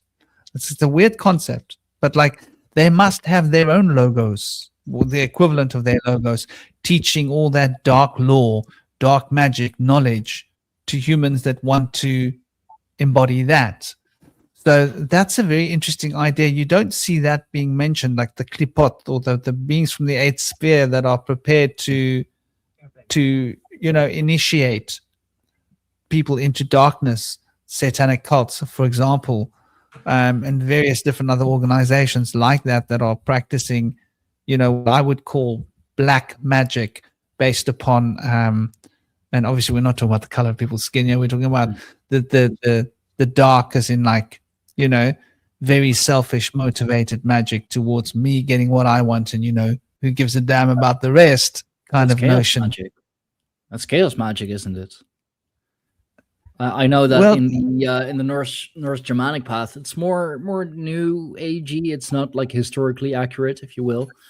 But you have the path of the Thursar, the path of the giants, which is more of a left-hand path, chaos magic kind of path. Same with Rokatru, which is also more of a dark path, if you will. That is indeed the shadow side of the Tree of Life. Going down into the Iron Woods. The place where where the giants, the giant masters, if you will, where they live. Iron being, of course, very, very dense and very much associated with the earthly. That's why the Fae, for example, they don't take well to iron. It's too much of this realm. It's too much of this earth. But there are the darker paths. But I believe that chaos magic is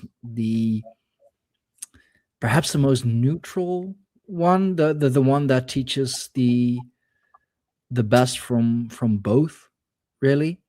It's kind of, I mean, yeah. I think when it comes to go like into like Crowleyan territory, but it's kind of that. I think when it comes to dark paths in general, there aren't really a lot of dark paths out there that are sort of distinct on their own. A lot of dark paths are usually inversions of other already established paths. Yeah. Like you think about like in Satanism, one of the prominent images and symbols of Satanism is the inverted cross and the inverted pentagram. And I think it was like C.S. Lewis or somebody, I don't know who said this, some Christian apologist, but the idea that the devil can't create, it can only imitate. And I think there's some kind of truth to that, and that a lot of people, it's like when you're so obsessed with power, it's like that kind of compromises your imaginative capacity, because then it's just about control and power. There's not this room for, flexibility and openness. And the thing what's interesting, the way from my perspective, looking at these different paths, is like, so in this Fey interdimensional magic thing, there's the whole concept of the Zurfix, and that's essentially like a Zurfax that essentially is like the group mind of a particular religion. So Christianity is one, materialism is one, et cetera, et cetera. Well, from their perspective, Satanism is not a separate Zurfix. It is part of the same Christian Zurfix. It just represents the lower dimension of that particular universe, right? So, essentially, it's not that a lot of these paths, these are group minds. If anything, it's more like what dark paths represent. They're like the basements or the bowels of group minds. They're the sort of the ugly, dark. It's kind of like, it's like you take because everybody has, good and bad parts of themselves, right? And so I think if you have a group mind that's going to be reflective of that, then there's going to be a part of the group mind at sort of the top of the toroidal field that's, it's positive, it's, loving, it's sort of engaged with, helping out humanity. But then there's this sort of the collective amalgamation of all that negative energy, all the rebellion, the, the harming other people, deception, lies and stuff. And so a lot of ways it becomes part of that.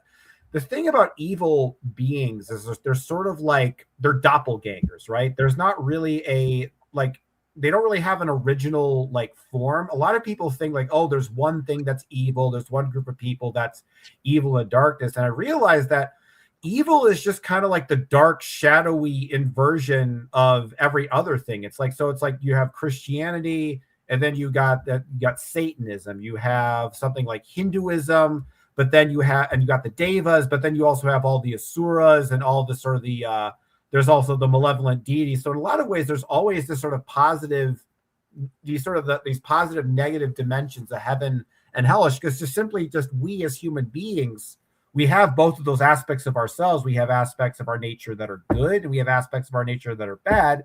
And that, I think, ultimately is reflected in the group mind. And what the group mind does is allocates them to two different Zurfaxes. So there's one Zurfaxal universe where everything is all good, and one where it's all bad within the larger, sort of system, if you will.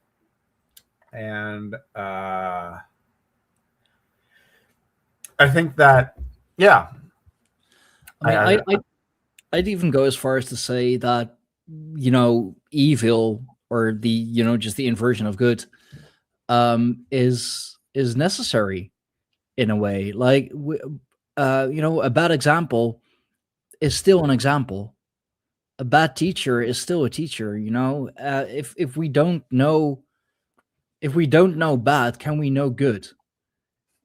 Darkness is the absence of light, and light is, I mean, not it's not even the absence of dark. Light just fills the dark. So can we know good without knowing evil? Can we know, do we know what is evil if we don't know what is good? Or are those just, also very personal things? What is good for one may not be good for another. Is what is good for the goose, is it also good for the gander? Yeah, I would say evil is that which sort of creates intentional imbalance in the system, that intentionally disrupts it, not for any, like, further unification later. It's almost like it wants everything to be, separate or whatever.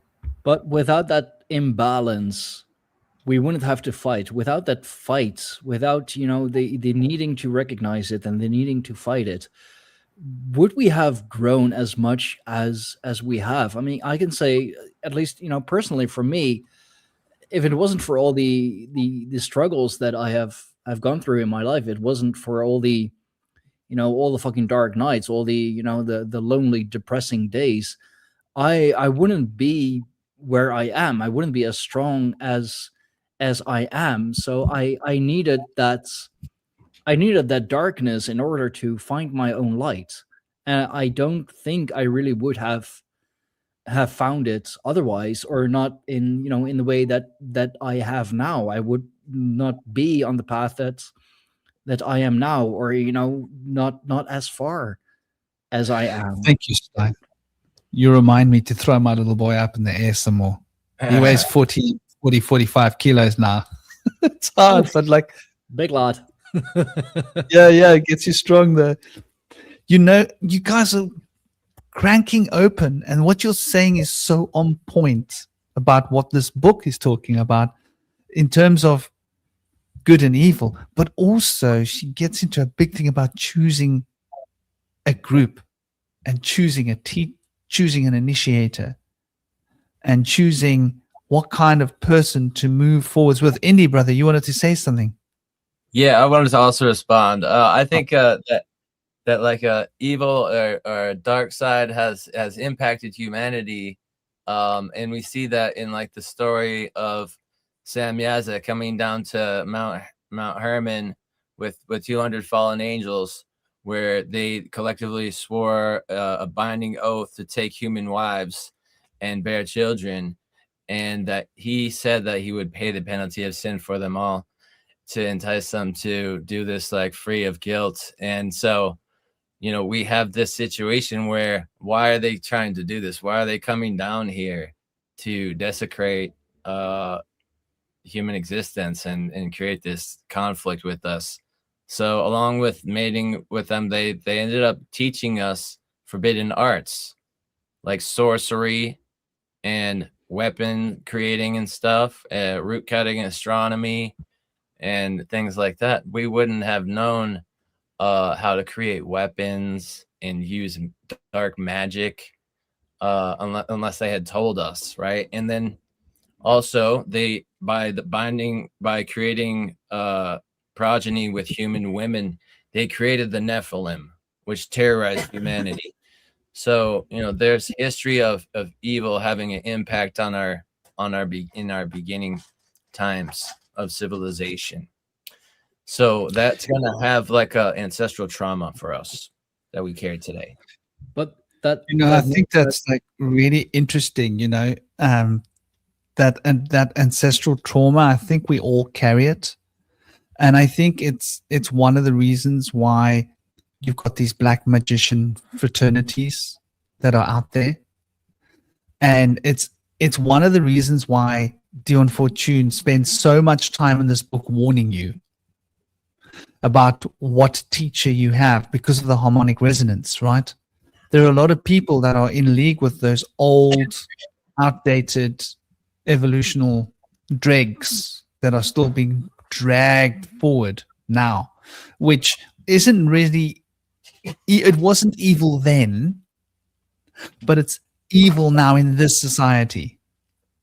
Like in the old times, that was the norm.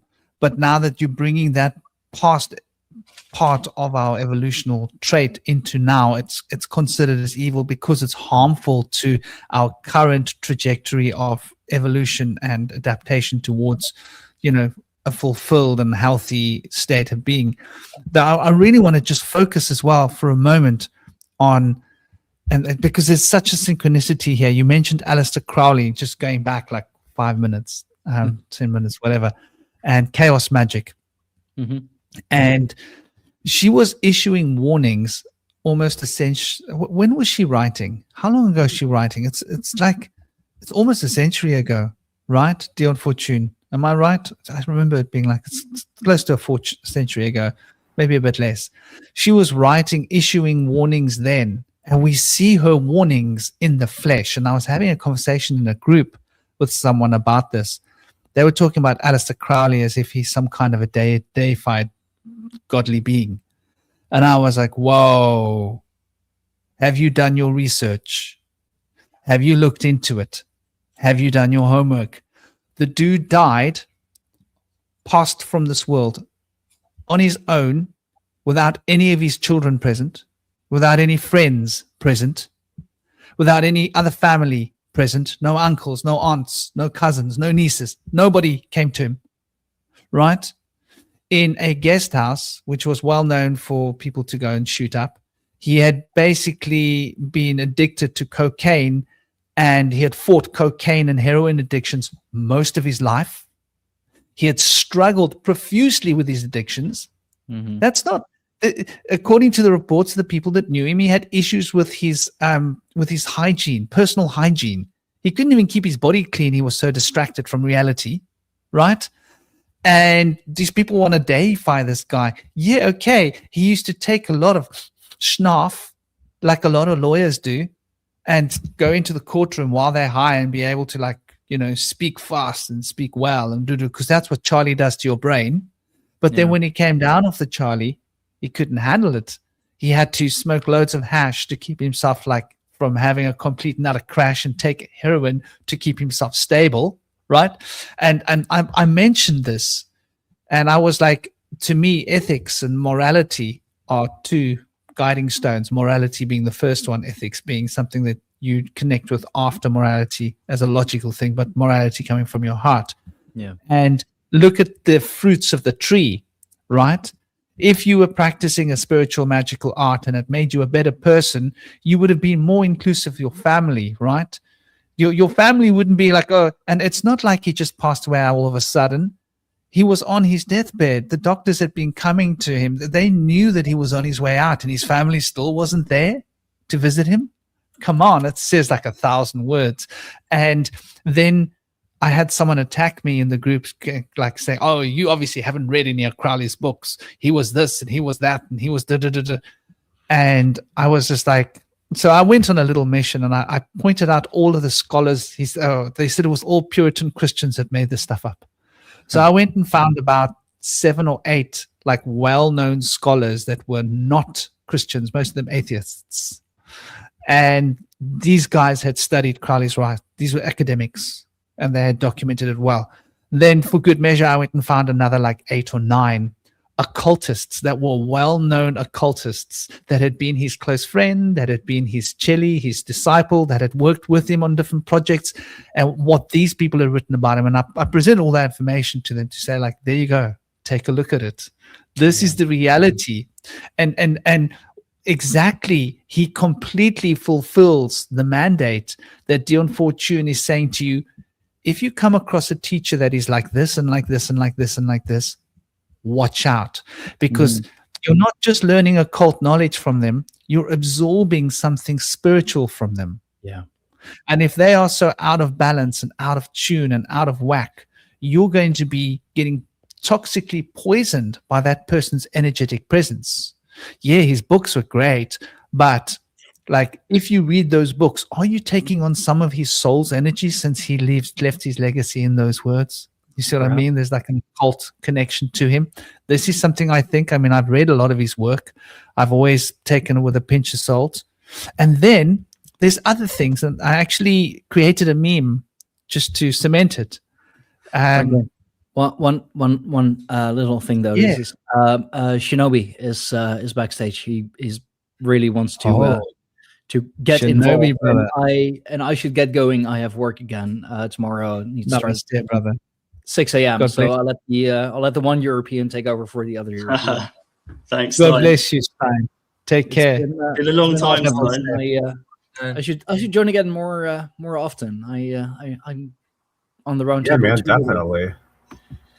So Definitely. thanks, guys. Have a good evening. It's been an awesome chat, and I definitely have too, some man. Big love. to mull over. It's been an honor, and I want to finish what I'm saying, by the way, just because I'm halfway. Namaste, brother. Take care. Big love. And just before I finish what I'm on, I just want to introduce dear brother Shinobi. For those of you who haven't checked his channel, check his channel. He's really cool. He's writing a book which is like a cool kind of a graphic novel, and he's a decoder, and he's investigating various different schools of thought and philosophies and spiritual psychologies and cosmologies. Go and take a look at him. He's really cool. He's with us. It's an honor to have you here, dear Shinobi. I just want to finish the point I was making about this book and how she's actually pointing out that we have to be really, really careful what fraternities we join, what magical orders we become a part of, because they all carry a vibrational field, and some of them are like positive and some of them are negative.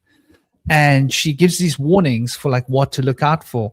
And Crowley fits the bill for all of them. Drug abuse, disconnected from family, not like socially engaged and involved with positive social engagement, poor hygiene, like all of these, he fits the bill. And I mean, I've not been attracted to his order, but in his order, there's one little piece of information here, and let me find it for you so that you can see it. He suggests that the symbol for the sun, right, from Crowley's suggestion, he suggests in his order that the symbol of the sun came from the combination of two deities, right? And it's just simply wrong. It's simply wrong. It's just so far wrong. It's ridiculous because it's something that he made up, right? And he's citing ancient Egyptian law in his cosmology that he's made up, which is some new idea. Oh yes, don't you know, Howard? He had personal hygiene. I mean, the guy was a heroin addict for most of his life and cocaine habit. He used to take cocaine when he was going to write or when he was going to talk. He used to take heroin most of the time. He was using hash to come off of his drugs. This guy was on one drug or another. He was a complete and utter junkie. And so that is like, it's really well documented.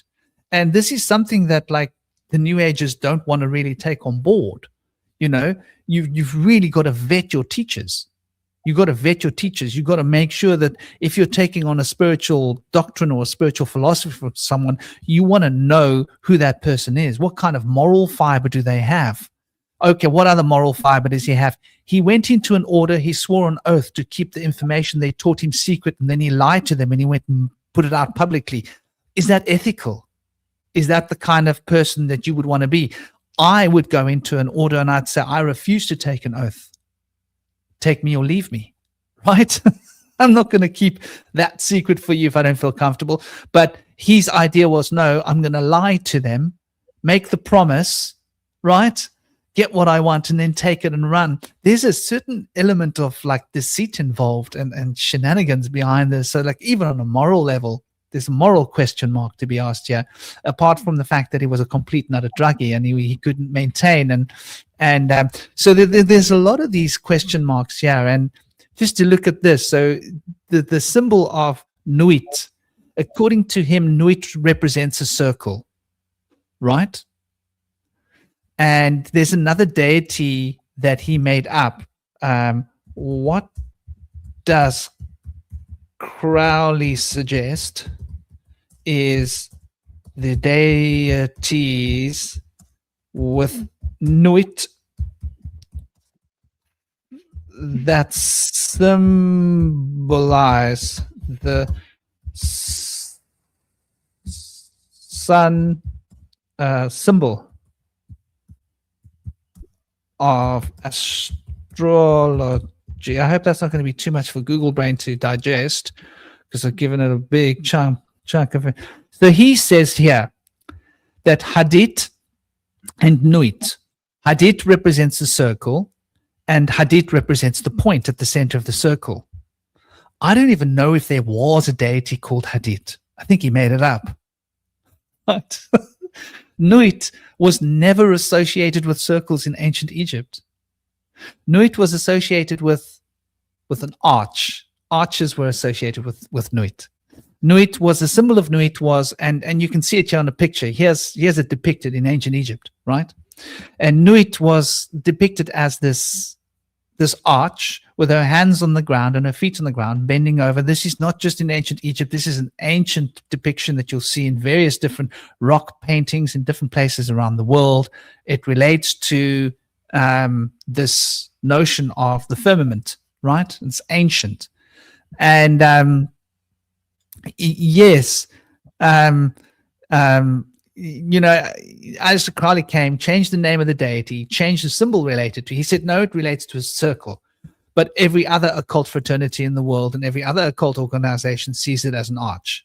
Then he said that the solar symbol comes from that. And it's like, zzz, there's the buzzer going twice. So the actual symbol related to Nuit is the symbol for Libra.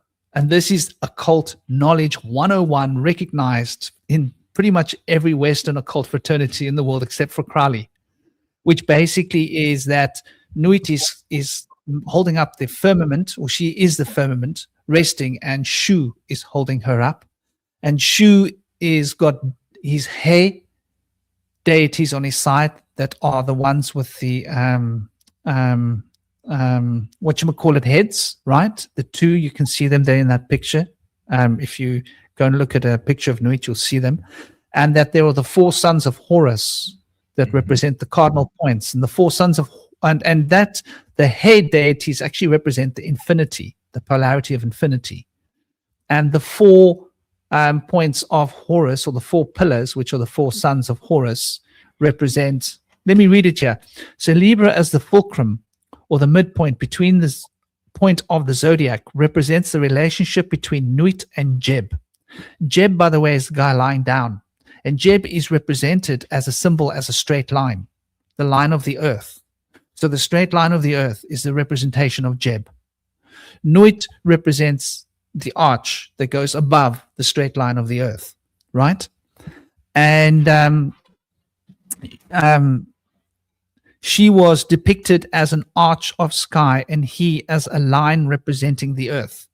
Horus's four pillars, or sons, Hapi, Imeseti, Duandadef, and Jebeshenuf, were the 4 points of the cardinal that represent space, represent the actual cosmic space, the aether, if you wanted to put in a Greek word to represent the cosmic space. So those 4 pillars represent the space, right? Jeb represents the earth, the line, and Nuit represents the sky as an arch. And this represents energy, right? The potential between the sky electrically and the potential between the earth electrically is what produces lightning. This is what Nikola Tesla was talking about siphoning off, right? To power our like electrical goods. And so Nuit, these two polar references are to do with the earth grid electricity, which represents, I think it's like, how many volts is it? It's 100 volts every meter, right? So at your head height, it's 200 volts. If you go up like 100 meters, it's like 10,000 volts or so many thousand, 10,000 volts, whatever it is. That's the amount of electricity in the atmosphere as a polarity between the sky and the earth. It's a well-known sort of scientific thing. So these represent the cosmic space standing between the cardinal points, aka ether, which is the fluid matrix through which the electrical potential can work between the sky and the earth, between the ground and cosmic space. And Hey deities with the ram heads are the poles of infinity, representing that there's an infinite potential of energy here.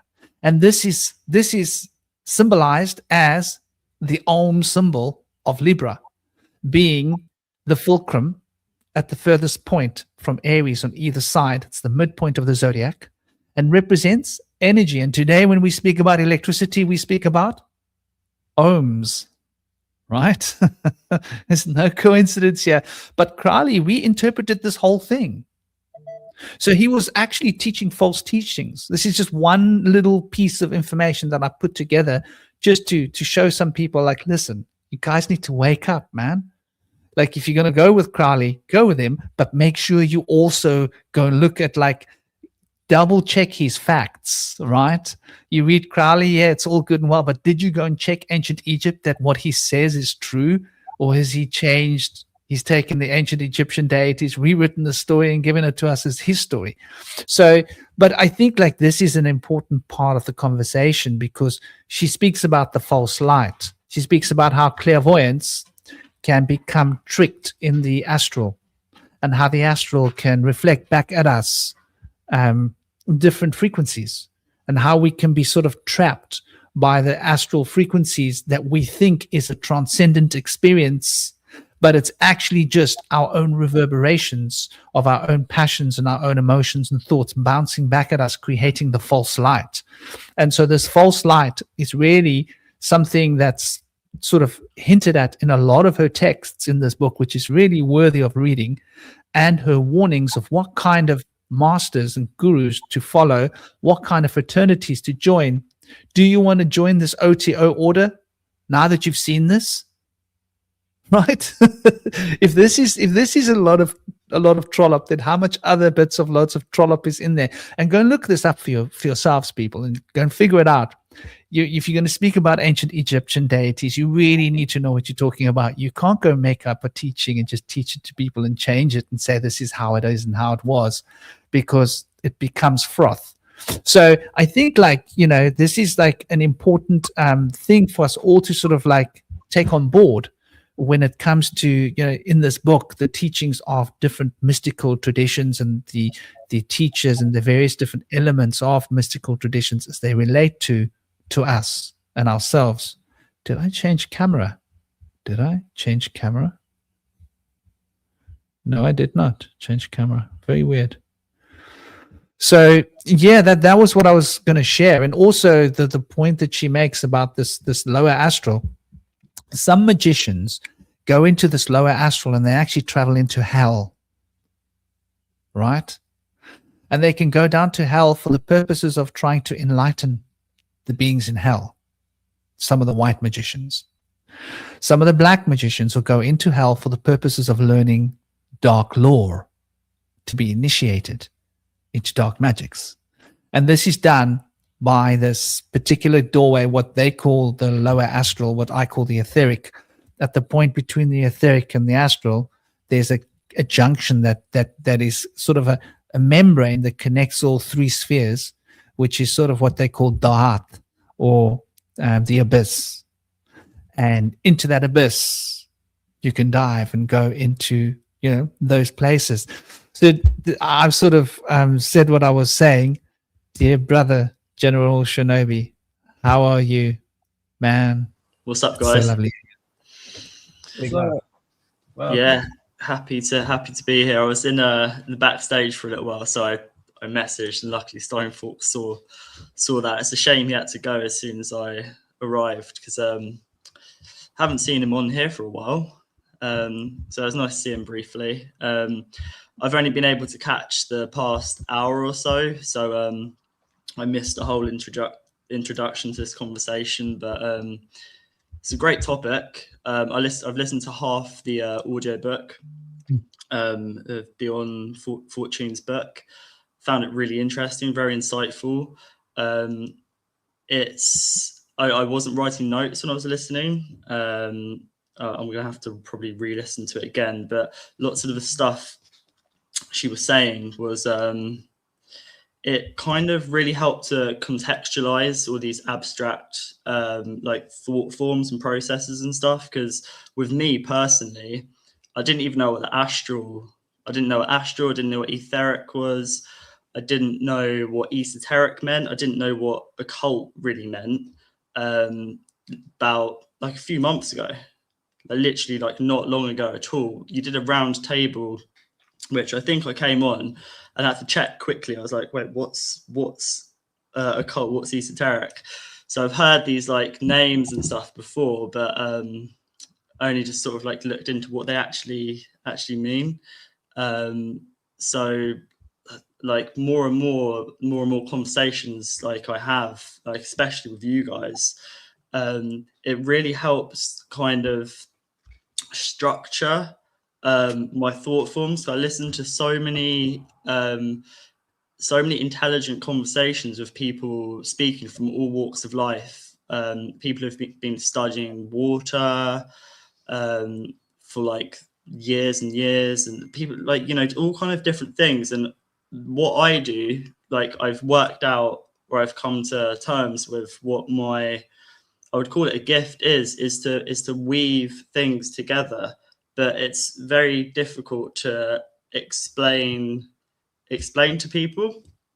It gets easier the more and more you talk about things, but it was really helpful to listen to Dion kind of explain these processes and these abstract these abstract things. It does help to hear it in words sometimes, you know. So yeah, and then you guys were talking earlier as well about what were you saying, like different paths, many different paths or whatever. And I wrote a couple of notes earlier. One was that so Stein was mentioned earlier. Sorry, this was a while ago. Stein was mentioning that if thing was to do with trauma or the spark in us or something. I can't exactly remember what he said, but what I wrote down was that we all have this divine spark inside us, yeah, and it's been buried on purpose. I feel that this spark is buried inside of us. It's like our DNA is in light. Our DNA is light that's in water. And that I think there possibly was a time where our spark wasn't buried so deep, but over years and years of trauma and scapegoating and kind of being confined, like our spirit being confined over years of indoctrination, that we've had to bury it to protect it, if that makes sense. And then with helping each other remember our dormant powers, like the flame which is inside of us all, that's to do with memory. So when we see other people saying things or ways of being, that in turn, like one tuning fork rings at a certain frequency, another one next to it will start ringing as well. Also, that when we see and hear people talking and saying things, it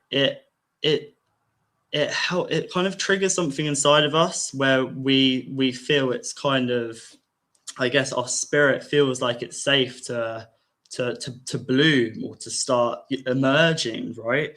And I look at it as, I think we're still in Capricorn season. So I'll use this analogy that with the start of the year is Capricorn, cardinal Earth. It's the time to plant seeds. So picture the seed as your pineal gland, or like, you know, so you place it in the dark. We here as beings, we're placed here in the dark as well. And then for a seed to grow, it needs water, and the water is memory or intuition. So it needs to be watered a little bit. And then as it starts to emerge, it needs light. So for the seed to grow, it needs both water and light, which I view as intuition, water, and the light is knowledge. We need both of them to grow.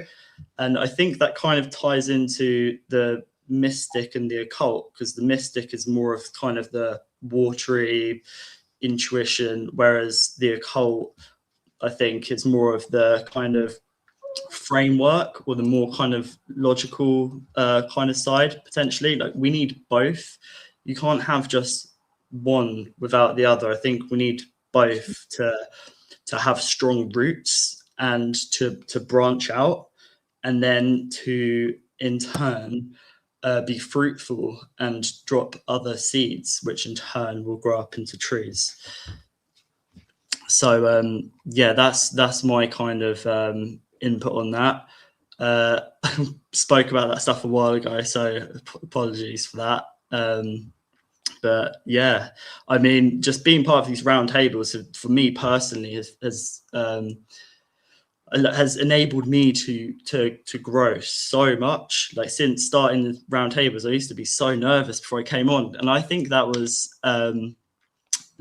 possibly like trauma or whatever. It's like I was like, who am I to go on the round table and talk? Who am I to be around these guys and say what I think and stuff? And the more and more I talk about stuff, I've gone on a few podcasts, and I've kind of like let that go now. And I think, yeah, this is great. It would be great if this was more like in person, like in towns and stuff, because I think a lot of people are quite isolated, but I think that's on purpose, because I think we're all kind of spread out. But then you were saying earlier, Franklin, was more and more people start vibrating, others will start vibrating too, and you don't even have to be near them, because time, like space, isn't really a thing. Vader Austin, I'll just say quickly, did experiments with water, with fourth phase easy water.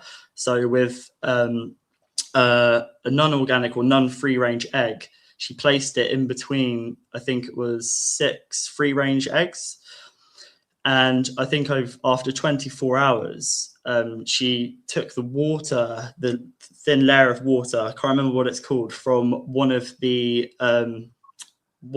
outer eggs, one of the non-free range eggs, and took the water, and she did her thing with it, which is to put it in a Petri dish, freeze it for a little bit till it becomes a plasma.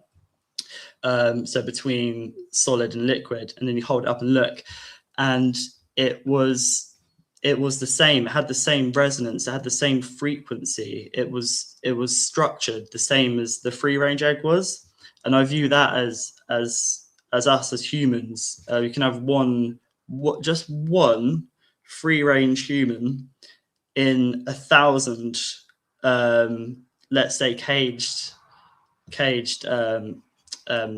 eggs, whatever. And then when you start resonating, all the others will too. So it's like, this ties into like Ahriman, Hura Mazda, like it's Ahrimanic force that's been unleashed in the world right now. Some think it's the little season, whatever. There's lots of shady shit going on. We all know that. But the good does always win. Darkness is not necessary for goodness, though. I really don't think that. We live in the realm of duality, but I think that to see good is to know good. To see evil is to not think, oh, I need to do good. That is how it works. You see evil and you think, I need to be better so that I can counter and fight that. But if we think like that, that is what will happen. But if we think, actually, we should always attain higher and think that trauma isn't necessary, perhaps that is what this realm would be. Perhaps. I think it's just good to have that in the back of our mind. And I'm always unsure when people are like evil is necessary, because that's just allowing it, you know? So yeah, that's my input. Yeah, that's actually a really good point you bring there, Shinobi, because it's not just that people will justify their bad behavior because of that. It's like, oh, look at me, I'm providing the dark balance to the universe. I've met people online who are like that, and they're just like total jerks, man. I think when it comes to learning lessons from evil, I think it's like, the idea that if you have something dark happen to your life and you decide that this is something that, you learn from it and it makes you stronger, that's a good thing. But I think the problem comes like where, like in some religions, it's almost like they start to think that there's like that darkness is almost required. Like I think like, kind of like the Old Testament, basically, God is punishing you and God's putting you through all these horrible ideals. Because I think at a certain extent, the problem with kind of like, seeing darkness as some kind of like an aid to light is that people will start justifying, darkness that's not necessary. Because I think like when it comes to challenge, I think that a good challenge is something that's genuinely difficult, but something that if you really apply, a right level of discipline and skill, you can win. Like I think about like video games, for example. Like a good video game is challenging and it definitely challenges you, but it doesn't feel futile and impossible. Like there's a difference between, just playing, being an adult and playing just, regular Super Mario Brothers versus being like, a 3-year-old and playing some really difficult game like Dark Souls and being like expected to win when you like, it's like, this is literally impossible. Because I think when it comes to trauma, it can go two ways, right? Either sometimes trauma can, it can make you stronger. It can make you learn certain lessons, but it also can go in the opposite direction. Like when it comes to people who are, narcissists or sociopaths, a lot of the reason that people become narcissists or sociopaths is because they have parents that teach those things onto them. Like they were abused by their parents or their family members, and then they take on those behavior patterns. So in a lot of ways, the trauma actually makes the person worse rather than making them better. So in a lot of ways, it can have that darkness and trauma can be deleterious as well, but sometimes it can be beneficial when you take like a little bit of it, right? Like I know, well, I know this group has like, mixed feelings when it comes in with vaccines, but just the general concept of a vaccine, right? The idea that you take in a little bit of the thing so that you have tolerance for the thing, right? And I think that's kind of like with trauma. Like if you have little, events in your life that are negative and bad, you can kind of integrate them, develop an immunity to them, and become stronger. But sometimes the disease is so strong that it just overtakes the entire body and there is no adaptation, there is no learning. It actually makes you regress backwards into a lower state. It doesn't actually raise you up to an upper state. So I would say when it comes to, I generally agree with you, Shinobi, on this, that the idea that I think that, the way I look at it is like, you don't need to eat lemons, but if you happen to have some lemons, you might as well make lemonade out of them.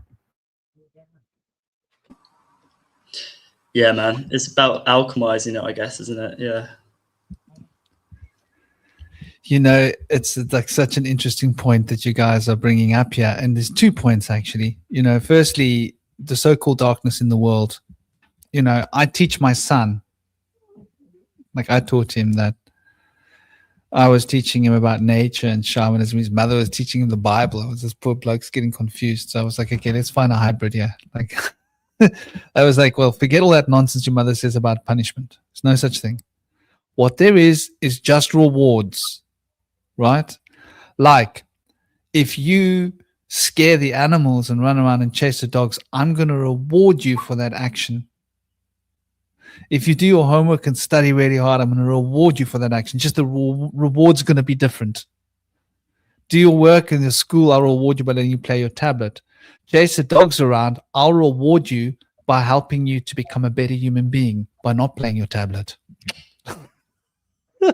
And so he started to grasp the idea of like some rewards you just don't want, but they're all rewards. And I think like that's like a really important distinction you're making, Cosmic, is that like this idea of labeling the world as like worldly things as evil. But you also made another very good point, which is like what you're basically bouncing off what Shinobi said. And Shinobi, you're always a dear to have on the show because you bring fresh imagination and fresh ideas and fresh, because you think wonderfully originally, which is beautiful. It's not something you can learn, it's just something you are. And you were saying, Cosmic, as well, that about parents and how our parents rub off on us. And that's an interesting thing. Like, I think that's what Dion Fortune's trying to say about gurus. She's warned, be aware of the self-styled, of the self-taught, like initiators. Be aware of the, I mean, I don't think it's necessarily a rule, but I think like it's something to bear in mind, like to really take to heart, because especially these days, you know, there's so many people out there starting mystery schools, and like you just wonder like what's going on here. And but at the same time, you know, when you're receiving the spiritual or the occult sciences, it's not like you're being taught how to write a language or something. You're being, it's a spiritual element to it. So you're gonna absorb. It's like a parent. Having someone initiate you is like being a child with a parent. And the same way that if your parents are narcissists, you'll become a narcissist.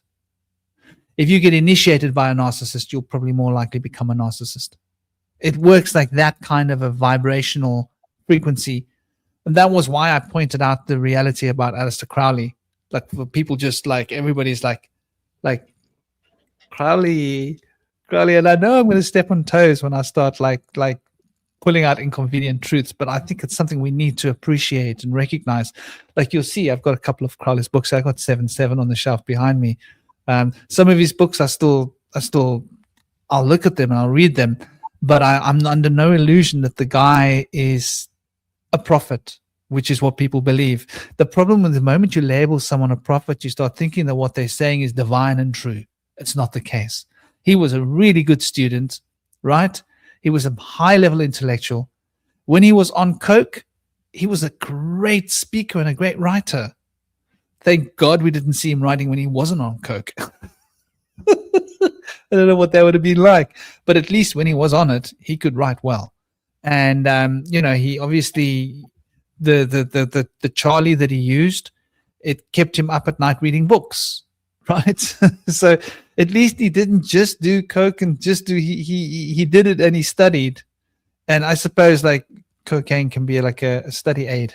I mean, I can't believe I'm saying that, but like I would never promote it. You know, I would always say to people like, stay away from especially like those hard things, because they do burn you out. And I know from experience, I've lost friends. I got a list of friends that no longer on the physical plane because of H. And a lot of that started with Charlie, right? They started with Charlie, amphetamines. Maybe they started with amphetamines. They upgraded to Charlie. Or they started with Charlie and upgraded to amphetamines, because amphetamines is actually stronger than Charlie. And then they moved on to ketamine, because they found that it helped them manage the come downs. And then they moved on to H, because H is the perfect come down material for any upper, right? Like if people are like rocking on Charlie for the weekend and they actually need to sleep, they'll go and do a bit of ketamine, or they'll do a bit of that. So that's how these people manage their drug systems. And I know, because I've been around these people a lot, like friends when I was young, and I did a lot of psychedelics myself. So who am I to talk? And you know, but the thing is, I always like to keep my body clean. I always like to, you know, like I lost friends. Like I couldn't like, dude, when last did you shower, dude? Seriously, like, you know what I'm saying? Just like basic things that like cleanliness is next to godliness is something that's we've all heard, and that's something that's mentioned here in her books, right? Especially this one, where she's outlining like the qualities you should look for in someone if you really want to learn from them on the spiritual doctrines and occult metaphysics. You know, certain qualities. And I think like that's like really interesting. The relationship between a parent and a child is similar to the relationship between a guru and a cheli. Cheli being a disciple, or a what do you call it? Another word for it, apprentice, disciple, apprentice, and the guru being the person who's imparting, because the relationship of gaining knowledge from someone like that isn't just words and learning. There's a spiritual component to the vibrational field of entrainment, and that entrainment field actually imparts a lot more of the information on an emotional, spiritual level. So, and then the other part of, like, you know, we can't go through life labeling the world as evil. I think that's a real problem. I think we've got to be open-minded, right? There are things that we don't want to happen, but we've got to be open-minded, because that way we're more open to make a clear choice. I don't know. What do you think? What do you guys? I've had a theory that they're trying to make this world so unbearable, which you know they're trying very, very hard to do that. Like with here in the UK, like cost of living crisis, energy prices going up, this, that, whatever. They're trying to do a lot, and it's because I think this ties in with the ape sphere, but I could be wrong, that they're trying to make another layer of reality, a kind of artificial layer. And it all started with, well, not all started, but 3G was a big one, because then you had the introduction of Facebook, Instagram, with all of these filters and stuff, where you can have filters on your face, and then advertising, so people aren't happy with how they look and stuff like that. And then we have, you know, transhumanism, whatever. And I think that they're trying to make another layer. So, but I don't think it will happen. I don't think, like, I can see like many different paths that we have here in this realm, and I can see the path that the powers that be would like to happen, but I don't think it will. I just think at the minute, like where we are right now, we're just right in the center. We're like at a crossroads where we can go either way.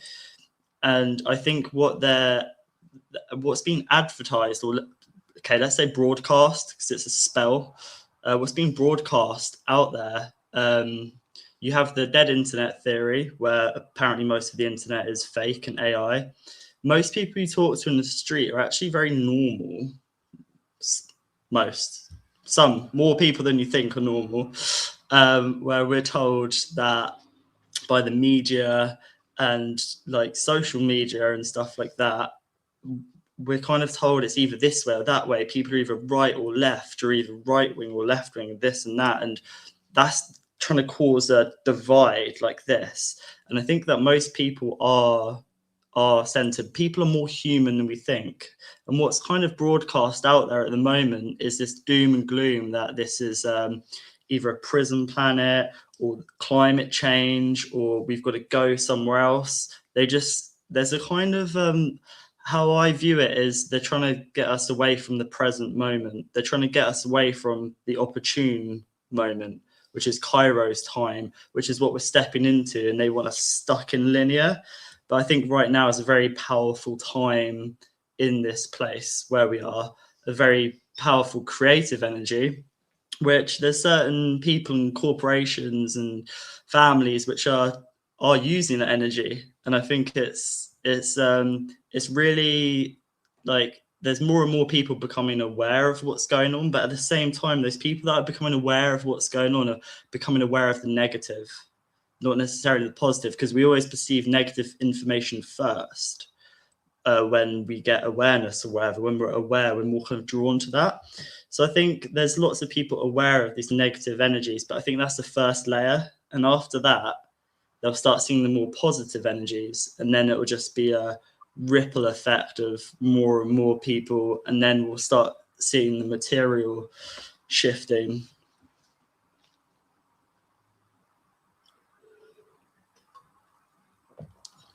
Yeah, with the Gnostics as well, I've talked about them before, is I think that was a warning. It wasn't like, I haven't read, this is just my intuition, that what they were saying was a warning. It wasn't like, this is a prison planet, there is a demiurge and stuff. It could be a prison planet. There could be like this energy of this demiurge born from Sophia, born from wisdom, or perhaps not born from wisdom or born from Sophia. Could be the ape sphere. It could be the opposite. It could be not born from Sophia. Maybe there's some kind of mistranslation, because it seems that something like that wouldn't be born from wisdom. It would be born from lack of wisdom. And there is a lot lack of wisdom in the world. And this kind of demiurgos kind of Marduk energy is trying to emerge. That's what I see anyway. I just see the kind of Gnostic perspective of, it's more of a warning. It's kind of trickled down time, and we're kind of seeing things that they spoke about kind of played out in real time.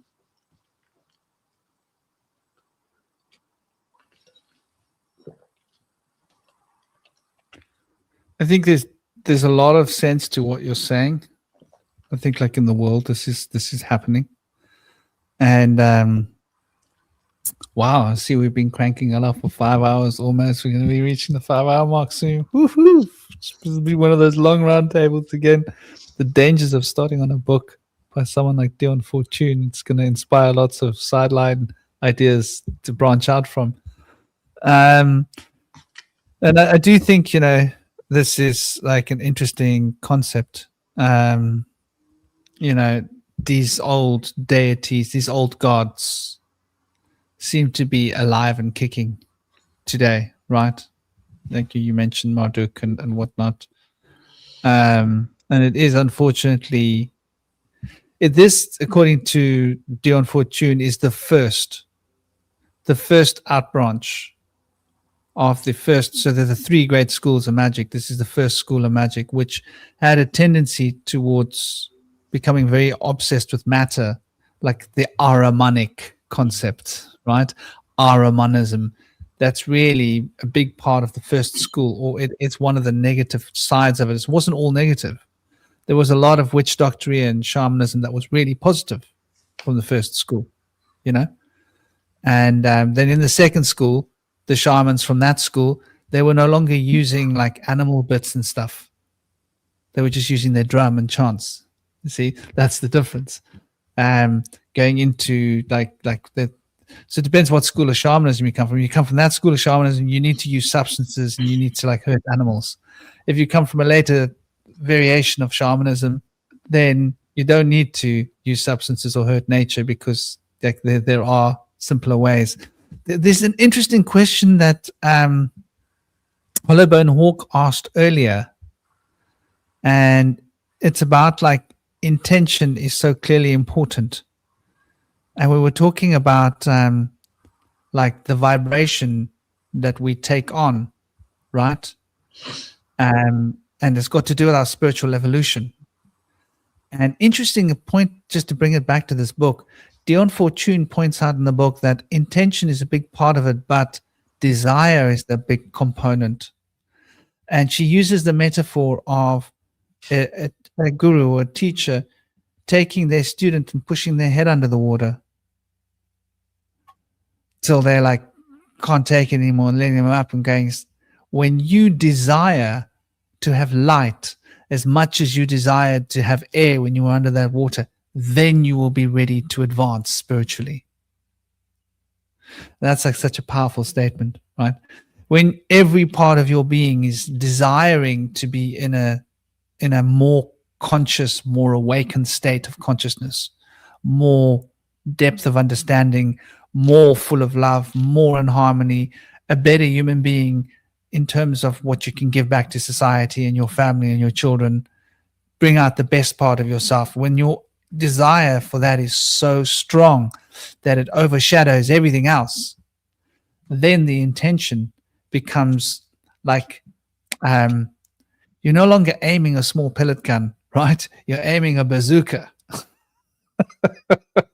You got a rocket launcher strapped to your shoulder as opposed to a tiny little like pellet gun, like the potential that it's got. And I think like that's something that we forget, how important our desire is, because desire is what we call evil, right? Desire locks us into physicality. It locks us into like sexuality, substances, right? Crowley was well known for having his sexual desires and his drug desires ruling his world, right?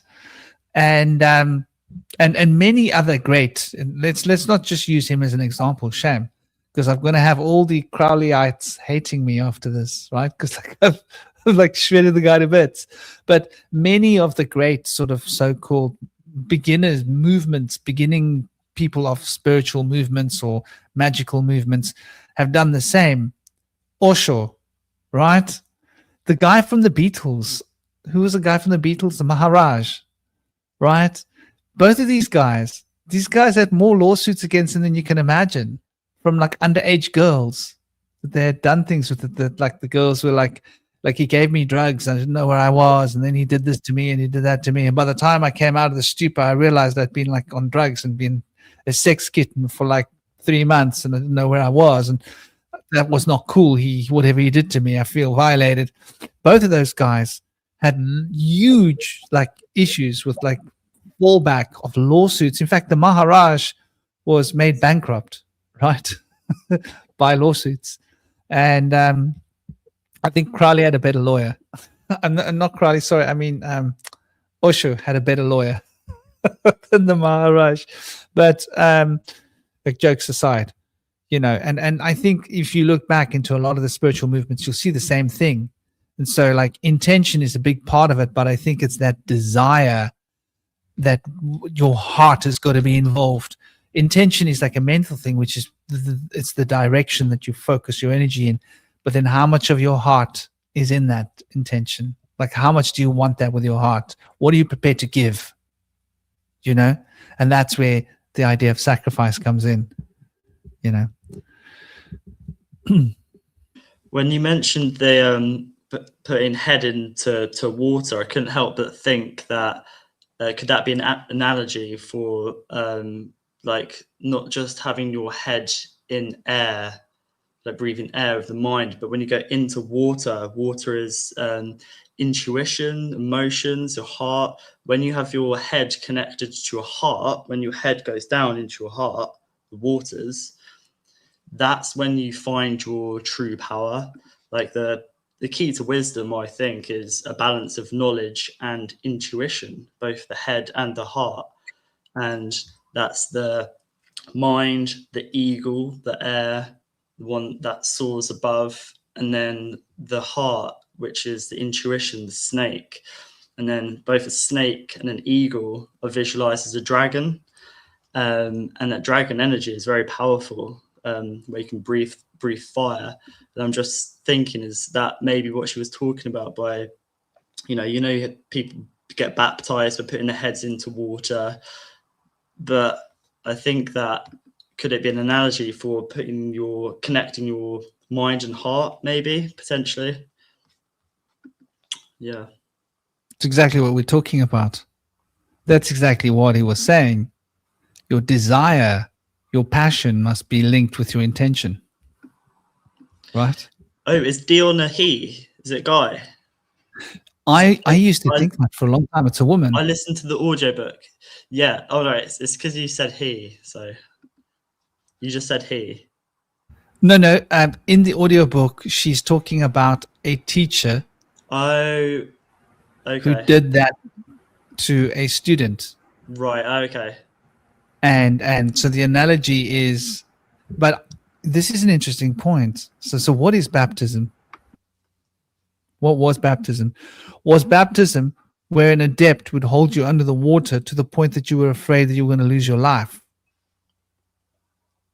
And in that intense passion, all you want is to breathe so that you can experience the depth of your passion in a safe place with somebody who's there psychically, telepathically connected with you, and they know how much you can take, and they go, you can take a little more, no, okay, that's it, let him up, you know, so that you can get your maximum hit of like as much like, oh my gosh, oh, and then come up and go, oh, that area, and then know, okay, that feeling that you just had for air, I want you to meditate on that feeling and direct that feeling towards the light and start training your mind to want that so much.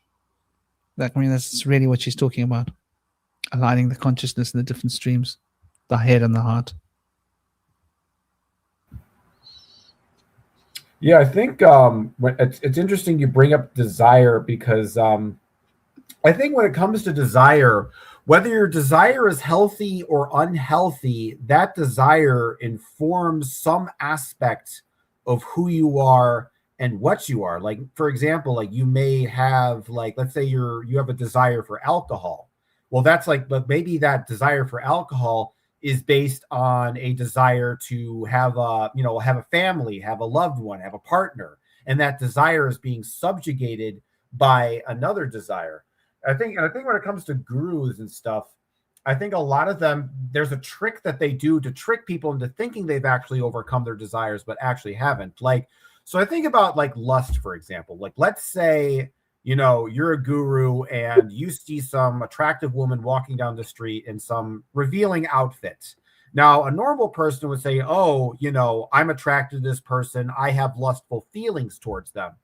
But what I've noticed with a lot of like religions and magical, people do to kind of trick themselves and say, well, oh, I don't have those desires. Some demon is possessing me and making me lust after women. Guys, I'm completely innocent, you guys. I have no lust for the woman. That demon, he's making me feel those lustful feelings. And I'm just totally pure. And I think that what that's doing is that you're not actually taking responsibility for your desires and your feelings, and you're essentially projecting them outward into these kind of imaginary entities rather than actually sort of dealing with them on their own. Like, another thing I was thinking about, like, in terms of like gay people and Christianity, I was thinking about like, why is it that a lot of like some of these Christians are so, anti-gay and homophobic?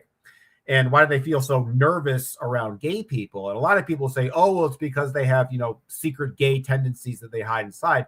But I think a lot of what it is because they don't spend time actually exploring and understanding their desires. They don't, they don't touch themselves. They don't have any premarital sex. And so what happens is sex becomes this kind of dark mystery. They don't understand where their desires come from. They don't understand why they have desires.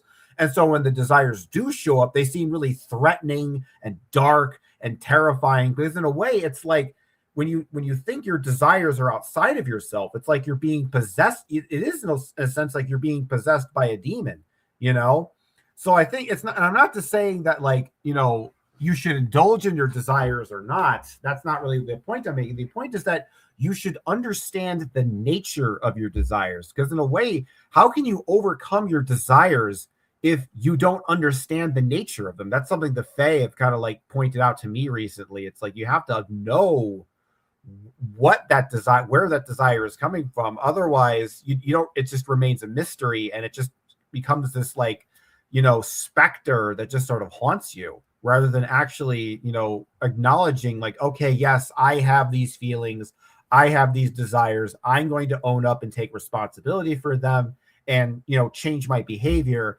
Instead of some people, they still have all of those tendencies. They still have the thoughts of, lust and anger, and they still do all these terrible things, but then they blame it on some external entity. So when they look at themselves, they think that they're perfectly, innocent and pure and just and in alignment with God, when what they're actually doing is they're taking their vices and their negative attributes out of themselves and sort of disconnecting that from their own personality. Like if you think about like the Old Testament God, for example, a lot of ways when you look at the Old Testament God, he had aspects of both sort of wrath and love. But then when you get to the New Testament, it's almost as if that deity takes that negative aspect of themselves and then projects that onto the entity he created called Satan. And so in a lot of ways, what the devil actually is the negative aspects of Jehovah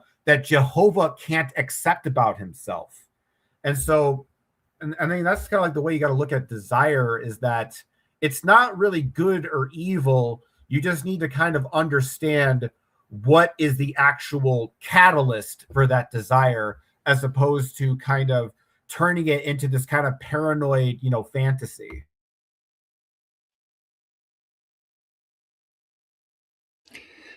Yeah, man.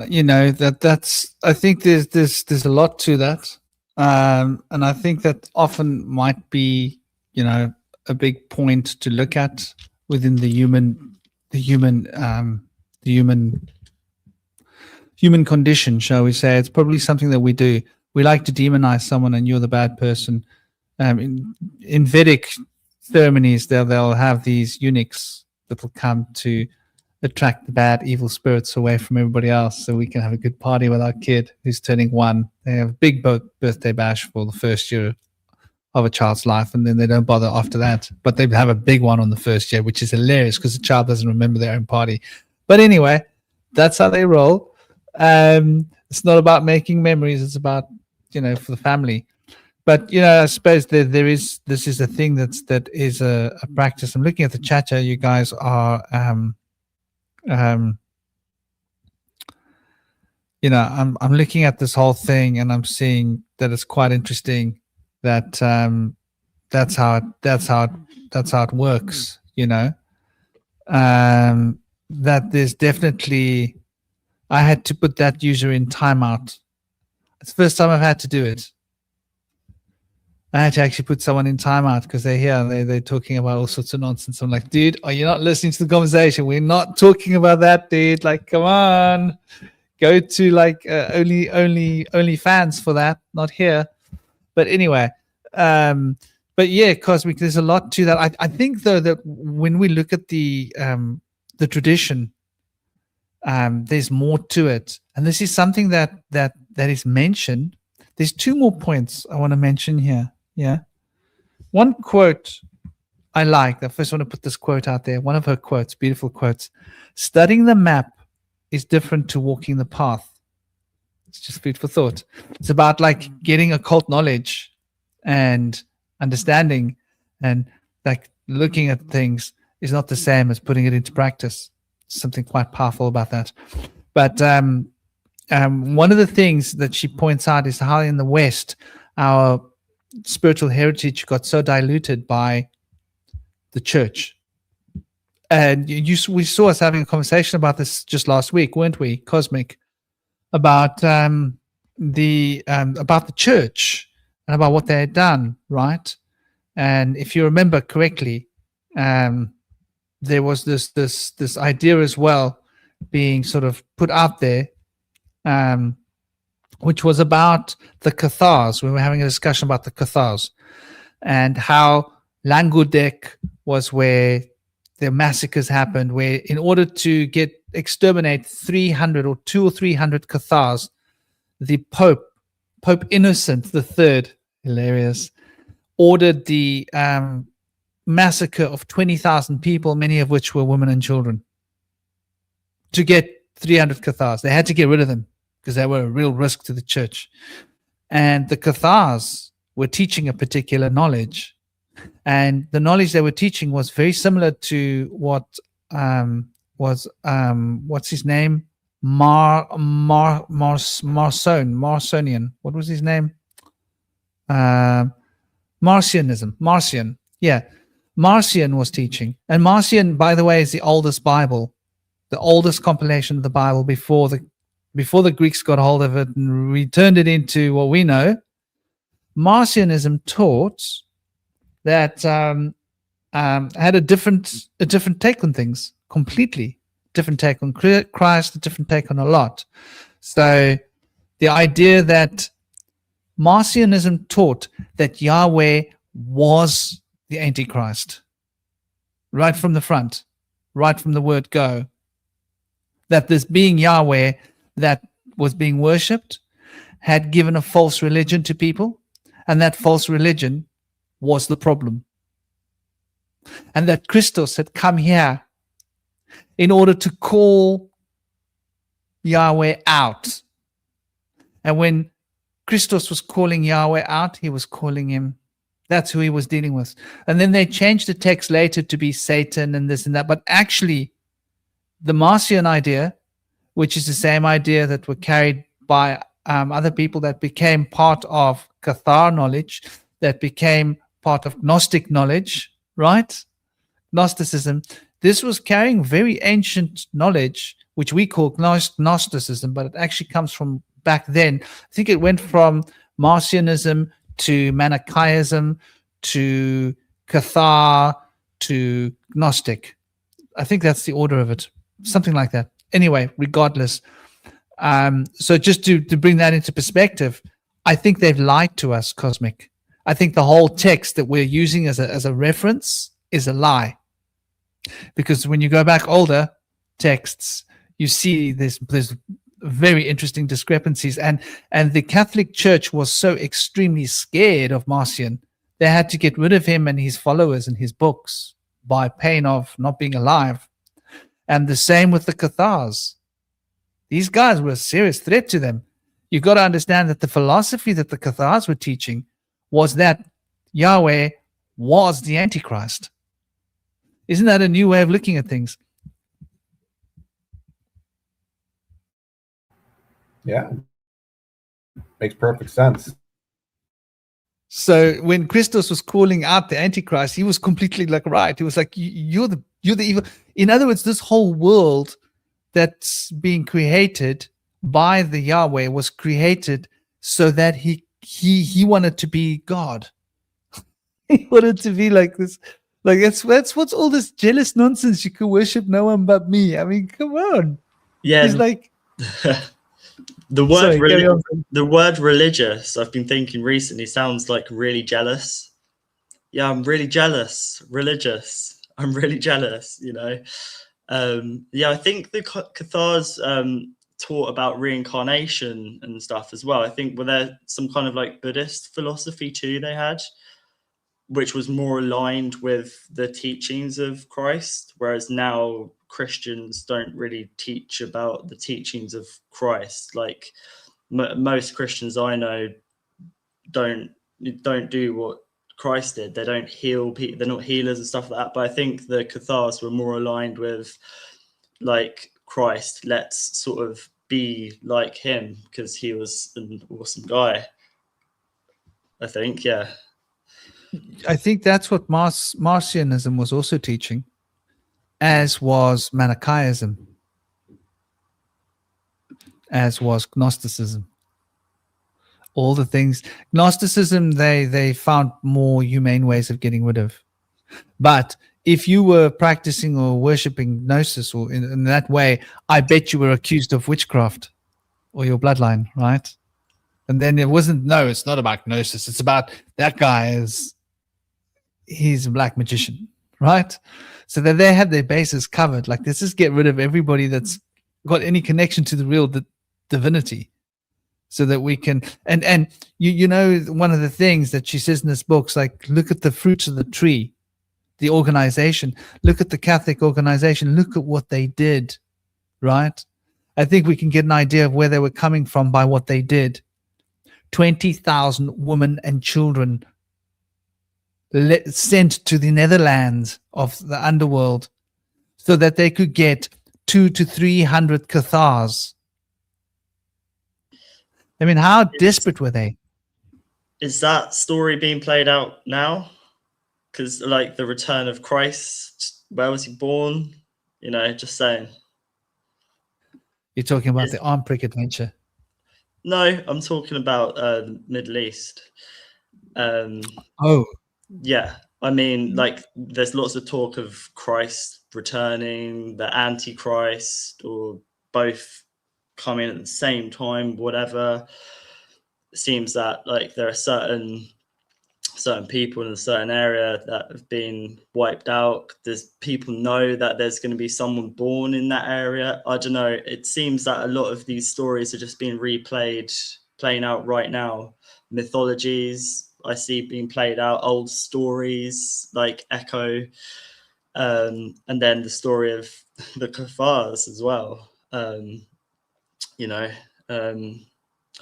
because there is technology that we know about now, like Looking Glass, where this stuff we know about, which some people would be like, that can't be true. But there's stuff that we don't know about as well, guaranteed. We don't know everything, obviously.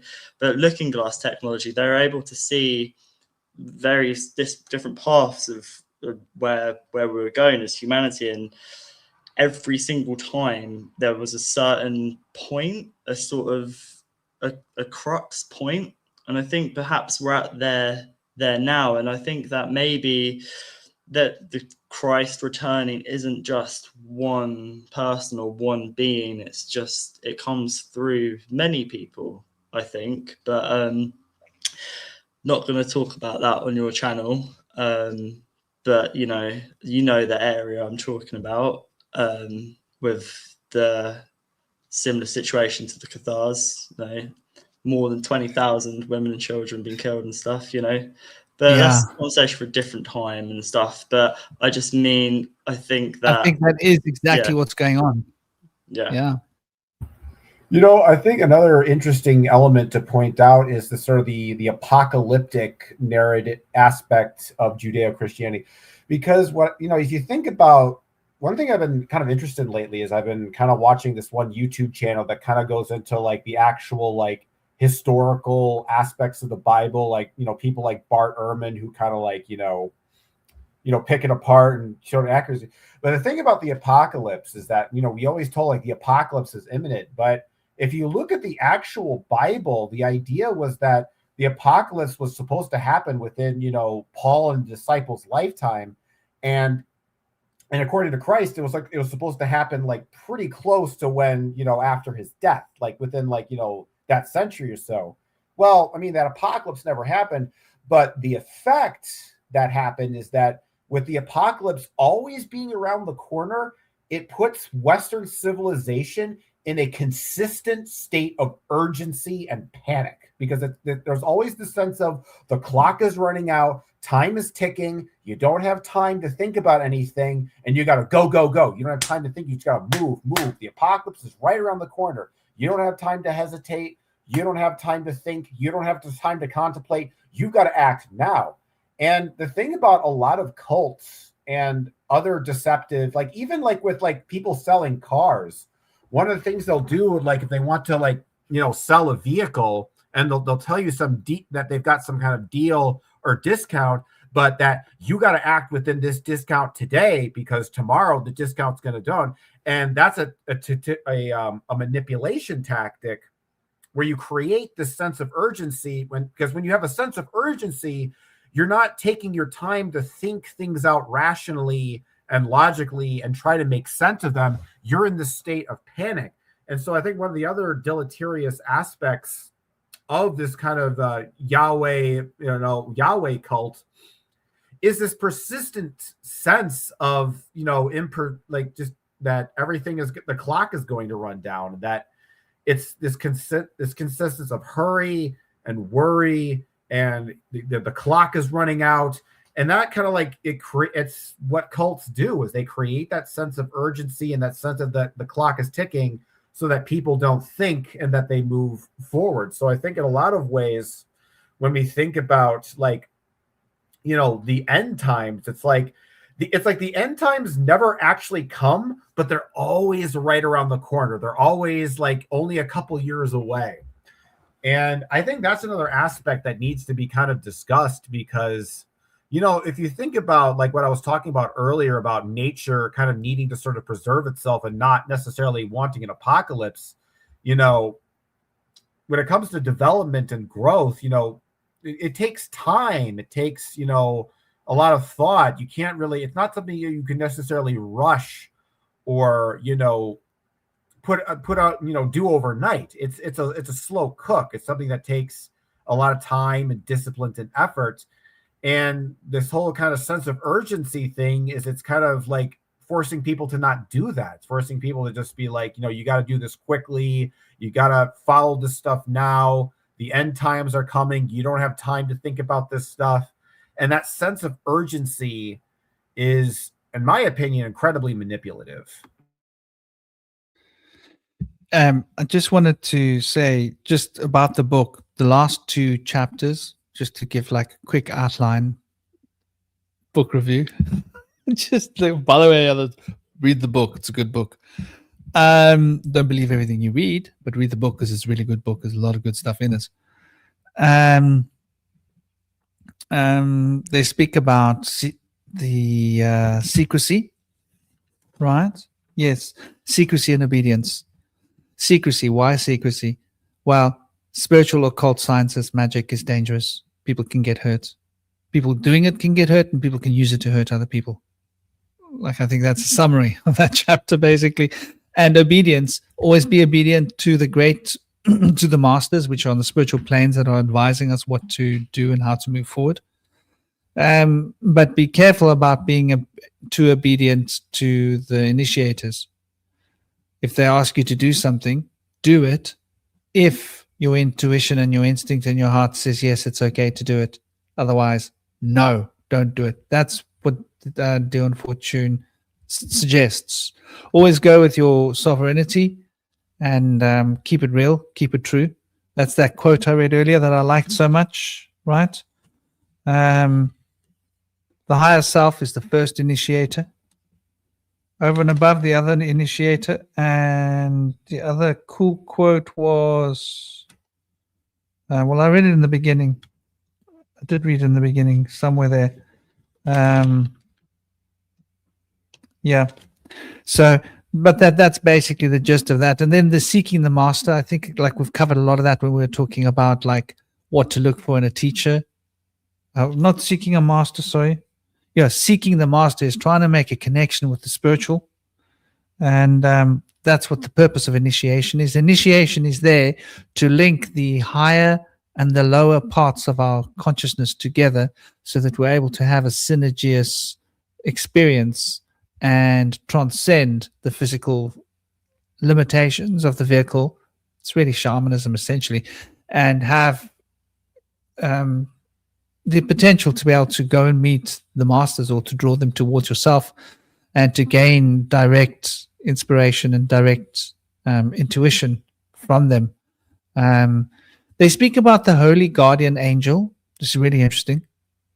And so they relate the holy guardian angel to the self, having communication. But I think here is where there's different perspectives.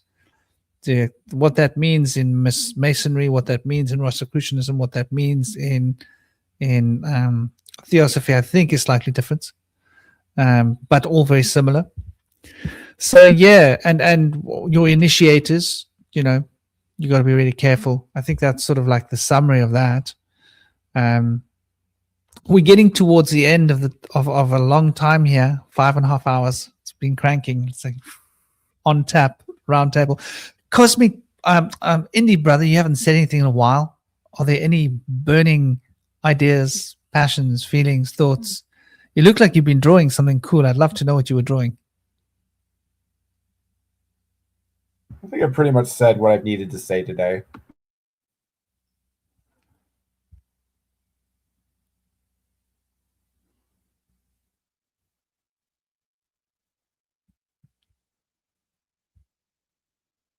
Nice, nice.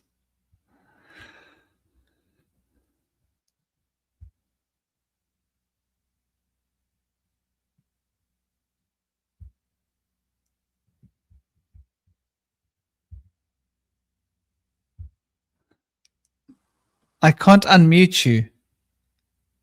You've muted yourself, just so you know. I'm trying to unmute you, but I can't.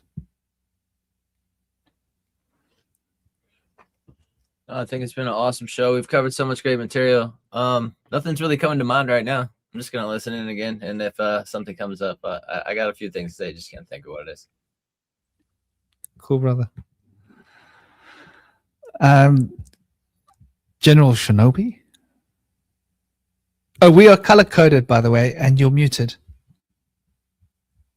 Oh, yeah. I just want to say, was Shu the one who separated the heavens and the earth? Yes, Yeah, Shu is the one that holds up the firmament. Yeah, and the hay are the two on the sides with the ram's heads, and then there's the four suns of the solar that act as the cardinal points, and then there's Jeb who's laying down, and it's the same idea of the Mahakali. Well, it's not the same idea, but Mahakali is dancing on Shiva. There's like a similar concept there, and it's not quite the same, but that represents cosmic energy. So that Om symbol of Libra, which is that with the line underneath it represents the energy of the polarities, the relationship between the earth and heaven. Yeah, because it's interesting because we have shoes obviously that separate us from the. Because I tried looking at that a while ago, the origins of the word, and it says it came from Germanic, and there's no correlation between Shu, the god, and our shoes. That's not where the name is from. But it's like when things sound the same, it's just so interesting. Like our shoes separate the earth and the heavens, and there's this god Shu. But where's the connection there? I like, do you know what I mean? I've tried searching. It's like it's old Germanic word meaning Shu, which means something really obscure, but it sounds the same. It's just so interesting how all the time these like words seem to fit. Just always follow the sound, like, and then you'll find the essence of what it means. That's been the biggest guide for me, is just the essence of language, because it goes beyond. It just goes beyond. Like you're like, oh, this sounds the same as that, and then you can kind of work out the true meaning of it. But yeah, I found that super interesting that we have shoes, and then there was Shu that separated the heavens and the earth. You won't find it online though. If you try searching like why are shoes called Shu, you won't see it. Oh, it's because there was this god that separated, because they want to detach us from these gods, you see. So they use media. There's like, I found something. okay. So let me just quickly stop sharing that and share this instead. You'll find it easier when you're looking for etymology. By the way, I've discovered this, is to always put the word PIE in there. Why is that? Pi from the Proto-Indo-European, because then you bypass all the other crap. You go to the root language, as close to the root language as you can. So for you guys out there doing etymological searches, search for the pi, and then work your way back from pi to Shemitic to ancient Greek, and then from there to Latin, and then work your way back through the other languages. The Proto-Germanic is pretty old as well, but the pi group of languages is where you find a much more. So let me share this quickly. So it's quite interesting, because you're going to love this. Basically, you're going to call them out on their crap, right? You ready, brother? You ready for it? So what does Shu do? The deity Shu holds up the sky that covers the earth, right? And the word Shu in Proto-Indo-European comes from the root to cover, and it relates to skew. And skew also has another root word which means not straight. And you could almost say if something's skew, it's curving. The curvature of the heavens is skew, Shu, and it covers. I think there is a smoking gun there, and I think that a lot of our language comes back from ancient Egyptian, and I think anyone tries to tell you it doesn't, I think they're mouth frothing. My personal adventure through etymology keeps coming back to Proto-Indo-European, and when you start taking it to the Egyptian hieroglyphics, you start coming out with really interesting information. I think your instinct is really good. And, you know, there is an AI Google that rules the internet, right? And it's there to program us. Let's not forget that. So, but there's an idea. And the Proto-Germanic, which is Skohaz. Okay, so let's go with that word, Skohaz. Skohaz, Proto-Germanic meaning. Skohaz, Proto-Germanic meaning. I wonder whether it would have been as precise as Shu. Oh, it's already the word Shu as we know it. Sku, German. Swedish, Norwegian. Skek. Skek. the Skeksis. Skew. Well, skek is an older one version of it, skek, and another version of it is skew. Skeuh. That's so interesting you say Skek because what's it called, that The TV series? Skeksis from Dark Crystal. Yeah, and if the Skek is like a shoe that separates heaven and earth, the Skeksis, they're like ones that separate, the mind and the heart. They're trying to sort of divide, I guess, the rulers dividing. Yeah. Yeah. So that's interesting that you picked up on that. Your instincts just, I suppose we've got to follow our instincts and see where they take us. Often, this is the problem. We're living in a world where we're being brainwashed, right? You can't trust the etymology you get from the web. You can't trust the information you get. If you go on the internet, like Crowley's a prophet, right? He's a prophet that brought through all this incredible. But when you actually research what he's saying and compare it to like old like mythologies, it's there's something off, and it's almost like there's an agenda to promote. And this is one of my issues with chaos magic, right? Chaos magic has come and taught us that you can just anything you can imagine, that's real, right? But anything that you can imagine is real on a certain plane of existence. True doesn't make it real, doesn't make it true, doesn't make it genuine. However, if you can imagine something that's real on more than one plane of existence, you can actually connect different planes of existence through that imaginings. But chaos magic suggests something different. So, and so you can manipulate the forces of the the astral and the etheric, or what they call the lower astral, by a symbol that isn't true, because this is such an imprintable plane by the human Maya consciousness, right? But it doesn't make it true for the spiritual dimensions, right? This is the distinction. It will be a product of the false light. And so I think, this was something that I saw early on with the chaos magic. I was like, principles, you're following the traditional principles in a way, but you're twisting them. But there's something about the way the information is being presented oftentimes that to me just felt wrong. Like there was a wrongness to it. It was like, this is the kind of magic you'll do if you want to make things happen, but this is not what magic is. Magic's supposed to be like a divine, what Dion Fortune's describing is making connections with spiritual hierarchies, with high divine energies that are going to become a part of our transformative experience towards evolving and being a part of humanity's evolution towards a positive state of being, as opposed to just like, I need to get more money, or that one pissed me off, I want to make their life bad, which is where I think chaos magic often ends up going. That's just my opinion.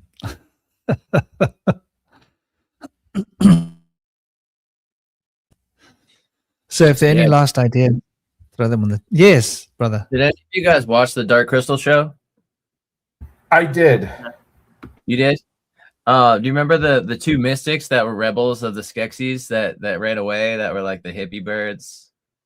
I think I do. It's been a while since I watched it. They were hilarious. Yeah, the narrative. They were like, the one was really stupid. They were hilarious and absurd. But the thing is like the things that they were saying were like incredibly wise, but they were like kind of saying it in like an idiot savant kind of way. They were trying to tell the people, what was the name of the people? What were they called? The Gelflings. Yeah. The Gelflings, they told the Gelflings that you needed to unite their divided parties and come together and find this blade that had been divided and put it back together. And through their being united as a collective, they could overthrow this like evil tyrannistic Skeksis birds. And like they gave him some like special gem to guide him to the swords or something. But I thought it was really symbolic, and sorry to blow up for some people that hadn't seen it, but I think it's just kind of a teaser, really. When you see it unfold, it's just really pretty awesome how it unfolds in the show, and we should unpack it here. there's a lot more to it. I've done a write-up on it from a while back, but it's been a few years since I've seen the actual show. But there's some sacred geometry involved with the number 3 and 7, and it's all about, like, which is really symbolic of what we've been talking today, is like the two polar extremes need to like come together and unite as one, integrate, and that will help them like empower themselves to like overcome whatever kind of chaos or like dangers and oppression that. Let's do a poll. What's that? Let's do a poll. What would you guys in the chat think? And Cosmic, Indy, would you guys like to watch The Dark Crystal and take notes and come and discuss it? Yeah, Decode it? it's fun, man. It's a good. Sorry, little Indy, show. I didn't mean to interrupt you, brother. I got No, that's excited. good. That's It'd be good. an interesting concept, yeah.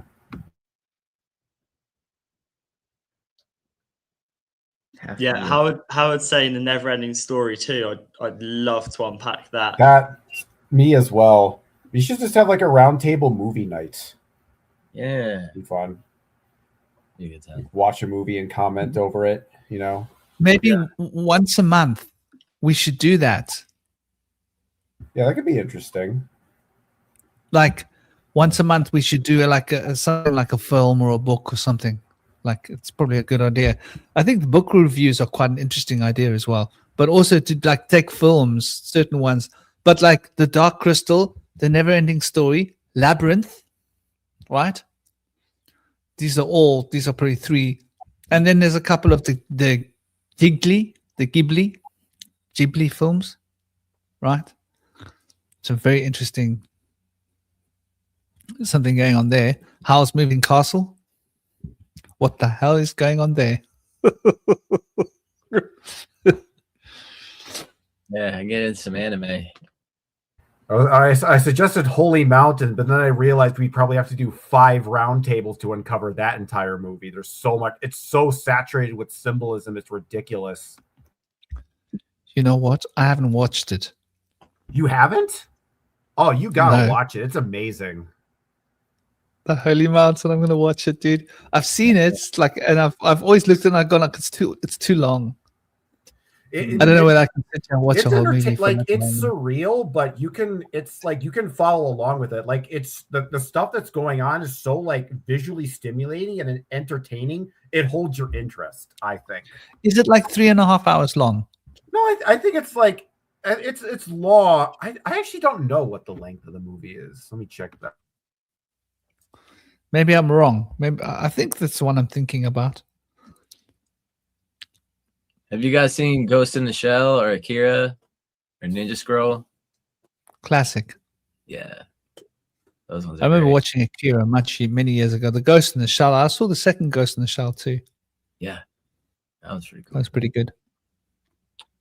Absolutely. Spirited Away. Oh, that's a beautiful story. That's a classic. Yeah, there are a lot of these check cool. the- Hour and 54 minutes. So it's a full 2-hour movie. So yeah, it is longer than No, average movies. Oh, it's not that long. Yeah. I must be mistaken. Maybe I've seen it years ago. Like You might have. maybe I'm thinking of a different film.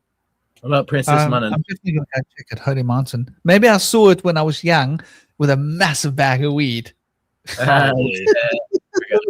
Way much more weed than I should have had, and I was like falling asleep halfway through the film. Good possibility. What about Princess Mononoke? Oh, classic. Yeah. Yeah, that's Classic. a good one. I could go on for days about the symbology of it all. That's quite sad, though. Oh, yeah. It is very It's- sad. You know,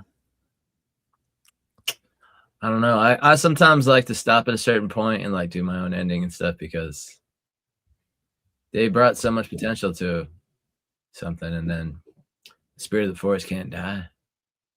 What about the positive side It's happening.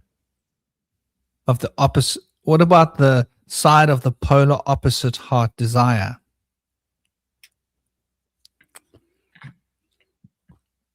I don't know. I didn't follow the other part of the conversation before then. Material. hard to Big say. love to the people that are leaving. But I thought like your original idea for the first one would be a good one. Dark Crystal. I actually wanted to watch it with my little boy because I think it's a really good film to watch. It's all done with puppets. Yeah. It is. Yeah. Old school. Really It's impressive proper puppet old work, by the way. That's what I like about that movie, like the set design and how they like have like an entire forest like made of puppets, and they come up with all like the flora and the fauna, like having its own look. It's so cool. It's a proper piece of art. Yeah. Mhm. None of these psyop stuff that we're watching these days. In those days, when they made psyop, they made it count. They put their back into it, a bit of elbow grease, you know. These days, you just have an AI make it for you. It just doesn't seem right, you know. Yeah, the Well, events told in that show, they really parallel the Edgar Casey testimony of Atlantis and his channelings. So we should probably like have like a little read up on that too, either before or after That's watching. interesting. Yeah. Interesting. Probably a good idea. Namaste, Edward. I mean, sorry, Edward, you got me there. Namaste, I'm getting late. I'm getting tired because it's getting late. I'm getting late because it's getting tired. Something going on there.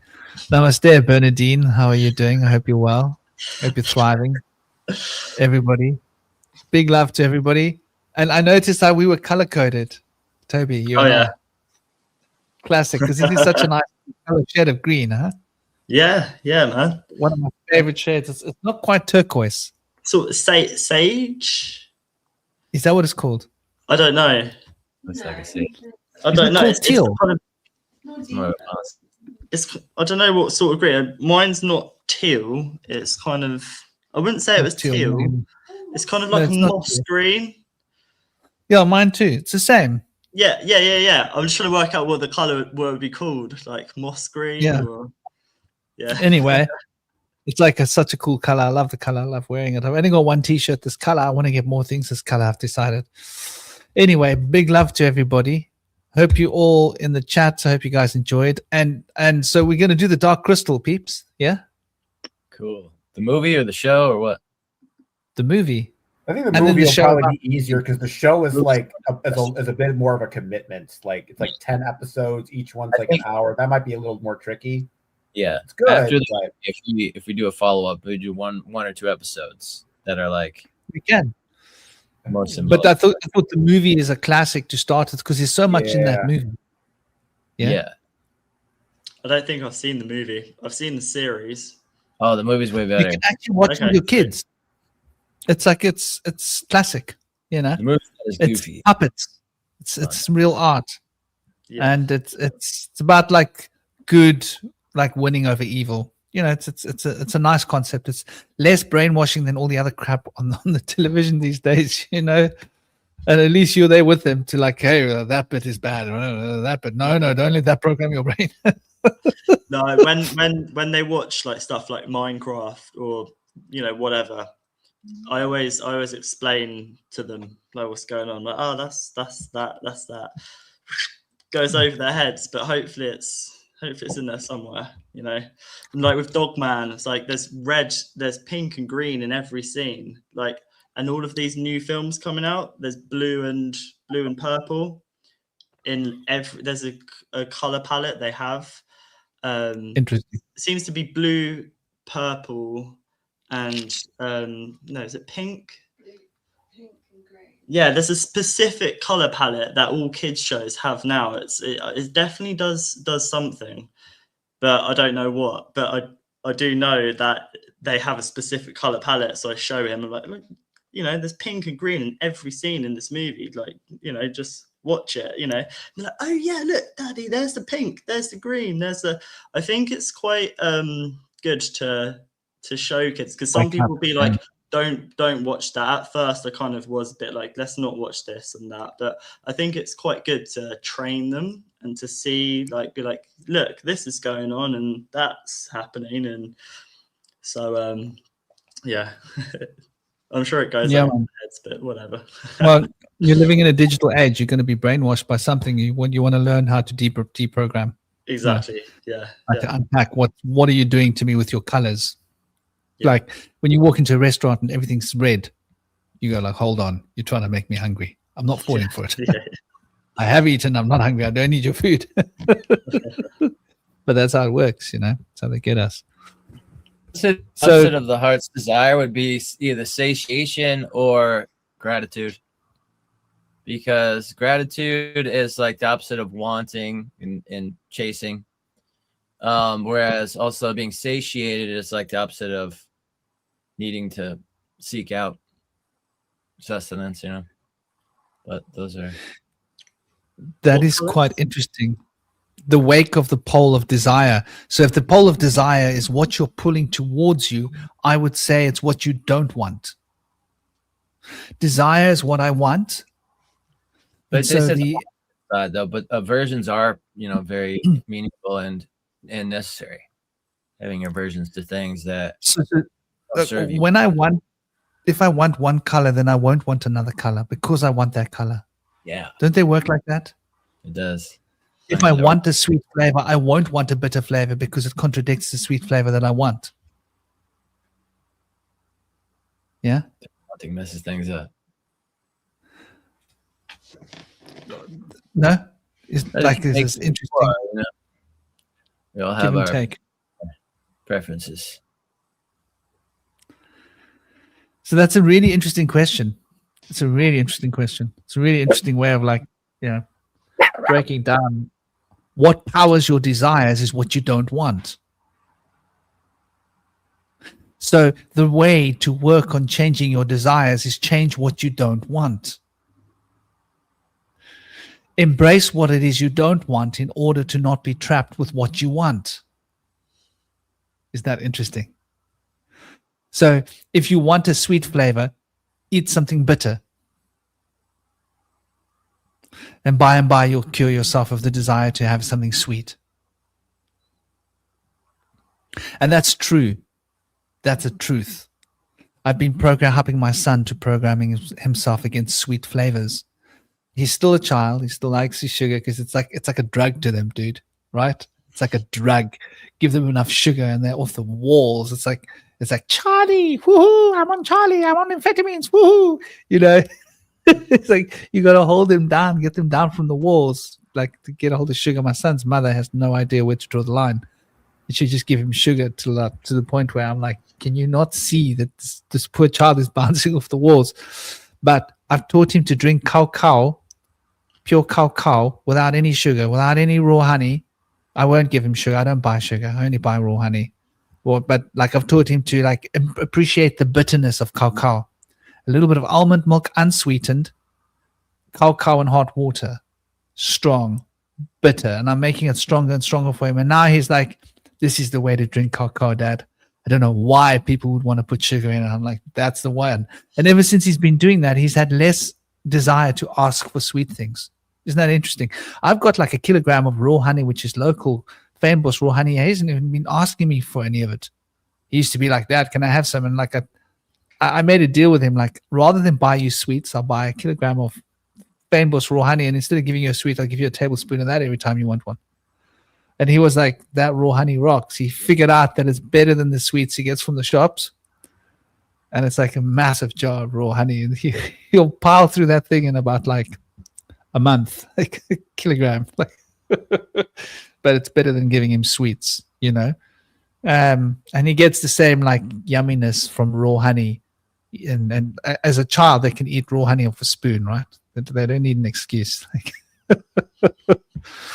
But yeah, I think that's interesting, Is that why the Christian people beat themselves?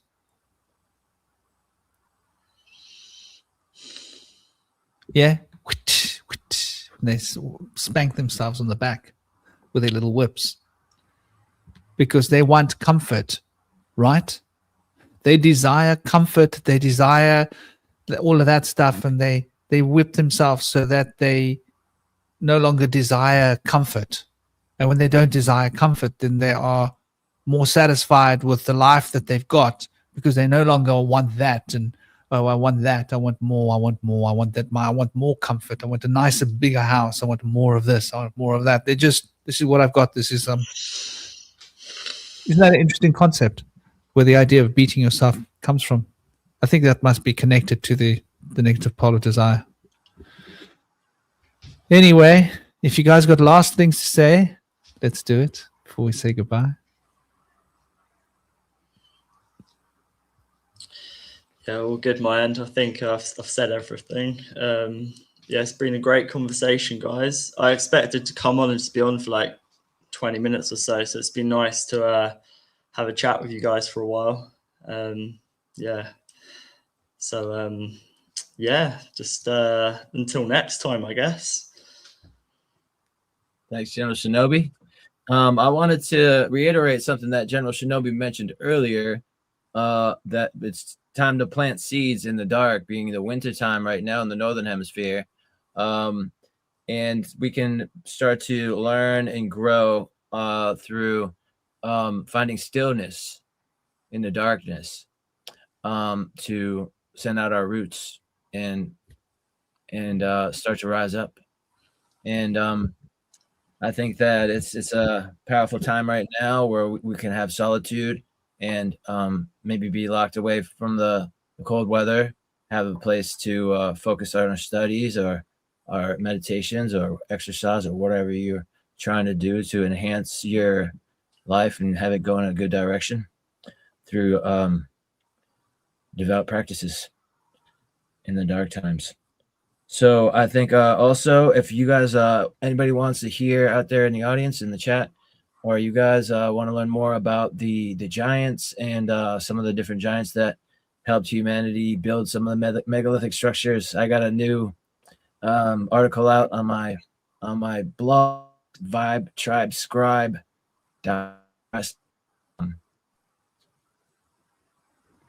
You know what, Indy? Why don't you also just take your phone and record yourself talking about it and post it on your YouTube channel? Ding, ding, ding, ling, ling, ding, ding, ling, ling, ding, ding, ling, ling, ding.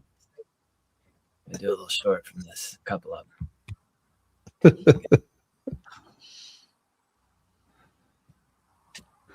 Namaste, people. It's been an honor. Cosmic just had to go. It's been an honor, Cosmic, out there into the winds of Cosmic Prankster Land. And dear Indy Sage and dear Shinobi, it's been great. It's been lovely. Everybody in the chat, thank you guys. You guys have been terrific. I forgot to say as well. I'll just say quickly. I'm doing a talk here in my town on Tuesday, and I'm gonna film it. I'm gonna record it, and then I'll post it on my YouTube. Hopefully before next weekend. But I'm looking forward to it because I want to just see where people are at, and then I've got some like frameworks to use to show them, like so they can visually see stuff. I'm going to use the 3, 6, and 9, and hopefully start a little group here in my town where we can meet up every couple of weeks and talk about stuff. Talk about health, talk about what's going on in the world and how we can grow, basically. So yeah, looking forward to that. It's one of my biggest fears. Well, it is my biggest fear, I think, public speaking. So just stepping into it, because I think talking about this stuff is just it's bigger than that fear. So yeah, looking forward to it. And yeah, I'll post that on my YouTube ASAP. So probably like Wednesday. You're giving me Thursday, an idea. I need to talk to my girlfriend. Big love, brother. And how are you going to record it? Are the people with professional? Yeah, no, I'm going to have my phone on a tripod, and I'm going to have I'm going to have a whiteboard, and then I'm going to take questions as I go. And so I'm just going to film the whole thing, like an hour and a half, just on my phone, just upload it straight, and then hopefully it just covers a lot of stuff. It's just some interesting stuff I've learned, connecting different threads. Have you got an old phone as well? No, I've got a new phone. But have you got an old phone as well? Yes, I think so. So empty the file of your old phone. Just my advice. Put the new phone really close to you for the audio, and then point the old phone and record the whiteboard. Okay. Then you've got two separate streams that you can clip from both, and you can switch between one and the other. Actually, I think pretty sure this phone has a setting where it records, but in two separate kind of angles, if that makes sense. Okay. One Well, wider, one closer, I think. Right. But I'll test out the audio first, and I'm pretty sure that it should pick up the audio Nice. fine. I might use another phone, just in case. It's a good shout to get clearer audio, so at least I have the audio. But I think it's so important to I'll use another one, so I definitely have the audio at least. Yeah. We always forget. I was looking through my graveyard of phones the other day. I've got like a phone graveyard. I was like, damn, Samsung, dang. I was like, most of them are redundant. You can't use them anymore, but they still got good cameras. Yeah. Just I don't have chargers for them anymore. iPhone 7 is the oldest phone, the oldest iPhone you can use, and then I think on an iPhone 7 or before that you can't download any apps. That's how they get you. Because I tried getting an iPhone 6 or using an iPhone 6, and I couldn't download a banking app. I couldn't download any apps. So that's how they get you, you know. But it's still a cam. You can use it as a camera, and the apps that are on it you can use. So it still can be utilized as a second camera, you know. Yeah. Because they're not too bad. Even the cameras on those phones, they're still okay. It's 180p plus, you know. Can't complain. Even though iPhone 6 is probably like 2K, not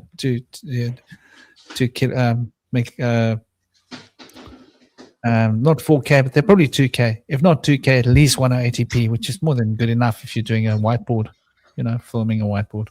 Yeah. You can line it up perfectly with a whiteboard and put the angle so that it's coming from an angle where you're going to stand right there, and it's coming from that camera angle specifically, exactly like where you're not going to stand, so that you're not standing in front of it. They can literally see your handwriting. Right. You know what I mean? Okay. Yeah. Getting a 40-degree angle, and then the other one is catching. There's a projector as well, so I'm going to have some images to nice. Project. I'm not sure. I've never used a projector before, so I'm only going to have like 4 or 5 images to use for that. It's mainly just drawing, because I could quite easily talk to people and say, I tried earlier with my mum and my sister, just that basic, like, oh, if you look on the dollar bill, it's like an AI. They're like, what? I was like, yeah, like a capital A is like a triangle. And they're like, you know, sometimes it just goes over people's head. Some things I think are so simple, but sometimes people you need a visual element to be able to see stuff. So yeah, we'll see how it goes. I want to try and keep it really simple, because I have a tendency to talk really fast and just presume people know stuff, like water's feminine, fire's masculine, but it's not. People, what do you mean water's feminine? And then you have to explain, like intuition, and then all this kind of other stuff as well. So we'll see how it goes, because there's so much I want to talk to people about, but I only decided what I was going to talk about a few days ago. I've left it last minute because I knew I was going to be doing a talk. I was like, yeah, I'm going to do a talk then at this place I go to and listen to talks occasionally about homeopathy, naturopathy, stuff like that, where people are aware of what's going on. But I knew stuff would come to me, and I know exactly what I need to talk about, and I'm just going to try and keep it simple, and then hopefully people enjoy it, and then they're like, oh, we'd love for you to do another talk, and I'll be like, okay, well, we can continue this next time. So yeah, looking forward. Well, I'm sure you're gonna nail it. Yeah, got faith in you, brother. You'll be fine. Thank you. Just do your thing. You'll be fine, man. You're charismatic. You got all the lights on. It's gonna be sweet. Yeah. Don't worry about it. Don't overthink it. Just go and do it. You do your thing, and exactly. Like, don't be apologetic. Just do it. Yeah. Big love to everybody. Big love, brother. Big love, dear crew in there. and Naraka and all the other people, Indie Sage, Cosmic, and Toby. It's been an honor. Om Namah Shivaya. Take it easy. I'm going to sleep like a baby. My girlfriend's probably gone to sleep. Maybe I get to say goodnight to her. She might be awake. Probably not. Big love, everybody. Om Shanti.